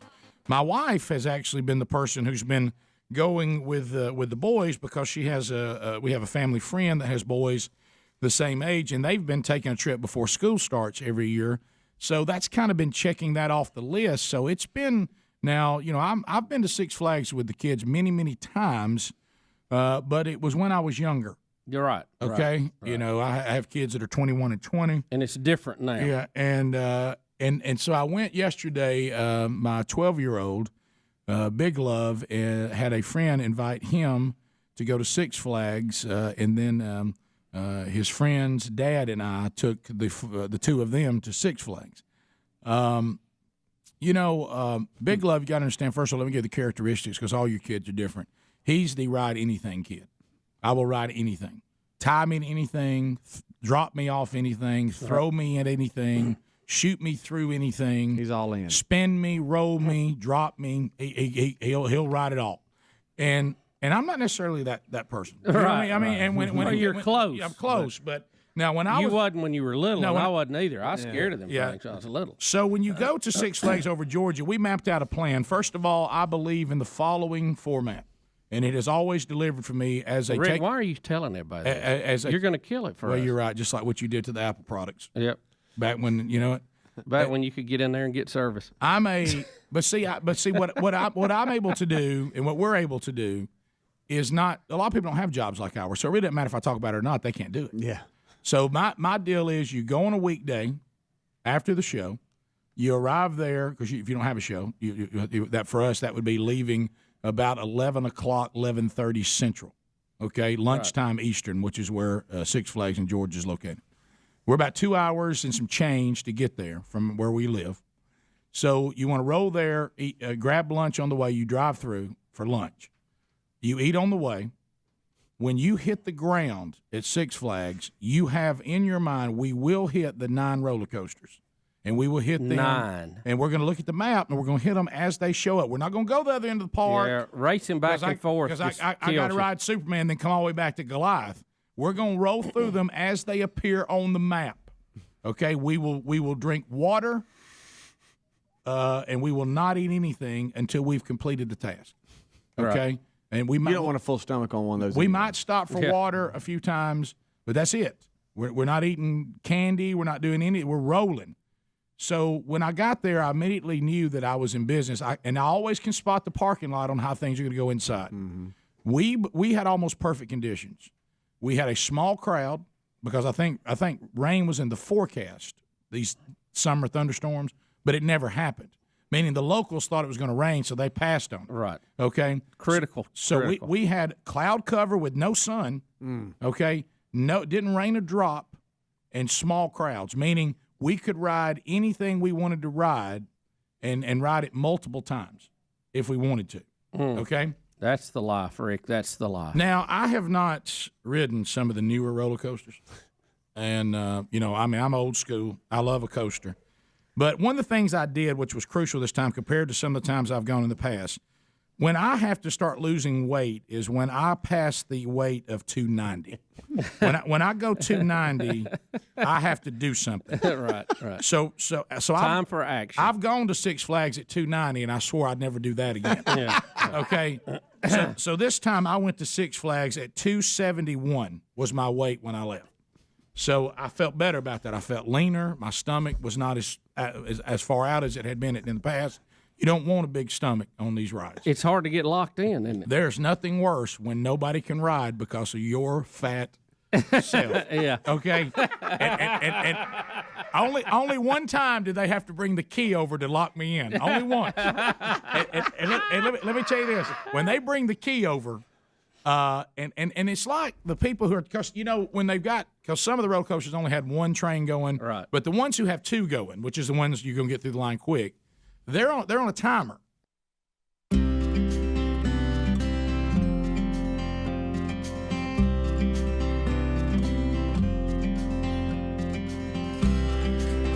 Nine minutes to the top of the hour. The Rick and Bubba Show.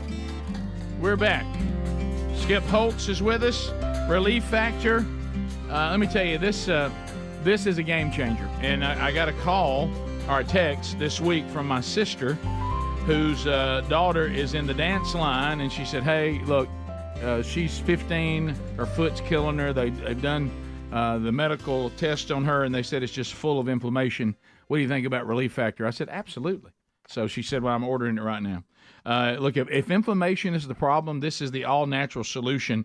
Relief Factor, it's 4 botanicals. We've researched these botanicals for years. Scientists and doctors have, and they know that they work well with the body's inflammatory response. So we kind of almost put together an Avenger-type inflammation approach, put them all in one packet.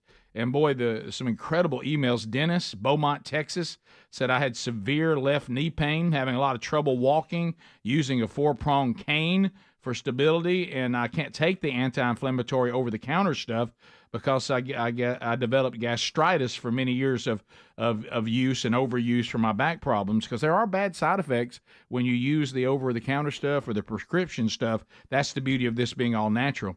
He said, I've been taking a Relief Factor after I heard about it on the show. After 4 days, my pain greatly diminished. Now 3 weeks later, I'm about 90% pain-free. And he said, please tell Bubba I'm playing tennis again. Oh, there you go. And no more cane. So if you'd like to get yours, go to ReliefFactor.com, $19.95 for 3 weeks, or call 1-800-4, then spell out relief, or just go to rickandbubba.com under the sponsors. So Coach Holtz with the Stallions tonight, 5 p.m., going to be at the Cahaba Brewing Company. Speedy, you're going to be there. We're getting hyped up for the season. And there is there's nothing that feels better than 3 championships in a row and a football city like Birmingham, Alabama. Yeah, well, I keep saying winning doesn't stink. No. You know what I mean? Winning does not stink. I don't care what sport, role, whatever you're in. But no, tonight's going to be a great event, an opportunity. We've got some players coming in. I know both Russ and Daryl are going to be there. Myself is there. We've got a couple players.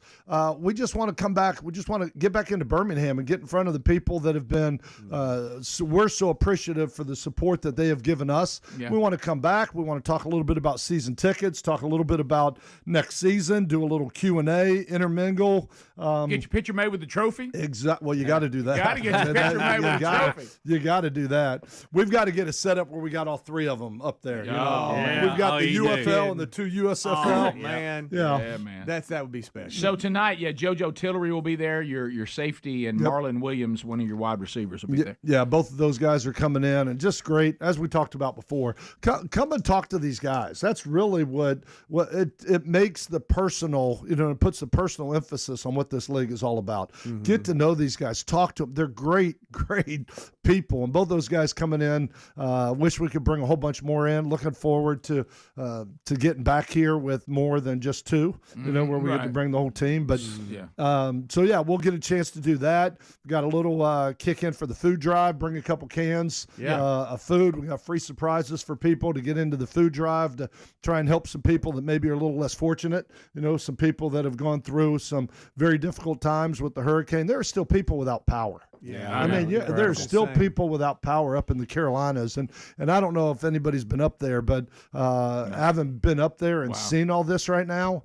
I-40, they're talking about will be finished in like 26. You know what I mean? Like somewhere at 25 or 20. Washed away, man. Just like the whole I-40. I mean, a huge interstate that goes from one coast to the other is gone. I mean, it's just unbelievable the damage and devastation that caused. So, let's get involved in a little relief fund to help some people, get a little food drive going, and come on in and have a night with the Stallions. Yeah, so bring 2 cans of food to the event, and again, you'll donate that to the BHM Birmingham 5 food drive for the Community Food Bank of Central Alabama. You'll get a free gift as well. And, of course, you can come and get picture made with the 2024 trophy, meet the players, and don't forget the season starts March 28th.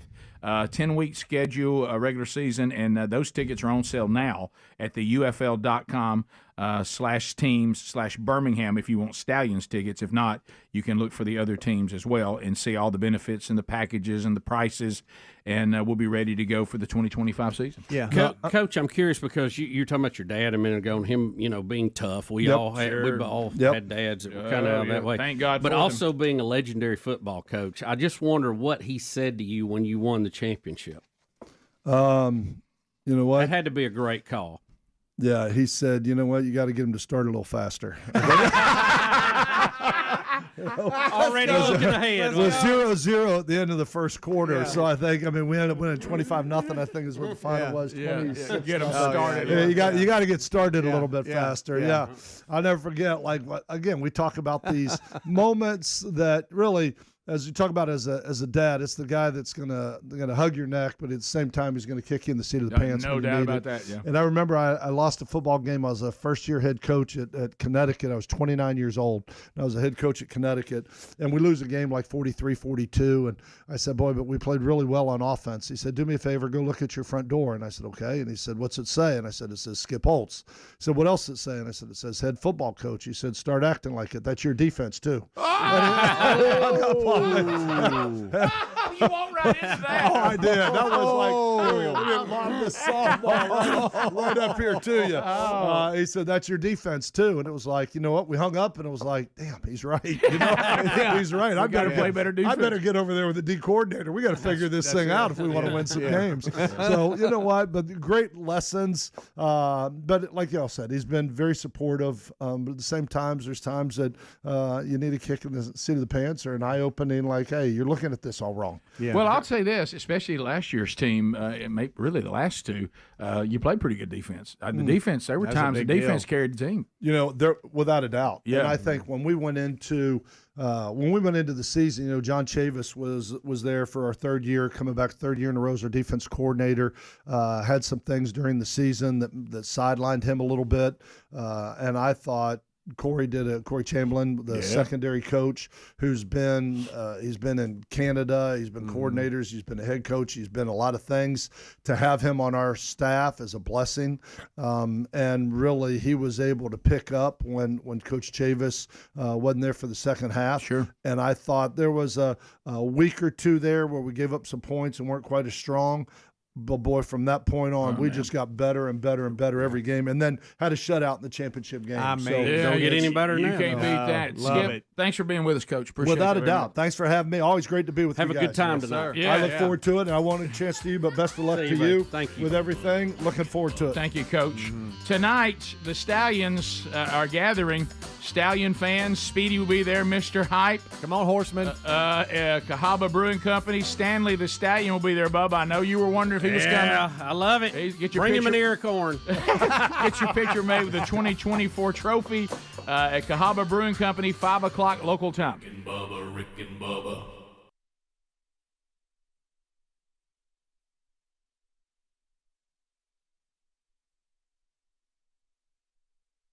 I mean, we got to get people in here and get them buckled down. Let's go. So, unfortunately, if you're a bigger person, if you're biggin', they'll come over and they're going to lock you in it. And when that person's coming, you better be sitting the way you want to see it. Yeah. Okay? Because they're going to go, oh, and they lock you in. You're like, wait a minute, that's not how I want to see it. You know what I mean? And you're like trapped in it. And like one time they hurt me so bad locking me in that I looked at my friend Travis who was with me, and I said, I believe that next year's prostate examination, I just need to get something off of this seat right. and hand it in, okay? Because and I'm also thankful, unless the Lord decides to work a miracle, I believe my baby producing days are now over. Right. But because they threw that thing to me, and I went, hey, and look, and then she goes, let's go, and they get the thumbs up. I'm like, I don't want to ride like that. There you go. That's not how Superman looks.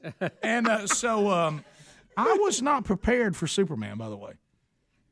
When's the last time you rode a roller coaster on your stomach? You don't know what's coming. And you're hanging on the outside, so you're trying to look, because, part of roller coastering is knowing what's coming. Right. And how you looking, Rick? Embrace yourself. Because look, I'm sitting like. So you're flying like Superman. Yeah. So you sit in it. And of course they're locking me in it, and everybody's screaming, and I'm like, okay, so this is like Batman, right? We're gonna ride with our feet hanging. What in the? And all of a sudden that thing goes, and I'm like, what is this? What is? Hey, you can just call it Superman. We ain't got to fly like him. Could you breathe? We didn't fly like Batman on the Batman ride. Could you breathe laying on your stomach? It was like horrifying. That? And plus, you got G-force on top of that. You ever done a backwards loop while laying on your stomach? No. Your body goes, what in the world is going on? And like that. And then my mind's like, we don't know what to do. We don't know what to do. And my body's like, this isn't working. And I'm like, hey, y'all can't just turn people on their stomach like that and hang us out. And you look below you and people's shoes are there. I saw a watch. I did. I said, oh, man, that's a nice watch. And there's no getting it. You know what I mean? And people's hats and all sorts of stuff where they just turned them up and everybody said, oh, I wasn't ready. So Superman was kind of a. Somebody marked that one out. Yeah, that was kind of it was a great ride. But shouldn't be the first roller coaster you ride on. Is that what you're telling me? Yeah. What I found out is. Do you remember how scared you were on the first big roller coaster? Bubba, just wait till I talk Goliath. If Goliath had been the first roller coaster, I'd never ridden another one. Yeah. I'm talking about as a kid. That by the way, no one should have a hill that big. 20 stories? We're gonna drop you 20 stories to get started. Hey, that's a little high. But how high is a Scream Machine? It's not that high. Yeah, I know, but how high? I don't know. Maybe 10. So anyway, compared to him, it looks like this one was about double high. But anyway, so when you're long way here's what I learned about riding roller coasters older. I can still handle the big drop. Okay, it don't need to be any longer than it is.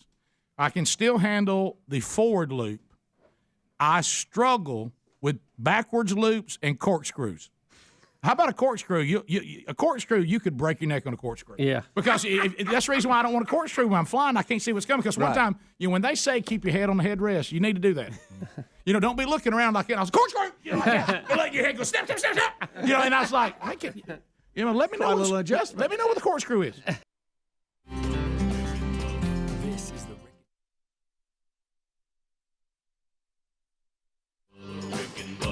This is the Rick and Bubba Show. Watch more at blazetv.com/Rick and Bubba.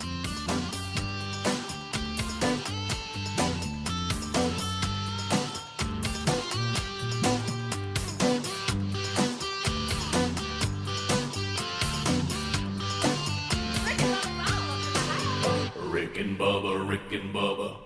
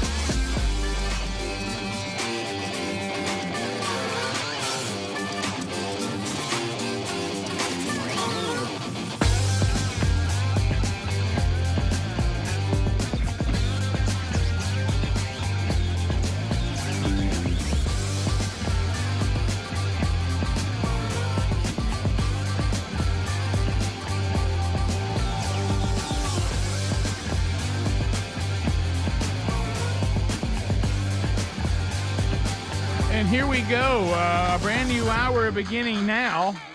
Thank you for being with us today as we work through another one. We'll get your phone calls in again this hour. That opportunity will present itself.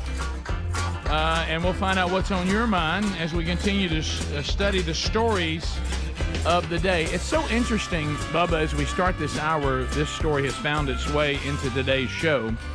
I was literally just thinking about this the other day when I was in a part of town somewhere, and I drove past a Church's Chicken. And I thought to myself, Church's Chicken. So there it still is. I didn't know how Church's is doing. I remember my grandmother from time to time, you know, it used to be pretty standard in our culture, and maybe it was for yours too, wherever you are, that Sundays after church, when everybody was going back to the house to eat, a lot of times if Mama wasn't cooking, we go get a bucket of chicken. Oh, yeah. Yeah, and all the fixings and all that, and I just absolutely loved it. But sometimes my grandmother, if you remember this, she would get Church's chicken. I remember. And did you eat a lot of Church's chicken? Not as much. I ate more. They used to have a. I think it was them or Popeyes one that had the dirty rice, they called it. The rice with the meat in it. Yeah, Bojangles. Is that Bojangles? Yeah, I mean, others maybe have a version of it. Is that Popeyes? Bojangles and maybe Popeyes too, but I know Bojangles. I used to eat that. But listen, many times I have gone through a drive-through and got a giant bucket of chicken, or I guess Bojangles had the box thing. Well, they had some kind of big box deal you could get. Yeah. Of course, I'm a threat to eat a leg on the way back. But yes. You know.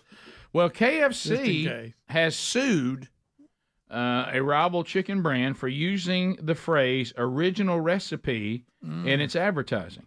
The company accused Church's Texas Chicken of violating its trademark rights when it started featuring the phrase in promotions this past September. KFC has been using the phrase for over half a century to describe its top secret signature blend of 11 secret herbs and spices. In the lawsuit, KFC claimed it noticed Church's abruptly began using the phrase in their advertising, as I told you at the end of September 30th, and they're saying that KFC calls it one of the most iconic trade secrets in the food industry, and they trademarked the actual phrase, not just the recipe, but the phrase in 1984.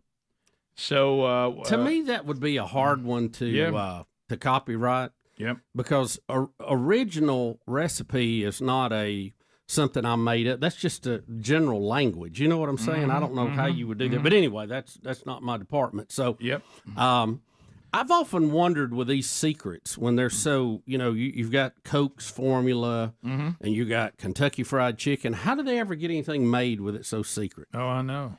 I mean, somebody has to know the recipe to make it, right? Yeah. Oh, yeah. I mean, what do they do? All go in a room with a blindfold on, throw it in a bucket? I mean, what happens here? That's a great. I mean, somebody's got to know. I mean, that'd be a mess. They said in the social media post that KFC launched the lawsuit. They said that Church's is using this phrase, different decade, same Church's. Our original recipe is back. And they're saying they can't use original recipe. See, they're not using it in the same way that Kentucky Fried Chicken is. Right. They're saying we've gone back to what we used to do. That's not saying, you know what I'm saying? That's, to me, I don't see how they're not using it in a copyrighted way, I don't think. Right. But anyway, a judge will have to decide that. I don't know. They're saying they want to say that you can't use this, and if you look at 84, we did it. So the KFC competes obviously with Popeyes. Has anybody ever heard of Raising Cane's? That must Have be y'all Raising Cane's? Yeah, I don't know that. Chick-fil-A, obviously, Zaxby's, and Church's, and there's others. They didn't. We love our chicken, don't we? They didn't put. They didn't put. I got a cousin in the chicken business, and he loves the fact we love chicken. So right now, I'm going to go through the drive-thru, chicken houses. and I'm coming and I'm bringing you fried chicken. Right. Every time you'd rather me go to KFC over all of them? They're all good in their own way, but I mean, if all else fails, I think that would be the de facto.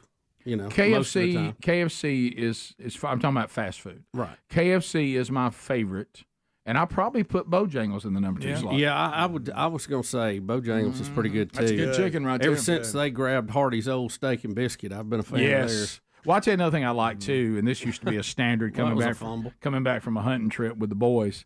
I love the fact that Bojangles says, if you want our chicken biscuit, we got it 24/7. 24/7. You just feel like a chicken biscuit right now? Come see You can us. have it. Where's that at? Bojangles. Really? They're open all the time? They always. Well, I mean, they always got the biscuit ready biscuit, to go. yeah. It's just not just on breakfast. Oh, okay. You can do. But you don't mean like 2 in the morning? No. I don't know what their hours are now. Because I started to say I've passed a few times. I Yeah. should have stopped. Right. I just like the idea that I'm not limited by breakfast hours. Right. How about when you're in Jack's thinking you want a burger and you see that chicken? Jack's Chicken is fantastic. Yeah, they and, do a good job and with it. it's They got good chicken. It's probably my. I will. Hey, if I'm at the farm, you can bet I'm having some while I'm there. Yeah. Standard. I like pie pies.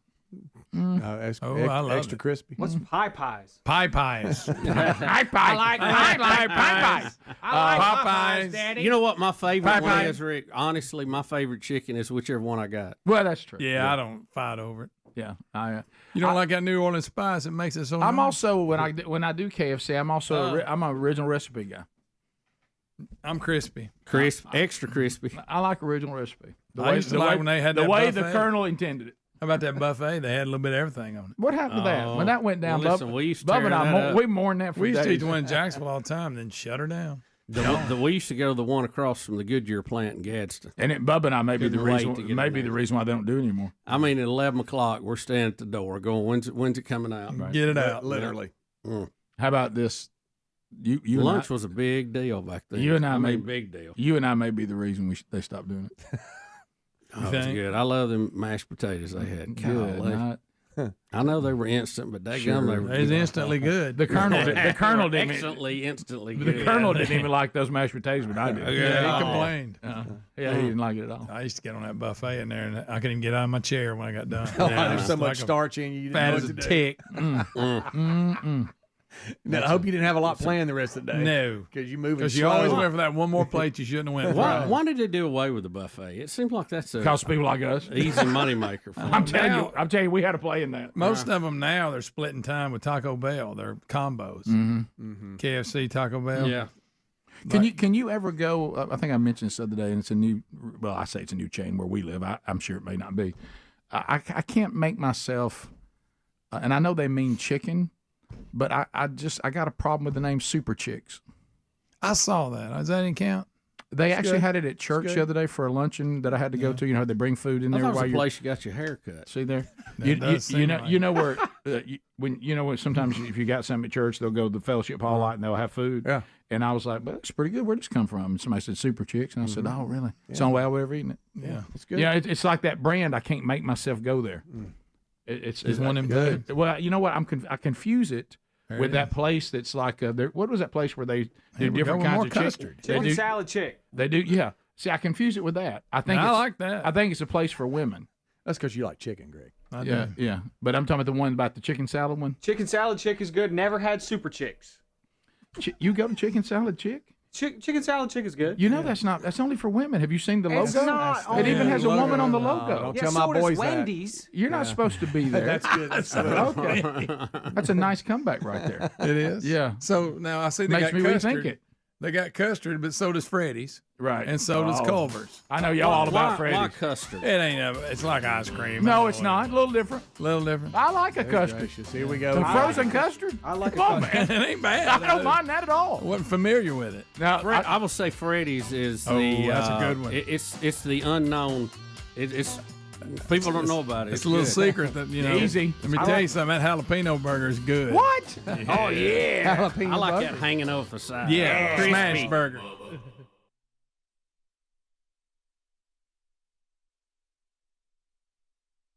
Say this, I cannot believe, based on what you just told me in the break, that I've not received an email about this, that we have not received a call about it, that no one's brought up. Bubba just casually, he's forgotten we're doing a radio show today. I forgot about it. And for some reason, looking at Lenny Kravitz to see who he was married to now reminded me of it. I don't know why. Yeah, I'm sorry, Rick. I've failed you. You mean to tell me that on this TV show, which is already creepy enough, wife swap. I mean, the name of it's creepy. Or wife swap. Yeah, whatever. Swab. I think I might have said swab, which is even creepier. Now they put some new twist on the whole show. It's actually a show. It's a reality show about OB/GYNs. Channel, yeah. That's good. That's real good. Look, it's New Year. Oh boy. So, but you were saying that you saw a episode of Wife Swap that featured Gary Busey and Ted. Is that you saying? Ted Haggard. I saw it too. He is the Ted Haggard, the former evangelistic pastor. Well, he's the pastor of the big church there that had a scandal in his life. He's smoking crack with a male prostitute. Something like Okay, thanks, Greg. Thanks, Greg. Am I right or wrong? Well, Rick, I don't know. Audio if you I don't want know if it was exactly like that, but it was something it was like exactly that. like that. Rick, do you want Gary Busey talking about his past lives? He was doing meth with a male masseuse friend who is a male prostitute. Right. Well, I just Ted's, want a you little, to have it Ted's right. a little sweet sounding when he talks. So you don't care about Ted's wife, Gayla, and the fact that he says he's been a witch and fought at the Alamo? No, yeah, oh yeah. Gary and his wife believe in they've had past lives. Yeah, Rick, I didn't see. They said they didn't see thought all of it, but Gary. Stop. What did you see? Gary Busey, unbelievable, is odd as ever. And by the way, they gave you some camera shots that you got to see. You know how he messed up from that wreck a little more than you usually do. I know. And his fiance, they're not married, swap with this. Is it the what's her name? Ted Haggard. And I can't say his name. I don't know if it's Hagar, Haggard, or yeah, Haggard. something like that. Haggard. And his wife is just Haggard's wife is just real nice, down to earth, very. You would expect kind of a pastor's wife. Well, type. I would also say, based on the other story, extremely understanding. Yes, very I would say so too. And extremely patient. And then Gary Busey's wife was a little more freewheeling and a lot younger. She had spiritual overtones, but she didn't believe in organized religion. And they have a little boy. Right. Really? They have a little boy together. Oh boy. So, but anytime you have Gary Busey on camera, what a bird. Bubba, wait a What minute. It's not just that. Gary Busey's been on camera a lot, and it is always interesting. Yes, point well taken. He's got a book. You're telling me that Gary Busey was on Wife Swap with a fiance and was swapping with Ted Haggard's wife. Yes. I mean, that's You know, they whole- always do these odd, like we have a fallen pastor and we have someone who doesn't believe in organized religion. You know, they always get as big a contrast as they can. Yeah. So, but just watching Gary Busey was weird. And if I'm not mistaken, at one time, because he talks to Haggard's wife about his belief, and Gail? he says that he is a believer in Jesus, and they talk about some things. But he led prayer one time, I've heard and this. at the end of it, if I'm not mistaken, he didn't say amen. He said, "So let it be done," or something like that, which I had not heard that particular ending. It was a little. But it was just a kind of a bizarre thing. He is out to lunch. Because Haggard was trying, and really I thought his wife did an excellent job of being a good witness. And, of course. Very patient, which is obvious. Yes, she didn't let Gary extremely shake her. patient. And he could shake some people, Oh, yeah. But all right, can I just interject here? There's two things that that Gary said that you should never do. Let's just go back. Just make sure you know this. Okay. There's two things you never wanted to do: pet a burning dog and fry bacon naked. Okay. That's first of all. Listen, I seen a guy try to pet a burning dog, by the way. It didn't turn out well. He wasn't trying to pet it. He was trying to put it out. You did not. Yes. he said pat a burning dog. He tried to catch it. It was on fire and put it out, and it ate him up. Well, so Gary's right. Oh, yeah. Don't grab a burning dog. I don't know about the they bacon don't understand. thing. Yeah, I can speak to the bacon. Don't do that. Yeah. Boy, I tell you, I don't know how to set this one up. Let's just say that he talks about his past lives. Yeah, talk about that. This is good. This is real good. So he thinks he had What another do you life. do? Do you go to church? I am a church. Okay. The difference between organized religion and spirituality is that organized religion is built for people to be afraid of hell.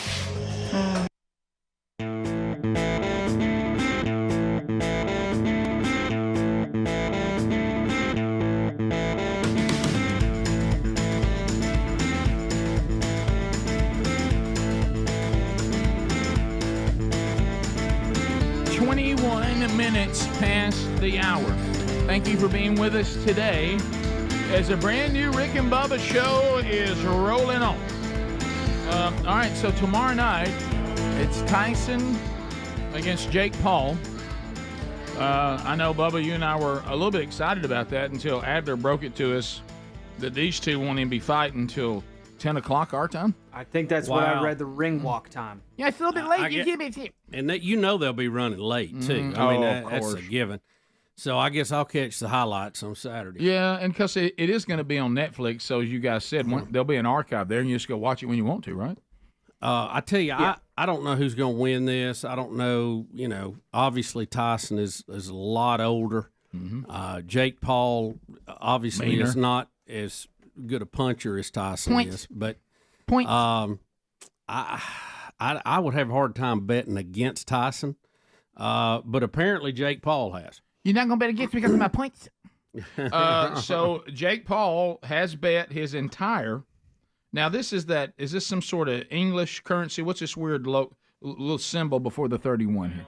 Is it pounds? It is a Daily Mail story. Yeah, so it's pounds.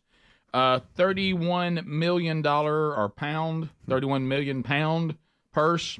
I don't know how much is in dollars. Now, who is this Irish icon, Katie Taylor? I don't know. Don't know about that. Is that a bookie or something? What's he put his money where his mouth is, Bubba. And as you said, it just keeps telling us that he bet with this person, Katie. It doesn't really go on to tell us in the story who Katie is. I'm out of the loop on that. Anybody? Texters? Give us a hand. Katie Taylor. You're going to beat Mike Tyson. But anyway, so it's tomorrow night. People think it may or may not be fake. I saw some of you texting yesterday that you thought it was fake and that it's all set up. But if you're betting on yourself, the entire 31 million, and unless you think, look, it'd be one thing to get beat up by Mike Tyson, but to get beat up and lose 31 million is a whole different deal. Yeah. I am seeing that. Okay, this helps. I didn't realize this, but each round, instead of being the usual 3 minutes, each round is only going to be 2 minutes long. That means that's good. I think plays to Tyson. Tyson's gas tank. Tyson's gas tank is going to be. Because he'll be able to be fast early. He'll be able to be fast. I'm a marauder. Let's punch somebody. Bounce on his toes early. The fight is only going to be 8 rounds instead of 10 or 12. So that's 2 times 8. That's 16 minutes of action. If Tyson has trained for that. Train for that. If he's trained for that. It's customized. Cus told me. I hope it's a good fight. That's all I really hope. All right, so you hope. You have one hope for you, Rick.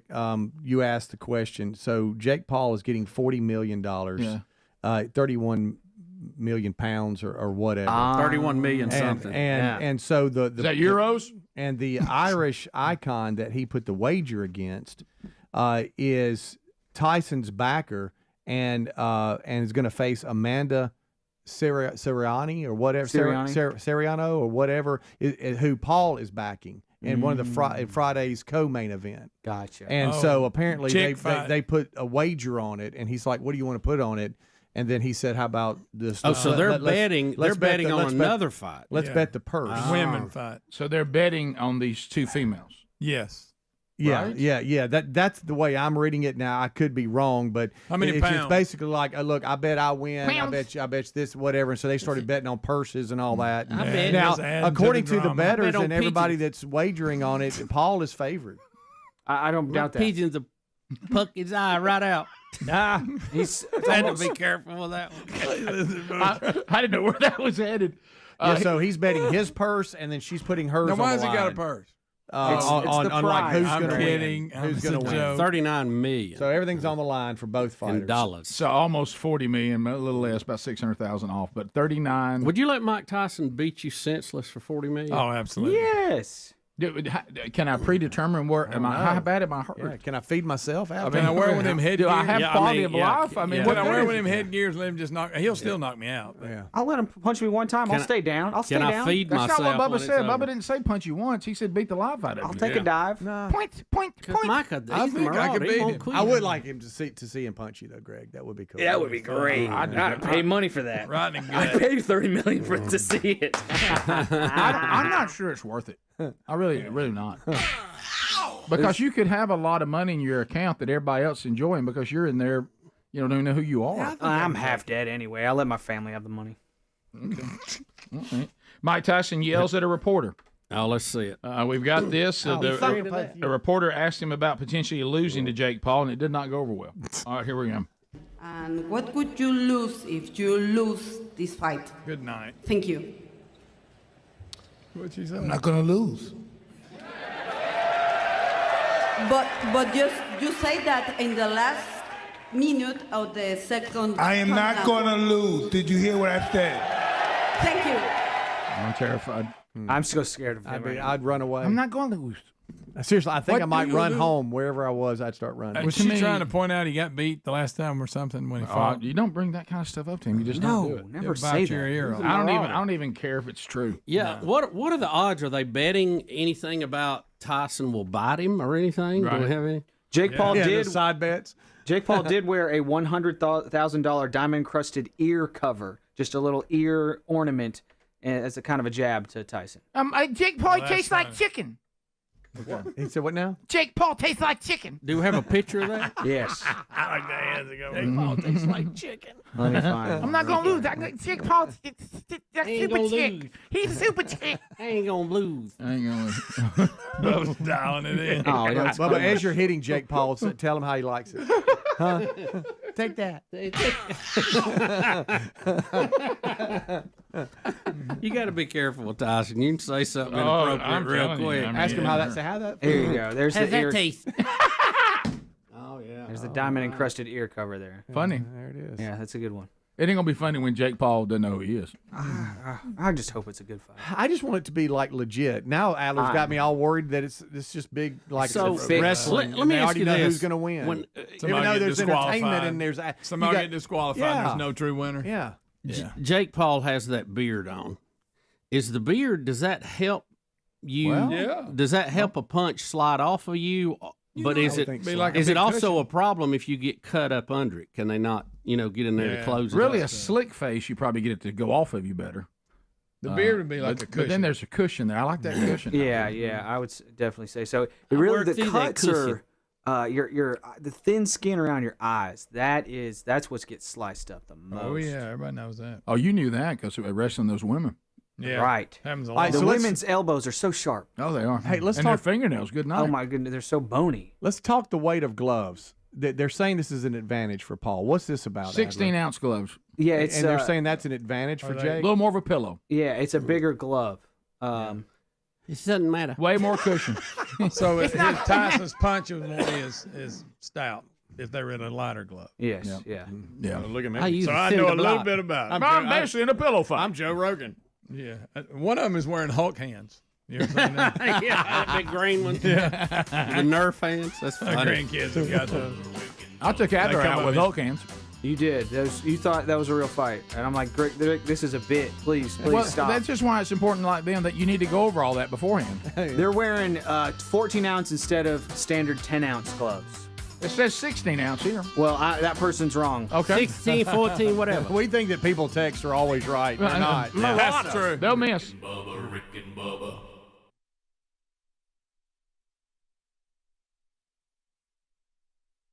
Spirituality is for people who have already been there, and I'm in the second group. More than likely, you've had more than one lifetime with Dad. Hey, I'm open to find out when that day comes. Just find out right now today is true.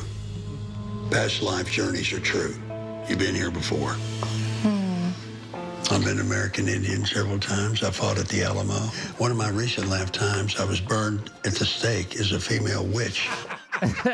As a female and witch. him and his wife also raised, what was it, Bubba? Happy New Year, Rick. No more comments till I review this. They also fathered, was it a Roman dictator, Constantine, or whoever? Listen, Oh, no, I got it right here. No, I stop. got his right here. Can I please comment on what I've already heard? Sure.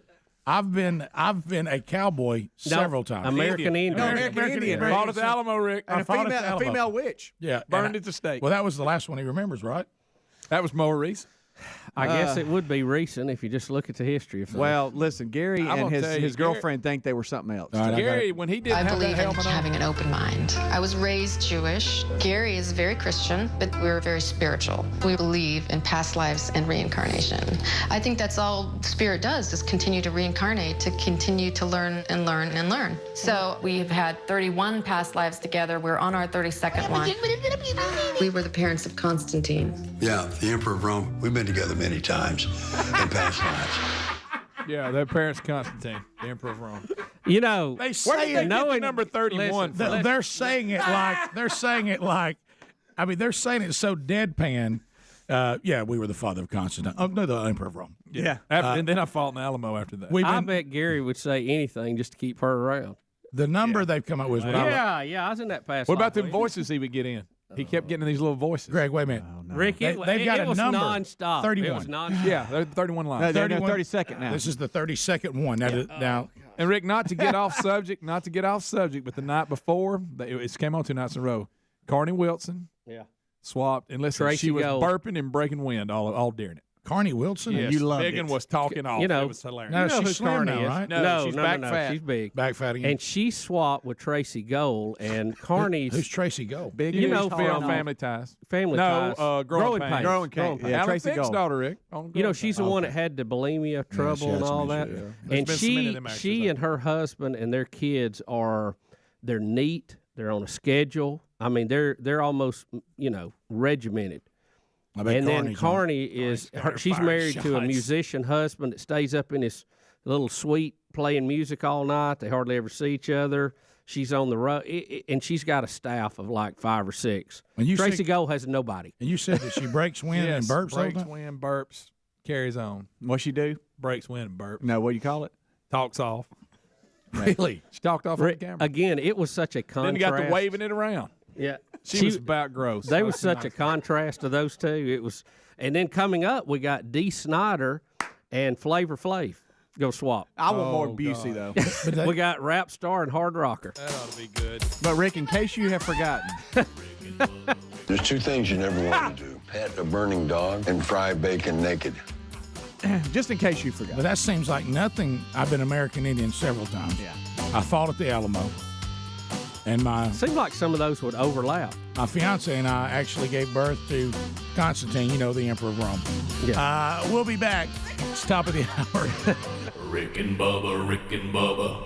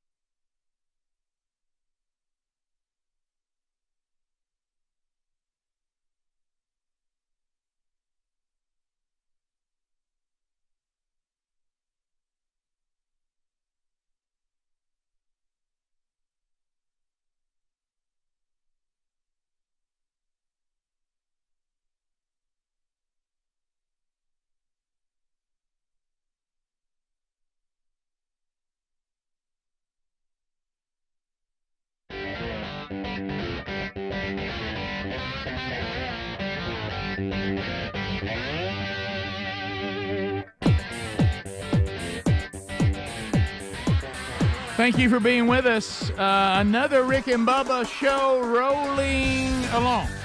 We'll get to some of your phone calls before the hour is done. Things to be aware of. Speedy tonight, Birmingham, Alabama, with the Birmingham Stallions fan event. Tonight starts at 5 p.m. at Cahaba Brewing Company. Speedy will be there. Coach Holtz will be there. We'll have Stallion players, Stanley the Stallion. Get your picture made with the 2024 UFL Championship. That all tonight. Up in Huntsville, Man Church, Hopetown Church tonight. Tim Ashley will be there. If you want to plug in, they'll also put you into the small groups there. Coming up tomorrow night at my home church in Birmingham, Danny Lanier will be speaking. We got a chili cook-off. And if you want to be there to hear Danny, if you've never heard Danny, outstanding speaker. And then we'll plug you into many of our opportunities. We now have a small group doing curriculum every day of the week. So look for one that works for you. Tomorrow night, that starts at 6 p.m. at Valleydale Church. And then, ladies, just a word to you. Sherry's coming to Montgomery, Alabama, Lord willing, on December the 8th at St. James Church. This is the women's Christmas dinner. But they want you to register if you're coming by the 17th, which is this Sunday, I think. So make a note of that, even though it's not till the 8th. So you can find that link, too, at burgessministries.com under upcoming events. So, Bubba, we talked last hour with Coach Holtz of the Birmingham Stallions, and he was talking about, the purity of college football. Something's got to change, and how will it change? I actually agreed. He said in the break, I agree with him. He said, I really think where this thing is headed is you're going to get to where there's 32 teams playing for 12 playoff spots. Because I know we love the idea, and I even agree with it about conference champions and all that's an automatic bid. But the fans at some point are not going to like when somebody upsets somebody in the conference championship game and they're ranked like number 25 in the country, and then a team sitting there at 13, 14 that's a better team than that team, has a better record. All that doesn't get in because we did an automatic bid with the conference champion. I think that's going to – should have won their conference. Yeah, well, I got you. But that's where that's going to run aground because I think that what the fans really do want is the 12 best teams playing, and we may get there. But anyway, when you get into the NIL, and we talked about that with him as well, and all of that, Prime Time, Coach Prime, Dion is trying to find his way in all this. This may be an atmosphere that somebody like him actually would thrive in. Yeah. But he big win last week. He was asked about it. They're sitting now at what, 7-2? Yeah, they're number 17. Yeah, are they 7-2? They are. And so they're having a good season. They've got some big games coming, but they've done. They seem to be improving. Because think about where Colorado was when he took over. Oh yeah, terrible. They were dead on the mat. Right, yeah. And so here's what he says of how he handles recruiting during the portal/NIL era. Here we go. Just say we get 25 high school players. How many is going to play that freshman year, at the most? Let's say 4 or 5, right? And so now you got 20 guys redshirted. So when you go through that spring with that 20 guys redshirted, how many are you going to retain after that spring? Or how many are going to jump in the portal on you? Let's just do it. If any one of you going to go statistically and try to calculate this, I already done it. So it's going to be how many? Half. Okay, why don't I just focus on 10? Guys that can, see, when we grab a freshman, we expect that guy to play. We're not looking at, hey, man, we can just redshirt you, develop you. No. We're looking for you to come in and play some football. I don't give a darn if it's a walk-on, if it's a Cash Cleveland. We expect you to play. So our approach is somewhat different, heavily scrutinized, heavily criticized, but we know what we're doing. So if anybody ever did the homework and the statistics of these young men that people have a class that they say is the number 1 class in the nation, then 5 of those guys play or 4 of those guys play, then the rest go through the spring, then they jump in the portal. Give me those numbers. Don't give me the numbers of where you rank nationally in recruiting, because it's just like an NFL team. You always say who won the draft. Then the team gets killed all year. You don't say nothing else about it. Who won the draft last year in the NFL? Nobody care right now, right? Exactly. Well, he makes a point. It's an unfortunate point, but it is reality. Is this thing of look at my recruiting class? I don't mean what it used to mean, because how many of them are you going to retain? Yeah. If they don't play, they're leaving. And one of the things, and some of the coaches we've had on have talked about this, but we don't really think about it. As you get down to the end of the season, you have to do recruiting. You have to start looking at possible portal transfers, but you have to re-recruit your kids to keep them there. Right. So if they're not playing, they're more apt to go somewhere else now. Well, and I think he's saying, Bubba, your point, he said, since what Bubba just said, he didn't say you, but that truth, since what Bubba just said is true, that's the reality. It may not be what we prefer. It may be what we may miss, and all of us yearn for it and all that. But he said that the reality is you need to just focus on finding 10 great players however you get them. Yeah. Because 25 freshmen coming in, you're not going to retain them. And so you make the point. He's like, so I'm going to work in the system that's here, and I'm going to use the portal. I'm going to use the NIL, and I'm just going to look for 10 great players, because 10 great players will impact our team more than 25 freshmen that only 5 of them stay. One of the texters brought this up, and I'd love to hear Dion talk about Florida State. Oh, because they were expected big things this year, and it hadn't happened, and they relied heavily on the portal to get them a winning team now. Well, I can't quote verbatim what Nick Saban said. You still have to know how to use the portal. Yeah. The portal's there. You still got to make good portal decisions. He said, if you don't, he said you're out of luck. You're out of luck. Yeah. You know, the portal doesn't mean anything if you don't know how to find the right players and vet them out. Yeah. Oh, wow. 1 in 9. Florida State. Yeah, they're pretty bad. Did not know that. Well, you got to look side by side, though, okay, to the person who said, and I'd love to hear Dion talk about it. I bet that's what he would say. So now let's look at the defensive front from Ole Miss. Well, Ole Miss did the same thing Florida State did, but Ole Miss defensive line has delivered. Yeah. They've changed that whole team. Yeah.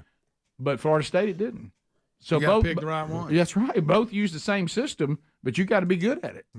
And whoever did it at Florida State and whoever did it at Ole Miss, I'm just using those two since they're so obvious. There are other examples. One did it right and one didn't. Yeah. So it may not be the opportunity that's broke; it's your ability to utilize it. Yep. So there you go. But it's there's you always got to figure out how to do it. And what Dion is saying is, I came in. And this is all I've ever known, so I'm just using logic when it comes to this. And I know we don't like that. We love the look at my recruiting class, and can't wait to watch these red shirt folks work their way into the system and develop, and probably healthier for the kid and the program. But it's just not reality. Do you think? I know we already rate recruiting classes, and I saw last year they started rating your portal class. Did they really? Okay. Yeah. But are we going to start rating our retention on players we had? Congratulations to the University of fill in the blank. They actually kept 40 out of their 80 players. Absolutely. Well, all I'm worried about is that they get their education. Yeah, Rick, I know that's what they're concentrating on. Yeah, they're really dialed into that. And I represent no fans. Yeah, none, not one. Talking about Dion and Colorado, I only care about that when we're winning. Yeah, I'm graduation rates only come up when we are winning. Bubba, and I'm speaking on behalf of 0 people. Yeah. How about if Colorado wins out, they're in the Big 12 championship? Well, good for them. I mean, but who they got left? They got Utah, Kansas, and Oklahoma State. Well, they could win that. Yeah, none of those teams are playing great right now. Utah probably the biggest. Utah's 4 and 5. Kansas. Yeah, they hadn't had a good year. That's why their AD was so bad. But you're right. Normally, Utes are a problem. Yeah, but not real good. They've really come on.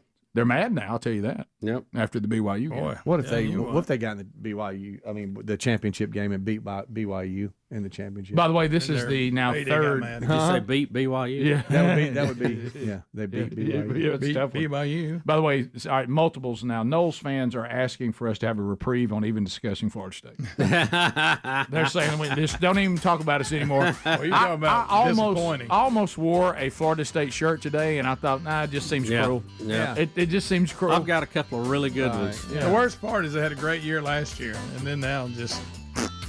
Phone calls are next on any topic. All 10 lines are available. You can join us.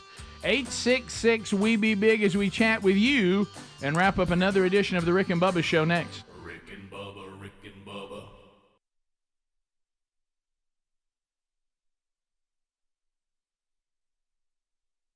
To Michael Catt, senior pastor of Sherwood Baptist, Albany, Georgia. Michael, what does the executive producer, what do you do? Well, when they come to you with an idea, you just kind of go, thumbs up, hey. Scott Dawson, who's been with us many times too, of the Scott Dawson Evangelistic Association. He is with us today too. I had an opportunity to see the movie last night at the Dawson's house after we pulled Dawson away from helping his neighbor. I feel He's a giver. I feel really bad about it because God gave an opportunity for two people to do what He asked us to do, and one of us passed and one of us failed. And take a wild guess who failed. We're pulling into Dawson's neighborhood, and this car is getting over in the turn lane. I'm like, what is wrong with this person? My goodness, I've got to get in here and watch this movie on how to be a better man. Get out of the way. And so I zip them around them, and I'm like, well, where's Dawson? Where are they at? They were right behind me. We're coming from the same restaurant, and I stand up and look, and Dawson's out of his car over to the people that I just blew past, actually helping them. And it turned into a tire changing situation for a lady that had a flat. If it was, I eventually walked up there, didn't we, Michael? We you did. and I did. We did. Sure. Eventually, after we had ice cold water. I think you gave Scott like a 4 on his posture in the tire changing. I walk up. Scot's had some neck and back problems. I walk up. I caught him hunching here a minute ago. And Scott was trying to take off the lug nuts. In the most awful position. I'm like, Scott, you're going to break your back trying to do it that way. Well, I hope you didn't jack the car before you tried to undo them. That's the common mistake, changing a tire. You jack it up and then you try to turn That's what the problem was. I walk over, it's already up. Scott, are you serious? Oh, yeah. You loosen them and then you jack it up. You loosen the nuts first and then jack it up. Come on. Man, know how to do that. Come on. Are you serious? See, we hadn't even talked. I didn't know you had that problem, but I see people do that all the time. The wheel was moving, and I was like, how am I going to keep this thing Don't quit your day job. Well, because I walk over, and of course, that's not funny. I didn't even know that. Well, I walk over, and of course, eventually, I have to move Scott out of the way to get these lug nuts loosened. Right. And of course, now I'm rocking the car because it's already up. All right. Well, Scott, if it was my grandmother, I would want somebody to stop and help her too. But Greg, did Rick just blow by in his rental car? You know why? Get out of the way. You know why? We're supposed to watch the movie at 7 o'clock to learn how to be better men. That's right. You had to keep moving. Can't stop and help you. I've got to learn how to be a godly man. Who's my neighbor? Who is my neighbor? I don't know. Let's say who's my neighbor, not you. You're in the way. You're 3 houses down. That's where it cuts off. My neighbor has popcorn and movie candy. So, thank you, Scott. You did the right thing. And hey, look, and so did Michael and I eventually. And Ryan Brown, who also saw it. But you already seen the three of us debating. Do we? Really, I'd like to say that the neighborly part of us and trying to do what God called us to do was what got us there. It really wasn't. It's when somebody brought this up. What if this person killed Scott? What if it was some kind of crazed move? Yeah. We'd have to delay the movie. Yeah. So I'd like to say we even went to help. We really went to make sure Scott hadn't been killed. Hey, what's going on here? A low motive is better than no motive. Yeah. I remember looking at Michael and thinking. We had a phrase like this. All right, if he changed the tire, if we'll wait another 2 or 3 minutes, the tire's done. Let's walk up in time to be part of the what's going on? Yeah. What's going on? Oh, you've already got it. Oh, yeah. Help put the wrench up. Yeah. No. So it hurt me. The biggest problem is finding the dang tire nowadays. I mean, they hide them all up under there. I found one up under the battery. And this one looked like it belonged on a go-kart. Yes. Oh yeah. We're praying. You ain't gonna get I don't like those. We prayed for her trying to get to her house because really the tire place was closed by this time. Yeah. So she had to You go probably back. didn't follow. You just went on back You know what? in. That sounds like a great advertisement for Run Flat Tires. Yeah. Well, RFT, baby. Well, my quote was this. I said, the tire place is just around the corner. I'd make that my first stop tomorrow. And do you think this tire work? I said, put it to you this way. I wouldn't drive to Albany. No. You know what I mean? To visit Sherwood Baptist. No. And it definitely over to Atlanta for Atlanta Fest. I wouldn't go there either. Which is all Scott can think about. AtlantaFest.com. I thought it was a little much while he was changing the tire, and the lady said, "Is there anything I can do for you?" And he said, "Well, you want to buy some tickets to Atlanta Fest?" He said, you type in R&B, you get $10 off.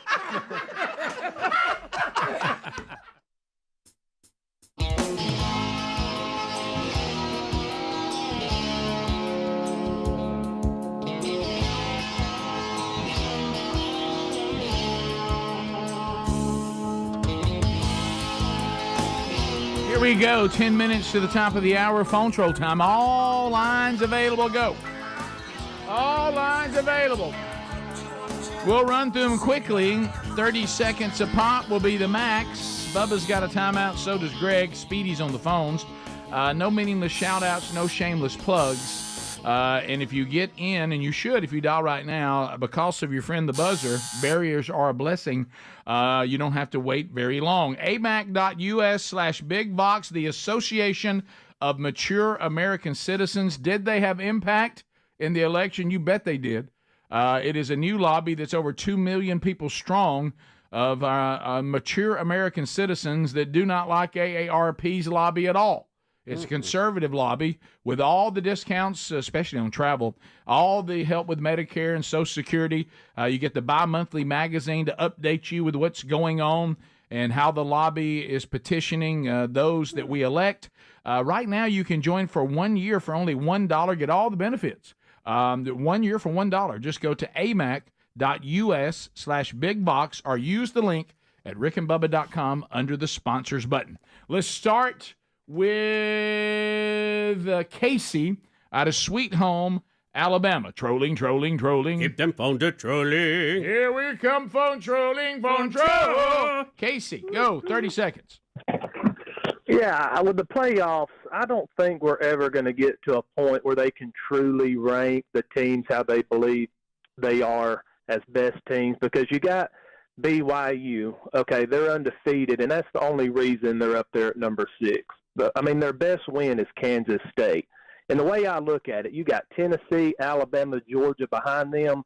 If you ask the playoff committee to bet their house on the game, if BYU played these other ones, we know what that would be. Yeah, it's fine, and you're right, but you have to have a path to get there, and it can't all be the eye test. So you got to win on the field, and here's how it works out. If BYU gets in it, they got a chance to win it, or everybody else has a chance to prove they don't belong, and it'll work itself out. It's the beauty of the playoff It's so system. much better than 2 or 4. Yeah. Oh, my gosh. Well, Let's just give thanks for that. You hit on it, Bubba. Because if we didn't have this, here's what we'd all have to sit through. BYU got left out. BYU this and BYU that. Well, let's get them on the field and see if BYU can beat somebody good. Bring BYU on and let's get it on. And if they do, then we'll all get a spoon out and we'll eat our shut-up juice. Yeah. Okay. We continue. Let's go to, but you'll find out. James in Huntsville, 100.3 The River, 30 seconds, go. James. Hey, Greg. Yeah. What time did you want me to come over before Thanksgiving so I can come stuff your turkey? Gosh. Wow. I've been watching these videos y'all send me of people coming unglued, after the election. Oh, they're so and all good. this. And so then good. and calls like that one and others like it. We have a mental health problem in this country. Yeah. And We've got to address it. We y'all. must address it. We have got to address it. We continue. That's terrible. Let's go to Scott in Mississippi. Scott, go ahead. 30 seconds. Good morning, guys. What's your take on Trey Gowdy for Attorney General if they don't approve Matt Gaetz? I think he'd be a good one. Good one. That's a great one. He's been a former prosecutor. I always liked him when he was in the House, and if he probably thinks I left too early. Yeah, you're right. Odd-shaped head. But I was going to let it go. I didn't want to overdo it. But No, there's something about that position. You can't look normal to get it. You follow up with a bad haircut, and one can help the other. But He's odd. People are asking how you get a spoon for shut-up juice. It's like a soup. It's a soup of shut-up juice. It's a juice. You use a spoon and you eat it like soup. Yeah. Like you can drink it, but I wanted to try something different. To me, if I'm spooning it out, how about this? If I'm spooning it theoretical shut up. Listen, if I'm spooning it out, I think I'm paying a bigger price. Right, because you might spill it. Right, sure. Yeah. We continue. Let's go to Justin in Millbrook, Alabama. Justin, go ahead. Hey, good morning, guys. Hey, buddy. Hey, I was calling to let you know my uncle's the body that's down in the Plant Fitness. Just going to invite you to the funeral. It's this Saturday at the Leaks. It was to avoid any lawsuits or anything. We're going to they're going to let us keep the beds. It's going to be an open tanning bed funeral. We're going to take. He's going to be buried in his nicest free Planet Fitness T-shirt. And if you take the funeral program down to the local Planet Fitness. They'll give you 10% off. Oh, that's good. That's pretty creative.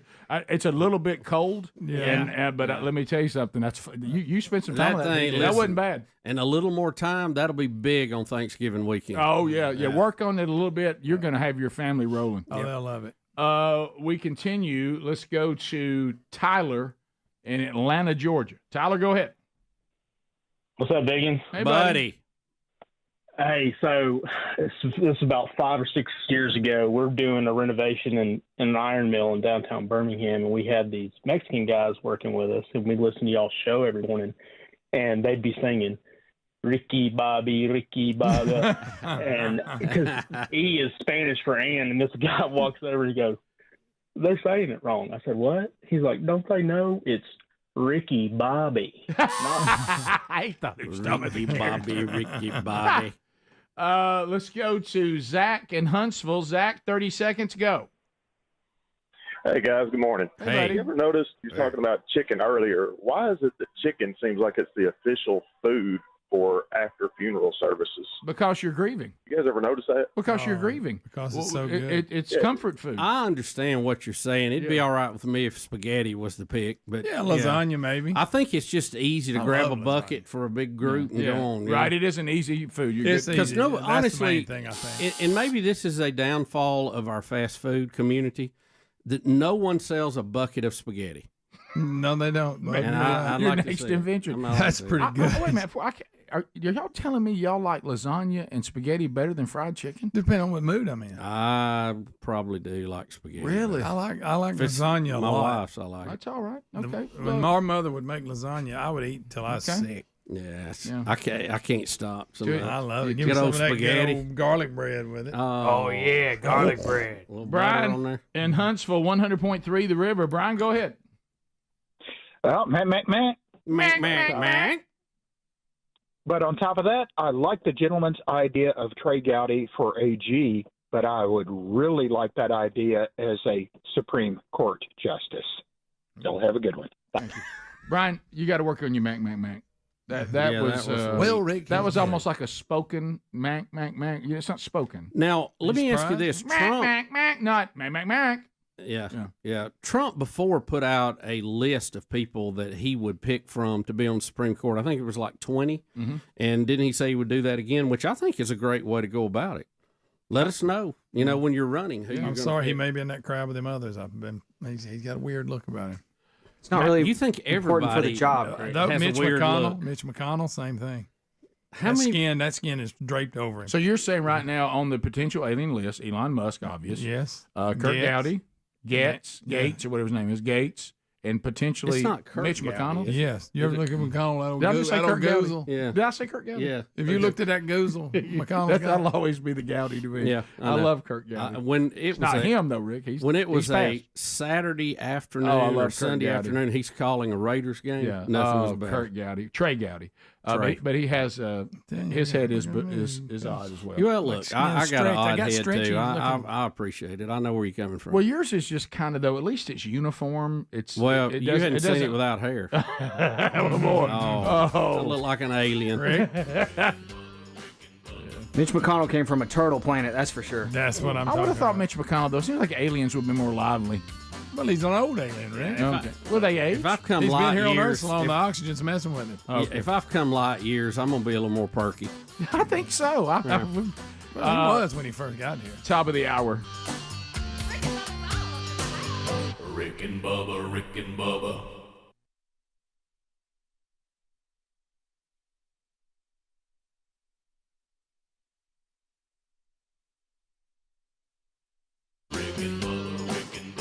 This is the Rick and Bubba Show. Watch more at blazetv.com/Rick and Bubba.